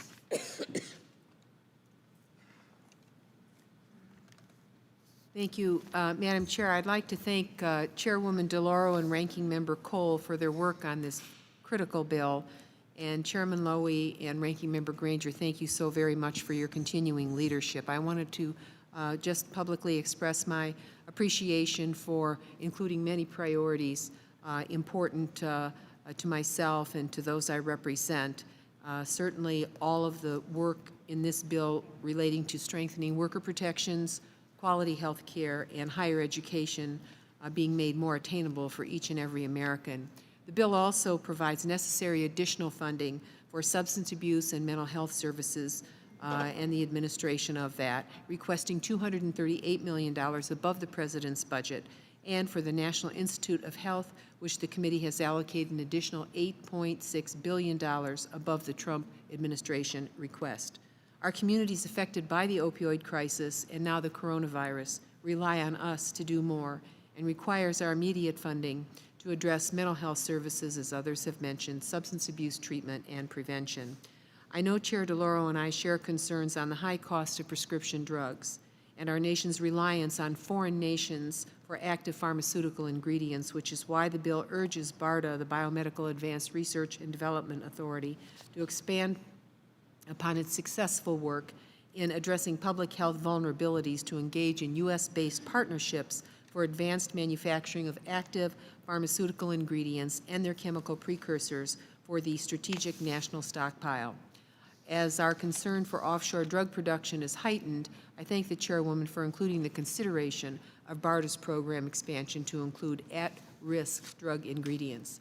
In addition, the bill directs NIH to continue expanding its relationships with the Department of Energy and its national laboratories to work together more closely and in more strategic ways to leverage the Department of Energy's vast research capabilities to further push the boundaries of health research related to higher resolution imaging, including for deep brain function, related drug discovery, and other biomedical research areas where the sciences are blending.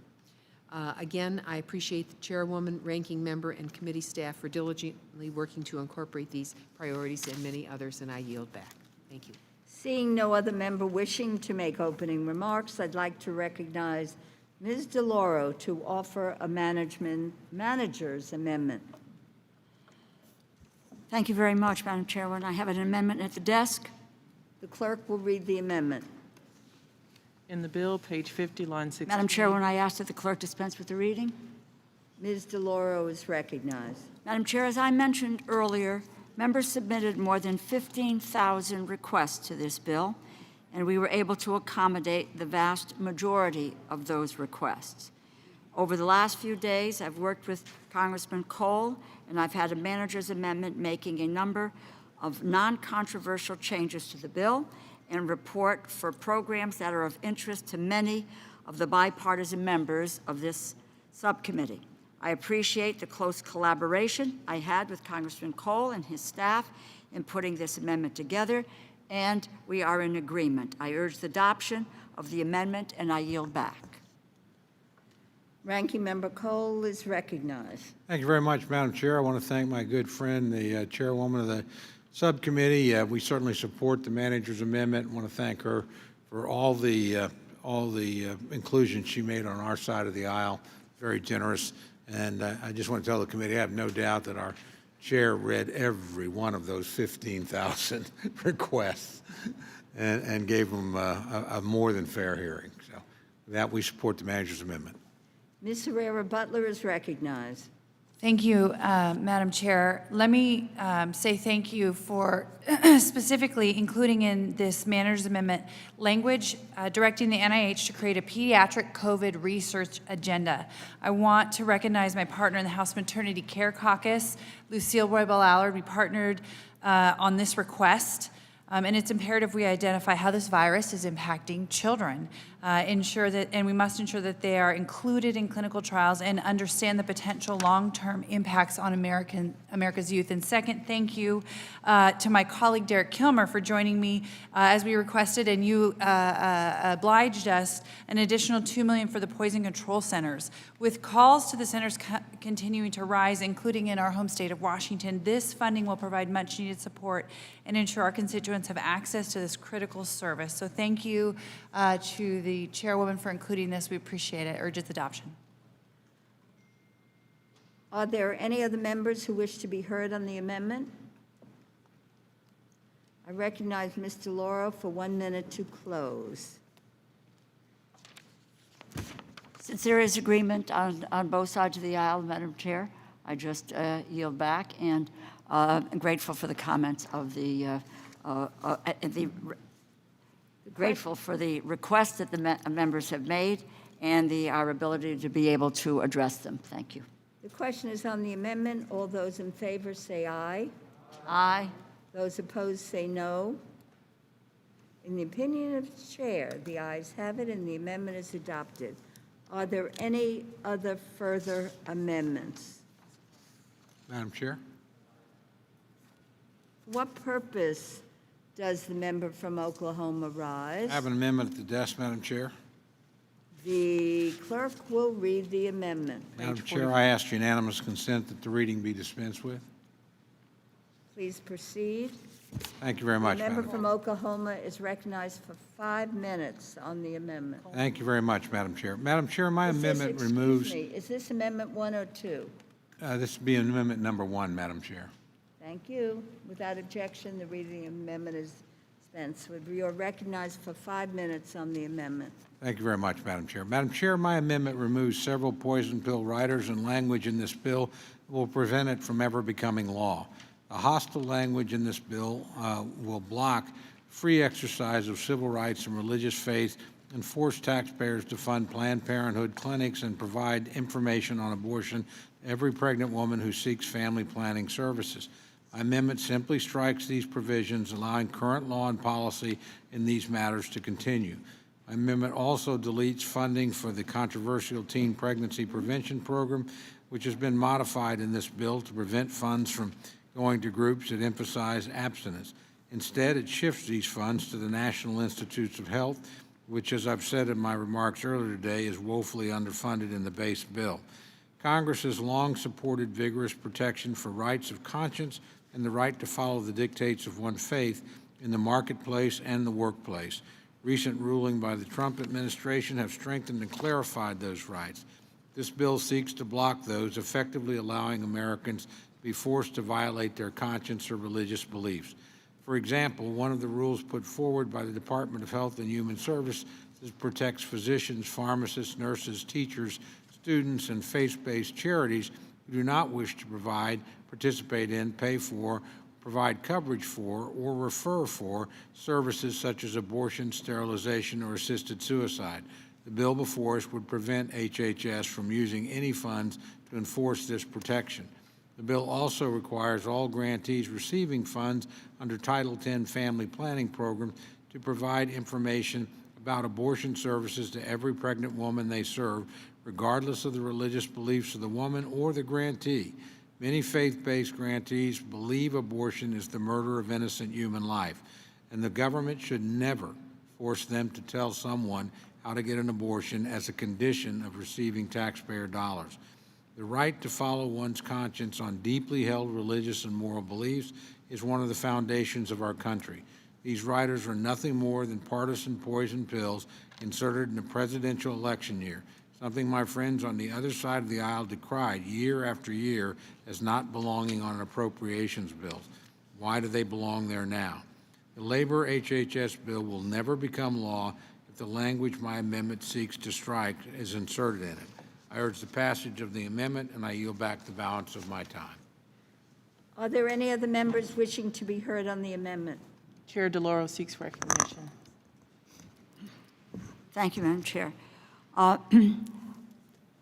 There are so many issues on which the ranking member and I agree, and he knows as well as I do, that I rise in opposition to this amendment, which would strike multiple provisions from the bill that are included specifically to overturn harmful policies instituted by the Trump administration.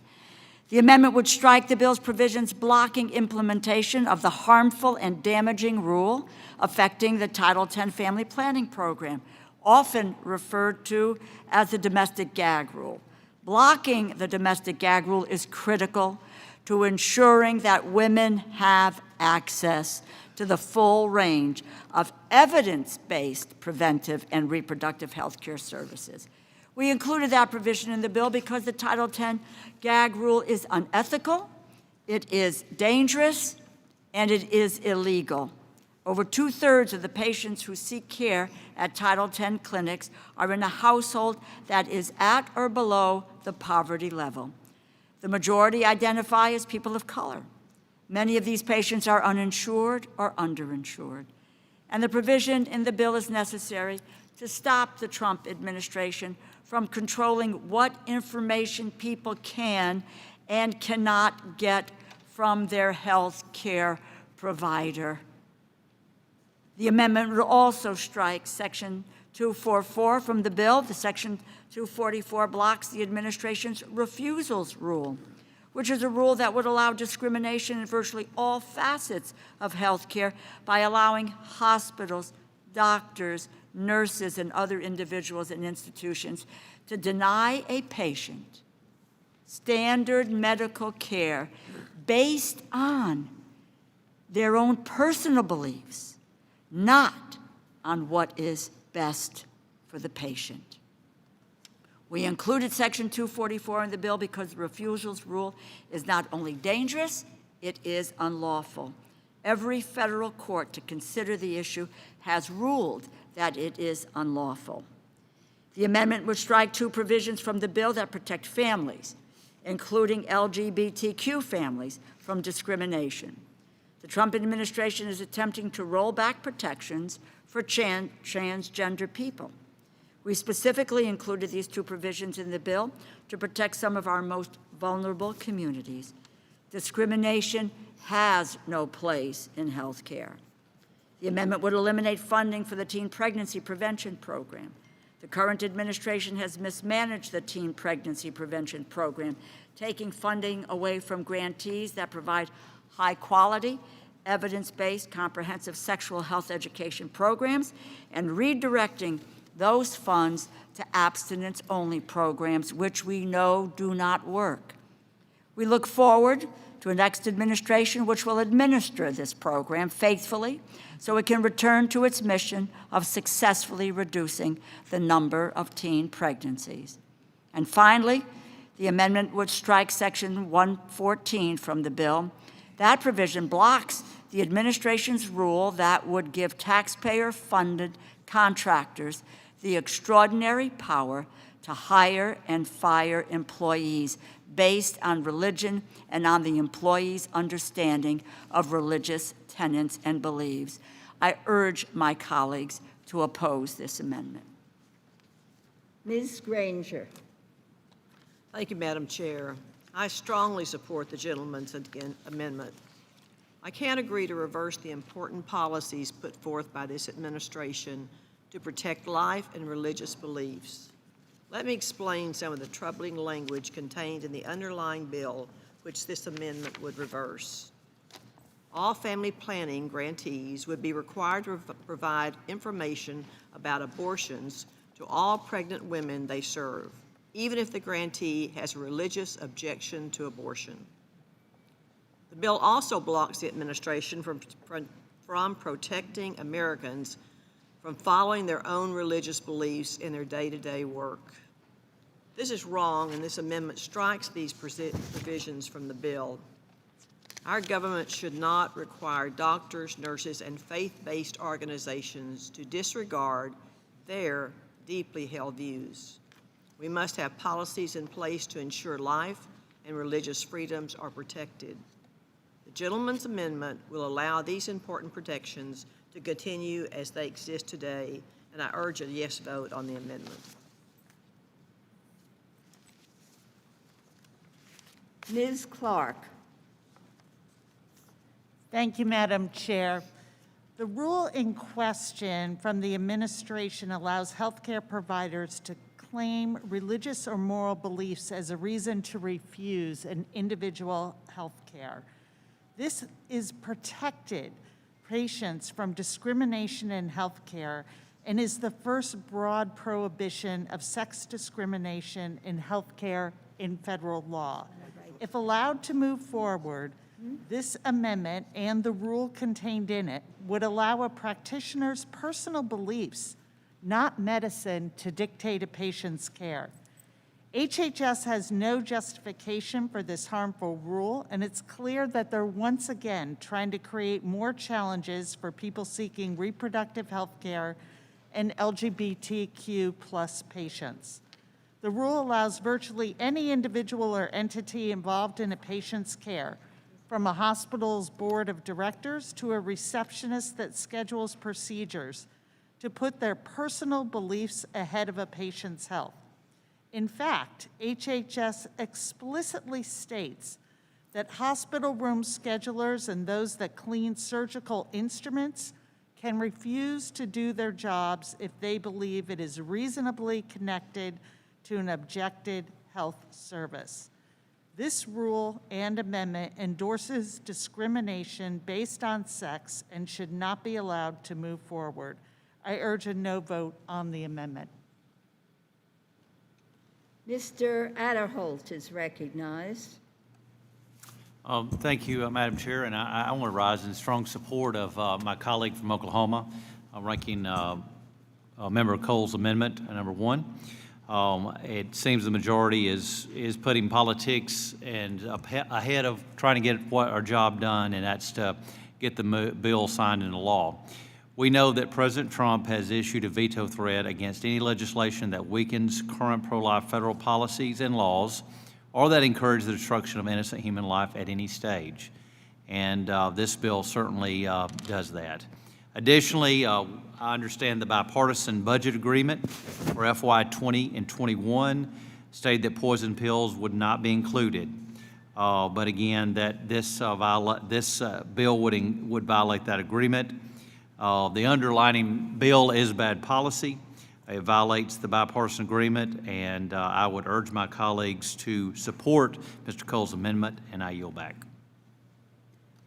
Ms. Lawrence is recognized.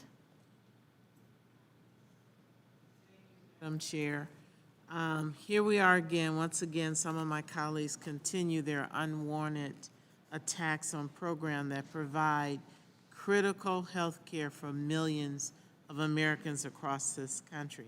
I said it last week, and apparently I need to say it again. Women's reproductive health is health care. Health care is health care, and health care is a basic human need. The end result of this amendment, were it to pass, is simple. Women across the country would lose access to health services, including millions of women who will lose access to their only provider for health care. This administration's cruel Title X gag rule will have devastating effects on women in Michigan and across this country. In 2018, 40% of patients were uninsured, meaning these Title X supported, Title 10 supported sites may have been their only access or affordable source of health care. I stand here again perplexed why my colleagues completely disregard the health care or women's access to health care. As we sit here, we must again talk about why politicizing women's health care is something that none of us should be doing. Every woman should have the right to decide what to do with their body, just like men. We're celebrating the 100th year where men had for decades and centuries said women couldn't vote. And we're now having the discussion that men should decide what a woman should do with her body. Nothing gives anyone the right to make a decision that is right for a patient. Madam Chair, I urge my colleagues to oppose this dangerous amendment, and I yield back. Ms. Watson-Coleman. Thank you, Madam Chair. I rise in opposition to this amendment because I believe it would take us backwards. It would allow a rule from the administration to move forward and undermine patient protections, allowing the religious beliefs of staff peripherally involved in care to determine a patient's access to health care. This amendment would also allow the Department of Health and Human Services to discriminate against the LGBTQ families in health and health education programs. Most disconcerting is this amendment would reinstate the administration's dangerous domestic gag rule and continue to restrict women of color's access to reproductive health care. We must vote no to ensure that no American is refused the treatment and care that they need. We must vote no to protect LGBTQ patients who could be denied certain procedures because of their gender identity or sexual orientation. And we must vote no to protect healthcare access for women of color. This amendment would create completely unnecessary confusion in healthcare providers' obligations to patients in emergency situations, potentially putting patients in danger. And no one's health and safety should be in anyone's hands beyond their doctors. Madam Chair, this is a dangerous rule for women, the LGBT community, and so many more people. This is why I strongly urge a no vote, and I yield back. Ms. Frankel is recognized. Thank you so much, Madam Chair. I rise in opposition to this amendment. First, let me say I find it remarkable that in the midst of the COVID pandemic, that anyone would think it's a good idea to take access to healthcare away from people. But moving right along, you know, when the world witnessed a police officer putting his knee on George Floyd's neck, causing his death, we were rightfully horrified. And across our country, millions of Americans with their voices, signs, and merely their presence called out against racial injustice. Well, here's the thing, as many of my colleagues before me have said, racial injustice, in fact, systemic injustice comes in many forms. The beneficiaries of Title X funding are mostly people with low incomes who couldn't afford otherwise health care on their own, and the majority are people of color. Issuing a gag rule that bans health professionals who provide care through the Title X program, such as Planned Parenthood, who was serving 41% of Title X patients before they got excluded. Discussing all health options with their patients, including abortion, blocking accessing to affordable birth control, STD testing, cancer screening, more to millions. Gagging healthcare providers by blocking women from access to full reproductive services and other issues in Mr. Cole's amendment is just one of the many examples of the systemic efforts, discriminatory efforts on the part of the Trump-Pence administration, which since day one has aggressively targeted the health, the rights, and the bodily autonomy of women, especially hurting people of color, people with low incomes, and LGBT individuals. It's a pattern, it's a practice, and I will highlight some. Reinstating the global gag rule, we talked about that last week. Refusal policies that allow healthcare workers to impose their beliefs on others. A rule that allows one boss to decide whether or not your birth control is covered by insurance, affecting an estimated 70 to 126,000 people who could lose access to contraception. Attempting to repeal the Affordable Care Act, which means taking away the ACA's mandatory health benefits, including maternity coverage and well women exams. Directing the Teenage Pregnancy Prevention Program to a useless abstinence-only program. Nominating more than 200 anti-abortion judges for lifetime appointments. Appointing 2 Supreme Court nominees who, according to Trump, would vote to overturn Roe v. Wade. To allow health care discrimination against LGBT individuals and people who had an abortion. Pushing dignitaries at the UN Commission on the Status of Women to remove references to contraception, abortion, and sex education from the statement laying out global standards for gender equality. Eliminating protections for survivors of sexual assault on college campuses. Implementing a rule that could block people from citizenship or permanent residency in the U.S. simply because they receive any one of a broad range of public benefits, including health care, nutrition assistance, and public housing. And the ultimate discriminatory action against poor women, the continued support of the Hyde Amendment that bans federal funding for legal abortion. And listen, I'm not even going to get into the sadistic mayhem being caused at the border. So do you get the picture? I'll say it again, Madam Chair. Since I day heard. one, the Trump-Pence administration has had their knee on equal access to health care. And I will conclude with this, and I know I speak for many. Women have fought for the right to vote, for equality in education, to get credit in our own name, for access to contraception and safe legal abortion, and we will not go back. Please defeat this very bad amendment, and I yield back.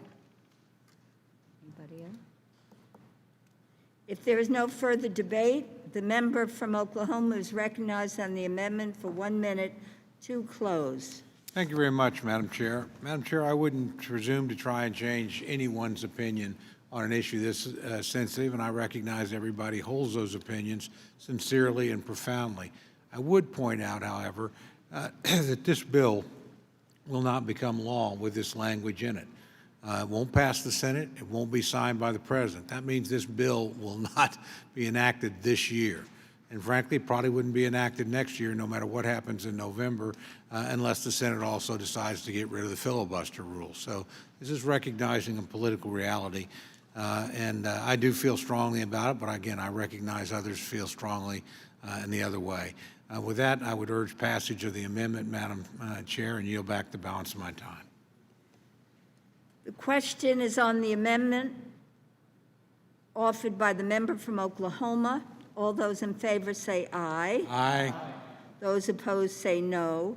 No. In the opinion of the chair, the noes have it. The amendment is not adopted. Madam Chair, on that, I would ask for the yeas, a recorded vote. A recorded vote has been requested. All those in favor of a recorded vote, raise your hand. A sufficient number being in support, a recorded vote is ordered. The clerk will call the roll. Mr. Adderholt. Mr. Adderholt, aye. Mr. Aguilar. Mr. Aguilar, no. Mr. Amodei. Mr. Amodei, aye. Mr. Bishop. Mr. Bishop, no. Mrs. Bustos. Mrs. Bustos, no. Mr. Calvert. Mr. Calvert, aye. Mr. Carter. Mr. Carter, aye. Mr. Cartwright. Mr. Cartwright, no. Mr. Case. Mr. Case, no. Ms. Clark. Ms. Clark, no. Mr. Cole. Mr. Cole, aye. Mr. Christ. Mr. Christ, no. Mr. Cuellar. Mr. Cuellar, no. Ms. DeLauro. Ms. DeLauro, no. Mr. Diaz-Balart. Mr. Diaz-Balart, aye. Mr. Fleischman. Mr. Fleischman, aye. Mr. Fortenberry. Yes. Mr. Fortenberry, aye. Ms. Frankel. No. Ms. Frankel, no. Ms. Granger. Ms. Granger, aye. Mr. Graves. Aye. Mr. Graves, aye. Dr. Harris. Dr. Harris, aye. Ms. Herrera Butler. Ms. Herrera Butler, aye. Mr. Hurd. Mr. Hurd, aye. Mr. Joyce. Mr. Joyce, aye. Ms. Capter. Ms. Capter, no. Mr. Kilmer. Mr. Kilmer, no. Mrs. Kirkpatrick. No. Mrs. Kirkpatrick, no. Mrs. Lawrence. Mrs. Lawrence, no. Ms. Lee. Ms. Lee, no. Mrs. Lowy. No. Mrs. Lowy, no. Ms. McCullum. No. Ms. McCullum, no. Ms. Ming. Ms. Ming, no. Mr. Molinar. Mr. Molinar, aye. Mr. Newhouse. Mr. Newhouse, aye. Mr. Palazzo. Mr. Palazzo, aye. Ms. Pingree. Ms. Pingree, no. Mr. Pocan. Mr. Pocan, no. Mr. Price. Mr. Price, no. Mr. Quigley. Mr. Quigley, no. Mrs. Roby. Mr. Rogers. Mr. Rogers, aye. Ms. Robo-Allard. Ms. Robo-Allard, no. Mr. Ruppersberger. Mr. Ruppersberger, no. Mr. Rutherford. Mr. Rutherford, aye. Mr. Ryan. Mr. Ryan, no. Mr. Serrano. No. Mr. Serrano, no. Mr. Simpson. Mr. Simpson, aye. Mr. Stewart.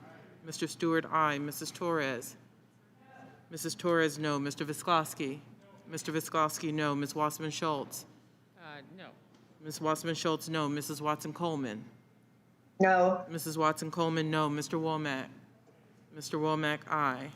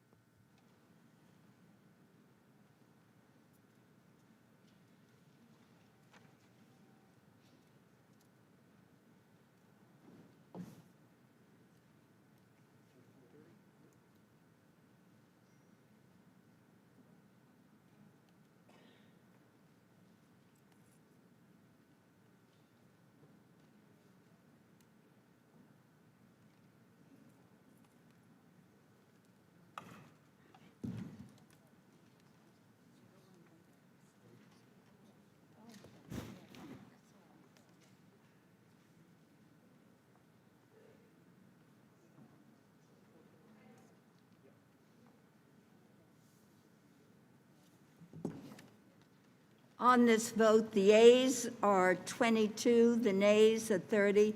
The amendment is not adopted. For what purpose does the member from Wisconsin rise? I have an amendment at the desk. The clerk will read the amendment. Ask automatic or unanimous consent that we could dispense with the reading. Without objection, the reading of the amendment is dispensed with. The member from Wisconsin is recognized for 5 minutes on the amendment. Great, thank you, Chairman. This amendment will insert report language to improve oversight of insurance companies' compliance with the Mental Health Parity and Addiction Treatment Act that was signed into law almost 12 years ago. The law requires insurers to cover care for mental health and substance use disorders at the same level as other medical and surgical care services. Yet over a decade later, as we've seen the prevalence of mental health issues and substance use disorders rapidly increase, there are still insurers that are not compliant with federal law.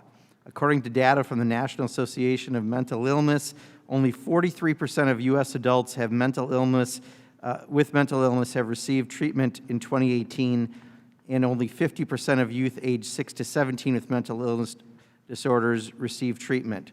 Currently, the primary method of holding insurers accountable is an auditing approach conducted by the Department of Labor. In fiscal year 2017, the Department of Labor conducted 187 investigations and found that almost 50% of plans were not compliant with the law. Last December, the GAO put out a report that said the Department of Labor and Health and Human Services commonly found violations to parity requirements. The GAO report recommended evaluating whether or not targeting auditing of insurers is an effective way for oversight of mental and behavioral health coverage parity. There are about 2.2 million plans overseen by the DOL alone. Clearly, the auditing process has not succeeded at improving compliance. This amendment directs the department to create guidelines for compliance with the law and require all employer-sponsored health plans to submit an annual compliance report to hold insurers responsible for parity violations. It's time we started adhering to a decade-old federal law to protect patients and promote access to mental and behavioral health care. I urge the committee to support this amendment. Chair DeLauro seeks recognition. I rise in support of Mr. Pocan's amendment that directs the Secretary of HHS, in coordination with Labor and Treasury, to create guidelines within 90 days for employer-sponsored health plans to submit annual public compliance reports related to coverage of mental and behavioral health services. I was proud to support the bipartisan Mental Health Parity and Addiction Treatment Act when it was signed into law almost 12 years ago and supported by members of both sides of the dais here today. Despite this law and others, to ensure insurance companies cover mental health care on par with physical health care, mental health parity remains out of reach for far too many. Last year, a court found United Health Group denied necessary care for mental illness and substance use disorders, withholding coverage for serious chronic conditions. Their lack of compliance is detrimental and harmful to patients, and we cannot allow them to discriminate any longer. We need to change the way we enforce mental health parity and finally hold health plans accountable and ensure they are complying with federal law. This amendment will help us achieve just that by requiring insurers to submit public parity reports they should already have available. I thank Mr. Pocan for working with Congressman Kennedy, who has been a champion leading the fight for mental health parity. This important amendment will ensure that every person gets the mental health care that they need. I urge my colleagues to support this amendment. If there is no further debate, the member from Wisconsin is recognized on the amendment for 1 minute to close. Thank you. This is a simple amendment to insert report language to improve insurers' compliance with federal law and guarantee equal coverage of mental and behavioral health care. I want to thank the chairwoman for her support and to Congressman Kennedy, who has been such a strong advocate for this issue. This is a common sense amendment, and I urge my colleagues to support it. I yield back.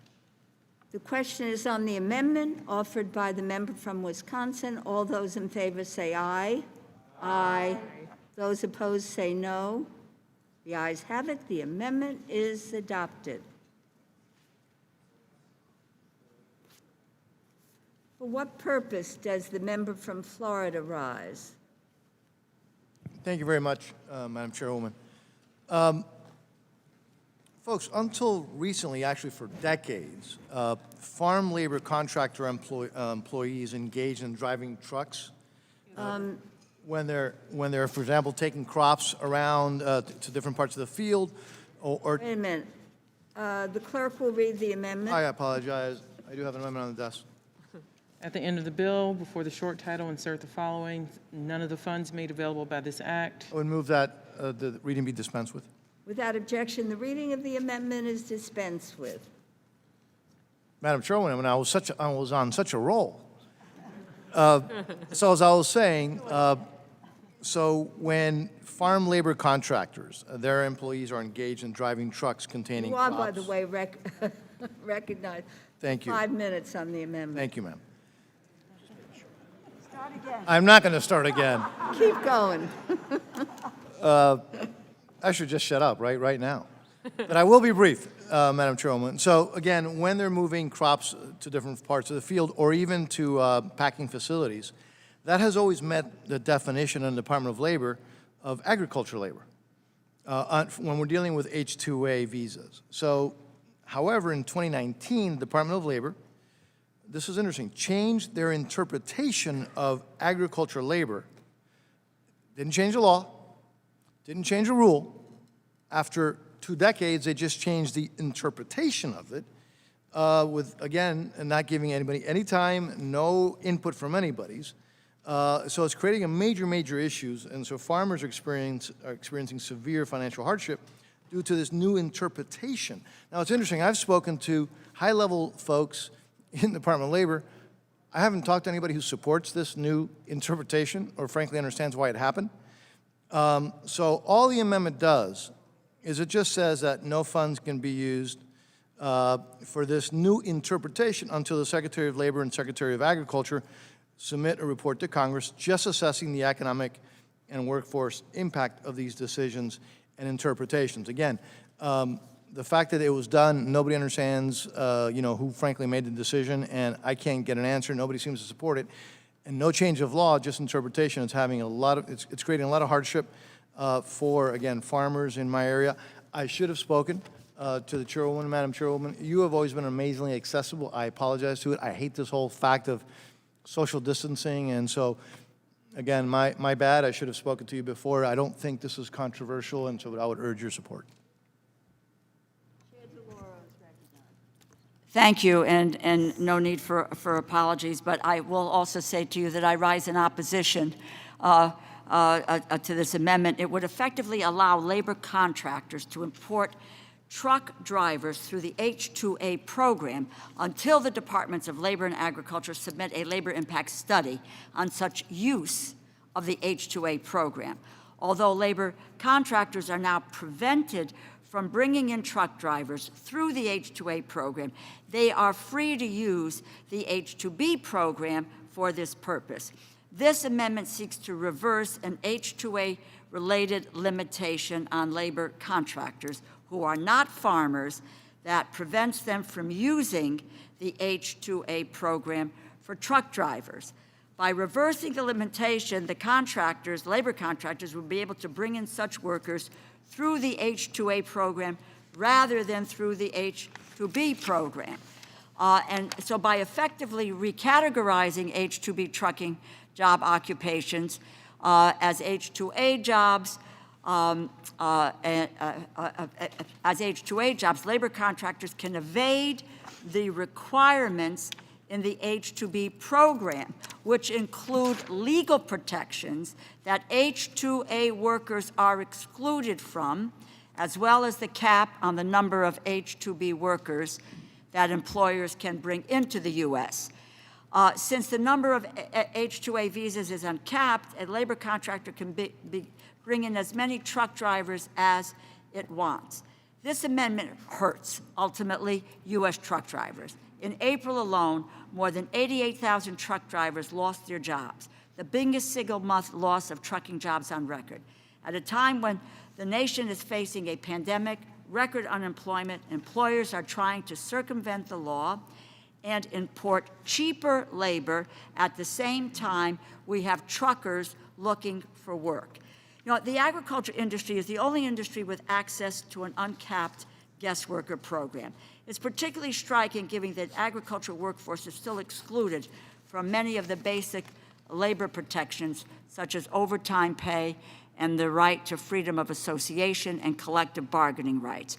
So the amendment undercuts the bipartisan Farm Workforce Modernization Act that this body passed in December. And I might add, with my good friend, the amendment's proponents support it. That legislation makes reforms and improves the H-2A program as a whole. So this amendment takes a piecemeal and a harmful approach. The immediate impact would allow labor contractors to bring in an unlimited number of H-2A foreign workers as truck drivers. And then, as I pointed out, this is the wrong move since we are dealing with the truck drivers who are without work. I also might add that even the U.S. Department of Labor has expressed strong concerns about the amendment. And given the exponential growth of H-2A programs, the discrimination against farm workers and labor laws, our nation's history, abusive guest worker programs that have harmed both U.S. workers and workers from abroad, I'm urging my colleagues to join me in opposing this amendment. Mr. Rutherford.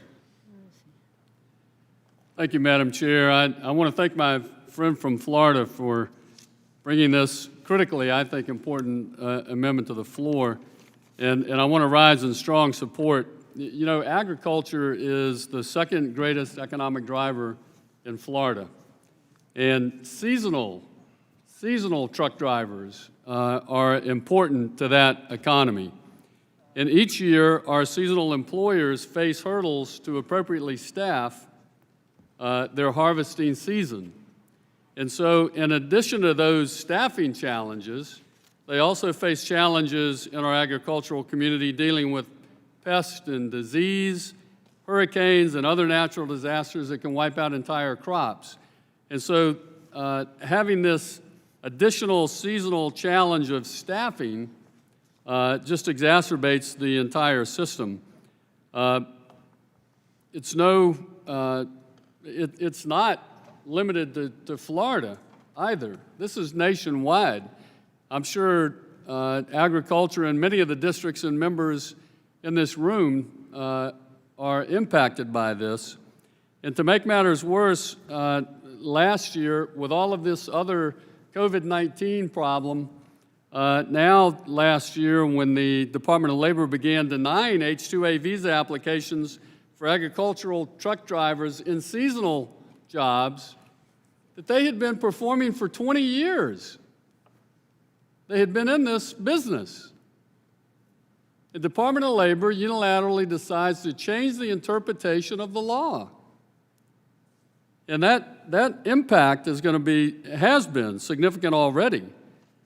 And so transporting crops is an essential part of getting the harvest out of the field to the processors. And that's how we move these crops from the American farm to the American table. And the coronavirus has brought many challenges during this time, but it's also highlighted the critical need for a robust agricultural workforce and steady food supply within our own borders. So it would be unwise for the DOL to maintain this change, especially while our agricultural community continues to try and cope with this virus. And so for these reasons, I want to encourage members to support this amendment that simply requires that they go back and show the impact to the H-2A program by this change, as was mentioned earlier, by the Secretary of Labor and Secretary of Ag being required to make a joint study. With that, Madam Chair, I yield back. If there is no further debate, the member from Florida is recognized on the amendment for 1 minute to close. Thank you very much, Madam Chairwoman. Let me just make a couple points clear. This is not this radical change. The radical change took place when the Department of Labor, without notifying anybody beforehand, changed your interpretation. All that I'm trying to do is keep it the way it was. So with all due respect, talking about that this is going to open the door, no. This is just going to keep it as it is, status quo. This doesn't open any door at all.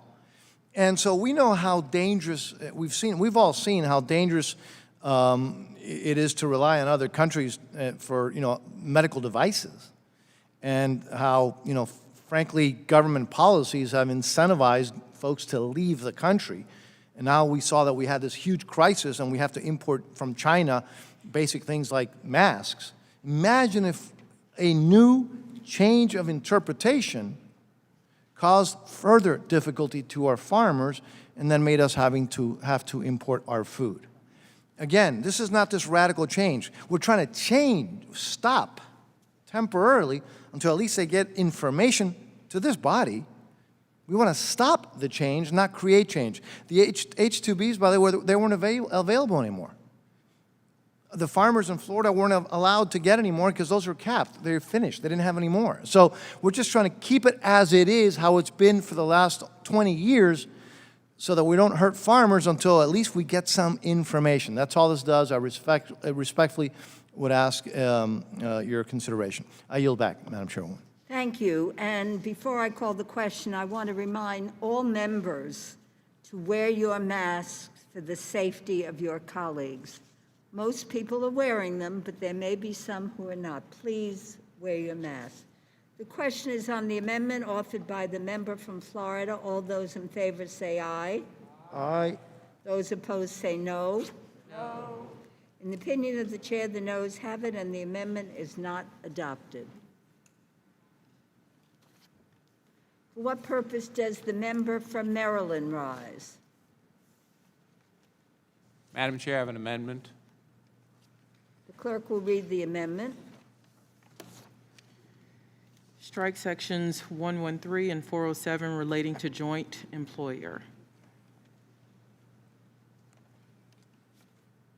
The member from Maryland is recognized for 5 minutes on the amendment.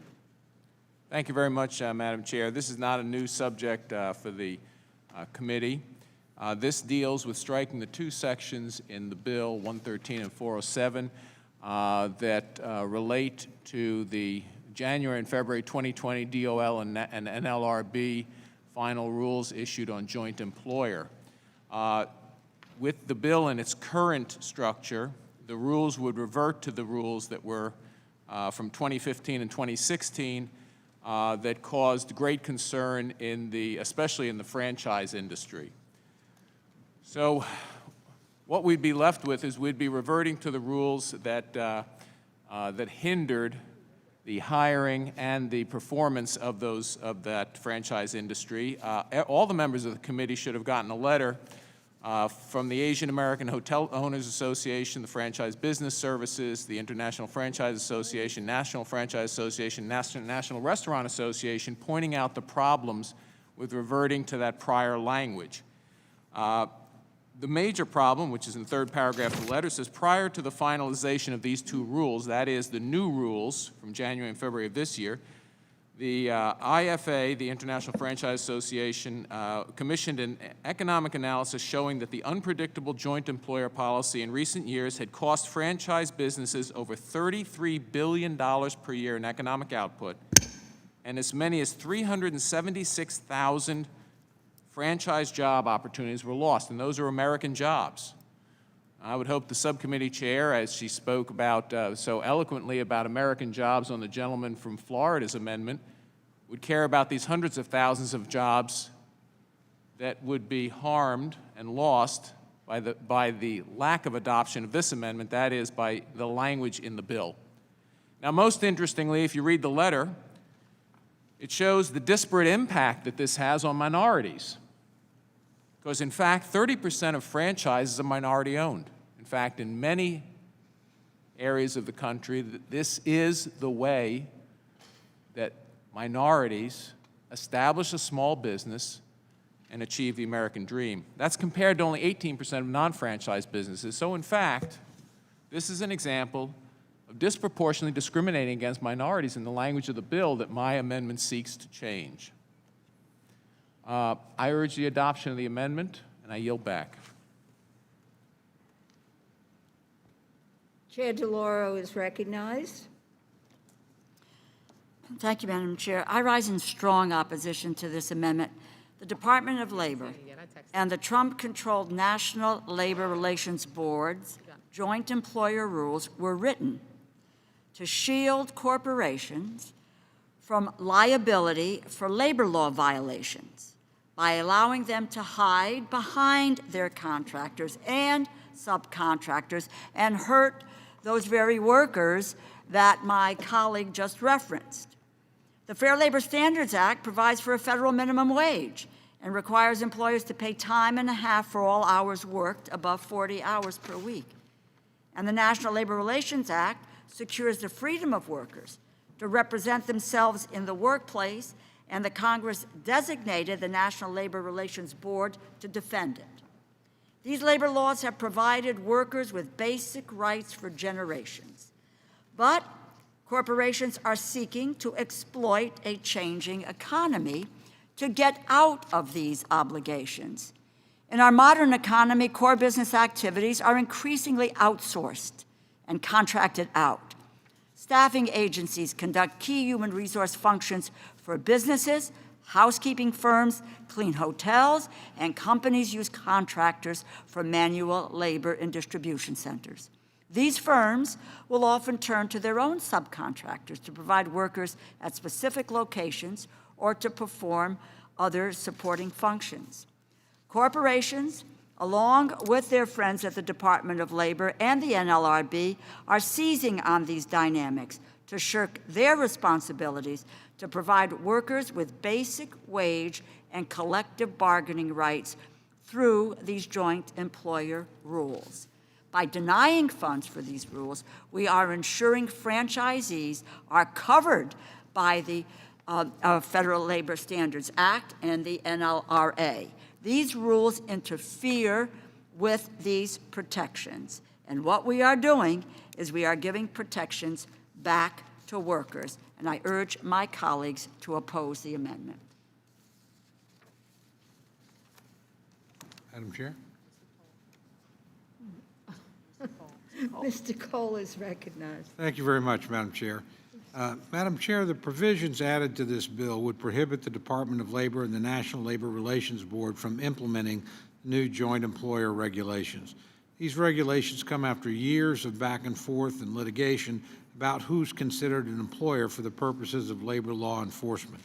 Creating nationwide uncertainty about whose one employers are at a time when businesses are struggling to reopen safely is the last thing we need during a pandemic-induced recession. Joint employer standards and rules impact franchise businesses in particular. The franchise business model has been successful for decades and led to the creation of thousands of small businesses and millions of jobs. We need to reduce red tape and support this model so our people can get back to work safely and quickly. So I thank the gentleman for his amendment, and I urge its adoption.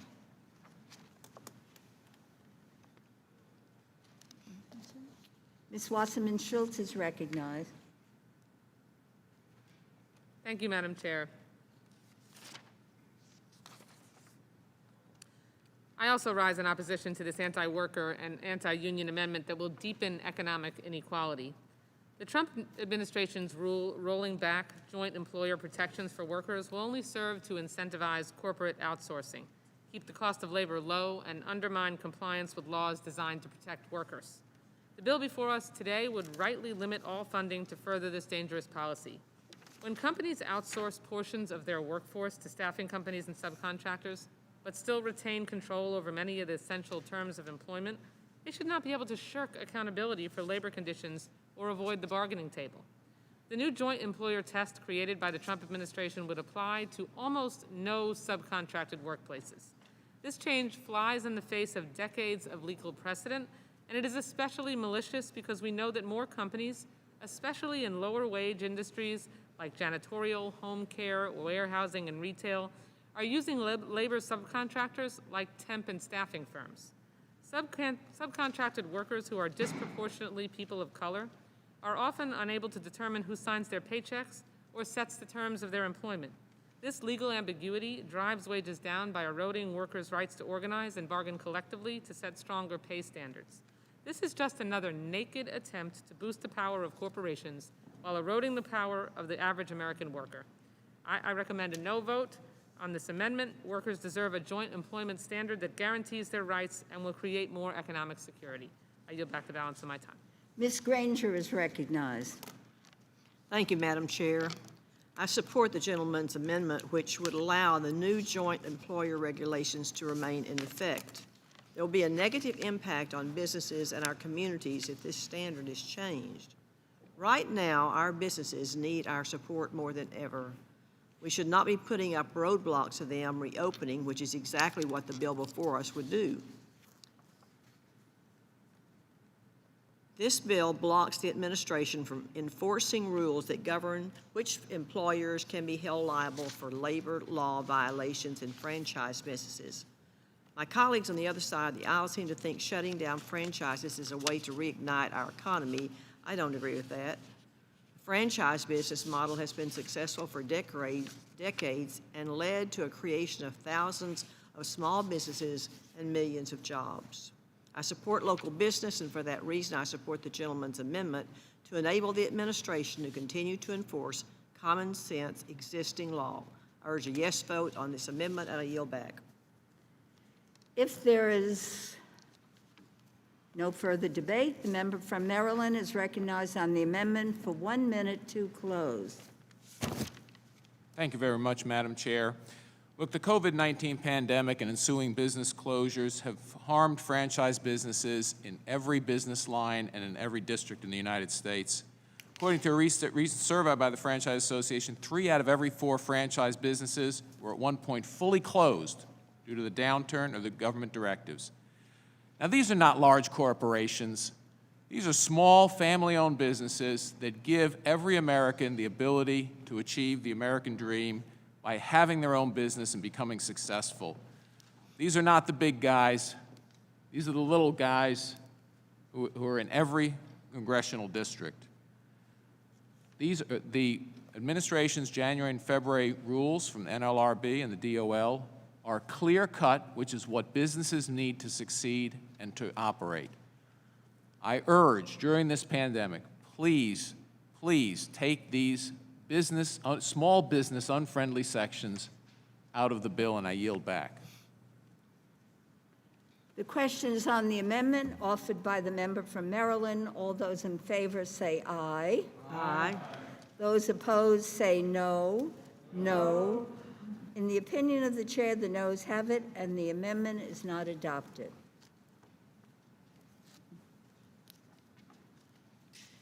Now, my friends, Mr. Cole has our last amendment. So let's give him all of our attention so that we can finish for the evening and start again tomorrow at 10 a.m. for defense. For what purpose does the member from Oklahoma rise? Madam Chair, I have an amendment at the desk. The clerk will read the amendment. Madam Chair, I'd ask that the reading be dispensed with. Without objection, the reading of the amendment is dispensed with. Keeping my chairman's gentle admonition in mind, I will actually offer and withdraw this amendment so that we can be spared a vote and move ahead. Madam Chair, this amendment seeks to restore $40 million that was cut from the charter school program. Frankly, I was surprised to see a cut of this magnitude considering the increases provided to almost every other education program. I was also disappointed because charter schools have enjoyed bipartisan support and done so much to help close the achievement gap and provide alternatives for the most vulnerable and disadvantaged students across our country. As my colleagues know, charter schools are public schools. They are not religious in nature, and they do not charge tuition. They are chartered and authorized by each state and are accountable to local authorities and, most importantly, to the parents of the children they serve. Charter schools provide a successful alternative model for high-quality, safe, and in some cases specialized instructional alternatives to children who simply would have no other choice without them. These schools represent the sole cost-effective alternative for thousands of students in our biggest cities who are trapped in failing schools due solely to their zip code. The small investment made by the federal government in charter school program does yield dividends for students, families, and communities most in need. This program should not be singled out for cuts while other programs enjoy increases. I understand that the chair had to make very difficult decisions, and I intend to withdraw this amendment. However, I would like to continue to work with her and ensure that we can maintain support for charter schools in the current funding levels. We were able to do that last year. I hope we're able to do it again this year. And so with that, Madam Chair, I yield back my time. And I recognize Chair DeLauro for responding to the gentleman. I want to say thank you to the ranking member and for withdrawing the amendment. I believe he knows that I am in opposition to it. We have had some spirited discussions about charter schools on the subcommittee. There are differences of opinion around the role that they play in our public education system and whether they receive appropriate oversight by the Department of Education. But for the charter school program, let me just make this comment. It provides seed money to open up new charter schools around the country. We should be in agreement on one point. This program has far more money than the Department of Education knows what to do with. Last year, months after Secretary DeVos pleaded with this subcommittee for a $60 million increase to CSP, the Department of Education approached us with warnings that demand for funding was low. Sure enough, before the end of the year, the department was unable to use the full CSP appropriation. They transferred $12 million to other education accounts, almost 3% of the program's appropriations. And it appears demand for starting up new charter schools has not picked up in this current fiscal year. The Department of Education has been using waiver authority provided in the CARES Act to allow Florida to spend its $10 million CSP grant on other school-related expenses unrelated to the CSP authorized activities. Tennessee, New York, Colorado have made similar requests. We are appropriators. We need to show the American people that we can exercise good judgment when a program clearly has more money than it knows what to do with. In addition, the committee has discussed issues raised by the Inspector General, including findings that states mismanaged charter school closures and that the department failed to provide adequate guidance or oversight on the issue, which is why we need to continue oversight of the charter school program with respect to accountability and to transparency. I appreciate the ranking member and thank him for withdrawing it. And I also know that the offset for this amendment, which I find to be unacceptable, was from the National Labor Relations Board, which needs more resources in order to protect workers' collective bargaining rights and not cuts. And as the ranking member knows, we had a hearing especially devoted to the issue of charter schools and the need for the accountability with regard to those schools. But I thank the ranking member for withdrawing, and he knows that I look forward to our continuing conversations about the issue. Thank you so much, and I yield back. And are there any other members wishing to be heard on the amendment before Mr. Cole withdraws the amendment? No. If there's no further debate, the amendment is withdrawn.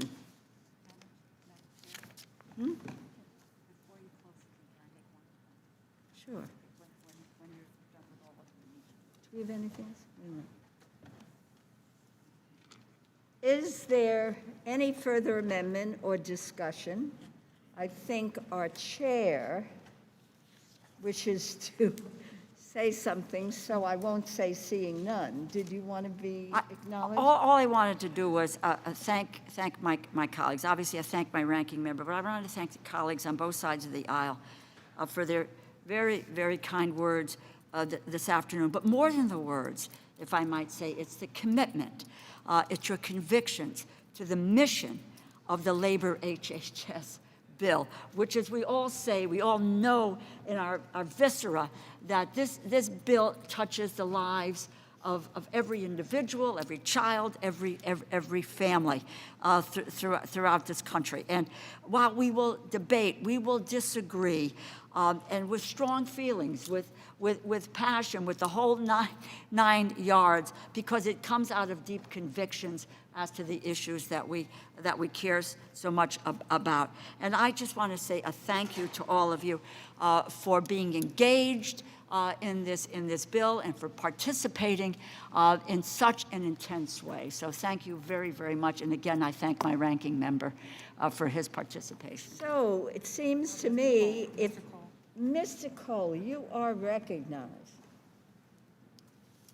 I was just getting ready for the vote, but since you recognized me, I just will quickly say I want to thank my chairman. She's wonderful to work with in every way. It's a great bill, and I hope it gets better during the course of the process. Not quite good enough to vote for yet, Madam Chair, but I think we can get it there.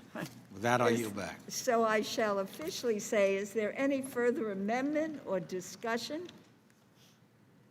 And before I recognize the gentlewoman from Ohio for motion, I want to just thank everyone here. This has really been, in my judgment, an outstanding session. Everyone was involved, and we finished on time. So seeing none, I recognize the gentlewoman from Ohio for a motion. I ask for your support for this bill. Madam Chairwoman, I move to favorably report the Labor, Health, and Human Services and Education Appropriations Act of 2021 to the House. The question is on the motion. All those in favor say aye. Aye. Those opposed say no. In the opinion of the chair, the ayes have it. Madam Chair? Yes. On that, I would ask for a recorded vote. A recorded vote has been requested.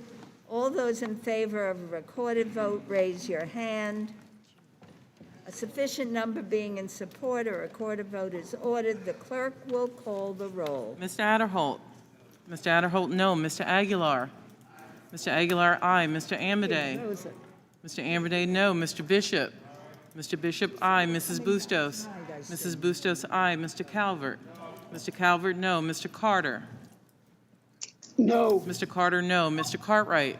Mr. Cartwright, aye. Mr. Case. Mr. Case, aye. Ms. Clark. Ms. Clark, aye. Mr. Cole. Mr. Cole, no. Mr. Christ. Mr. Christ, aye. Mr. Cuellar. Mr. Cuellar, aye. Ms. DeLauro. Ms. DeLauro, aye. Mr. Diaz-Balart. Mr. Diaz-Balart, no. Mr. Fleischman. Mr. Fleischman, no. Mr. Fortenberry. No. Mr. Fortenberry, no. Ms. Frankel. Aye. Ms. Frankel, aye. Ms. Granger. Ms. Granger, no. Mr. Graves. No. Mr. Graves, no. Dr. Harris. Dr. Harris, no. Ms. Herrera Butler. Ms. Herrera Butler, no. Mr. Hurd. Mr. Hurd, no. Mr. Joyce. Mr. Joyce, no. Ms. Capter. Ms. Capter, aye. Mr. Kilmer. Mr. Kilmer. Mr. Kilmer, aye. Mrs. Kirkpatrick. Aye. Mrs. Kirkpatrick, aye. Mrs. Lawrence. Mrs. Lawrence, aye. Ms. Lee. Ms. Lee, aye. Mrs. Lowy. Aye. Mrs. Lowy, aye. Ms. McCullum. Ms. McCullum, aye. Ms. Ming. Ms. Ming, aye. Mr. Molinar. Mr. Molinar, no. Mr. Newhouse. Mr. Newhouse, no. Mr. Palazzo.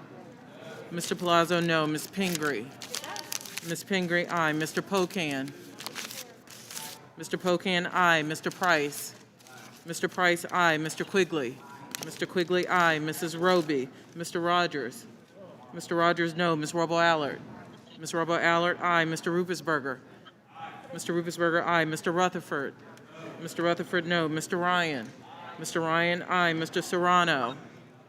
Aye. Mr. Serrano, aye. Mr. Simpson? Mr. Simpson, no. Mr. Stewart? Mr. Stewart, no. Mrs. Torres? Mrs. Torres, aye. Mr. Visklosky? Mr. Visklosky, aye. Ms. Wasserman Schultz? Ms. Wasserman Schultz, aye. Mrs. Watson Coleman? We'll talk Aye. whatever you want to Mrs. talk. Watson Coleman, aye. Mr. Womack? Mr. Womack, no. I don't know what's going on, but I'm getting these phone calls. That's back to your staff here. Adam, I'll take it. He's counting, I'll take it. You want to turn off your mic, Mrs. Lowy? Thank you. Pardon me? You want to turn off your mic?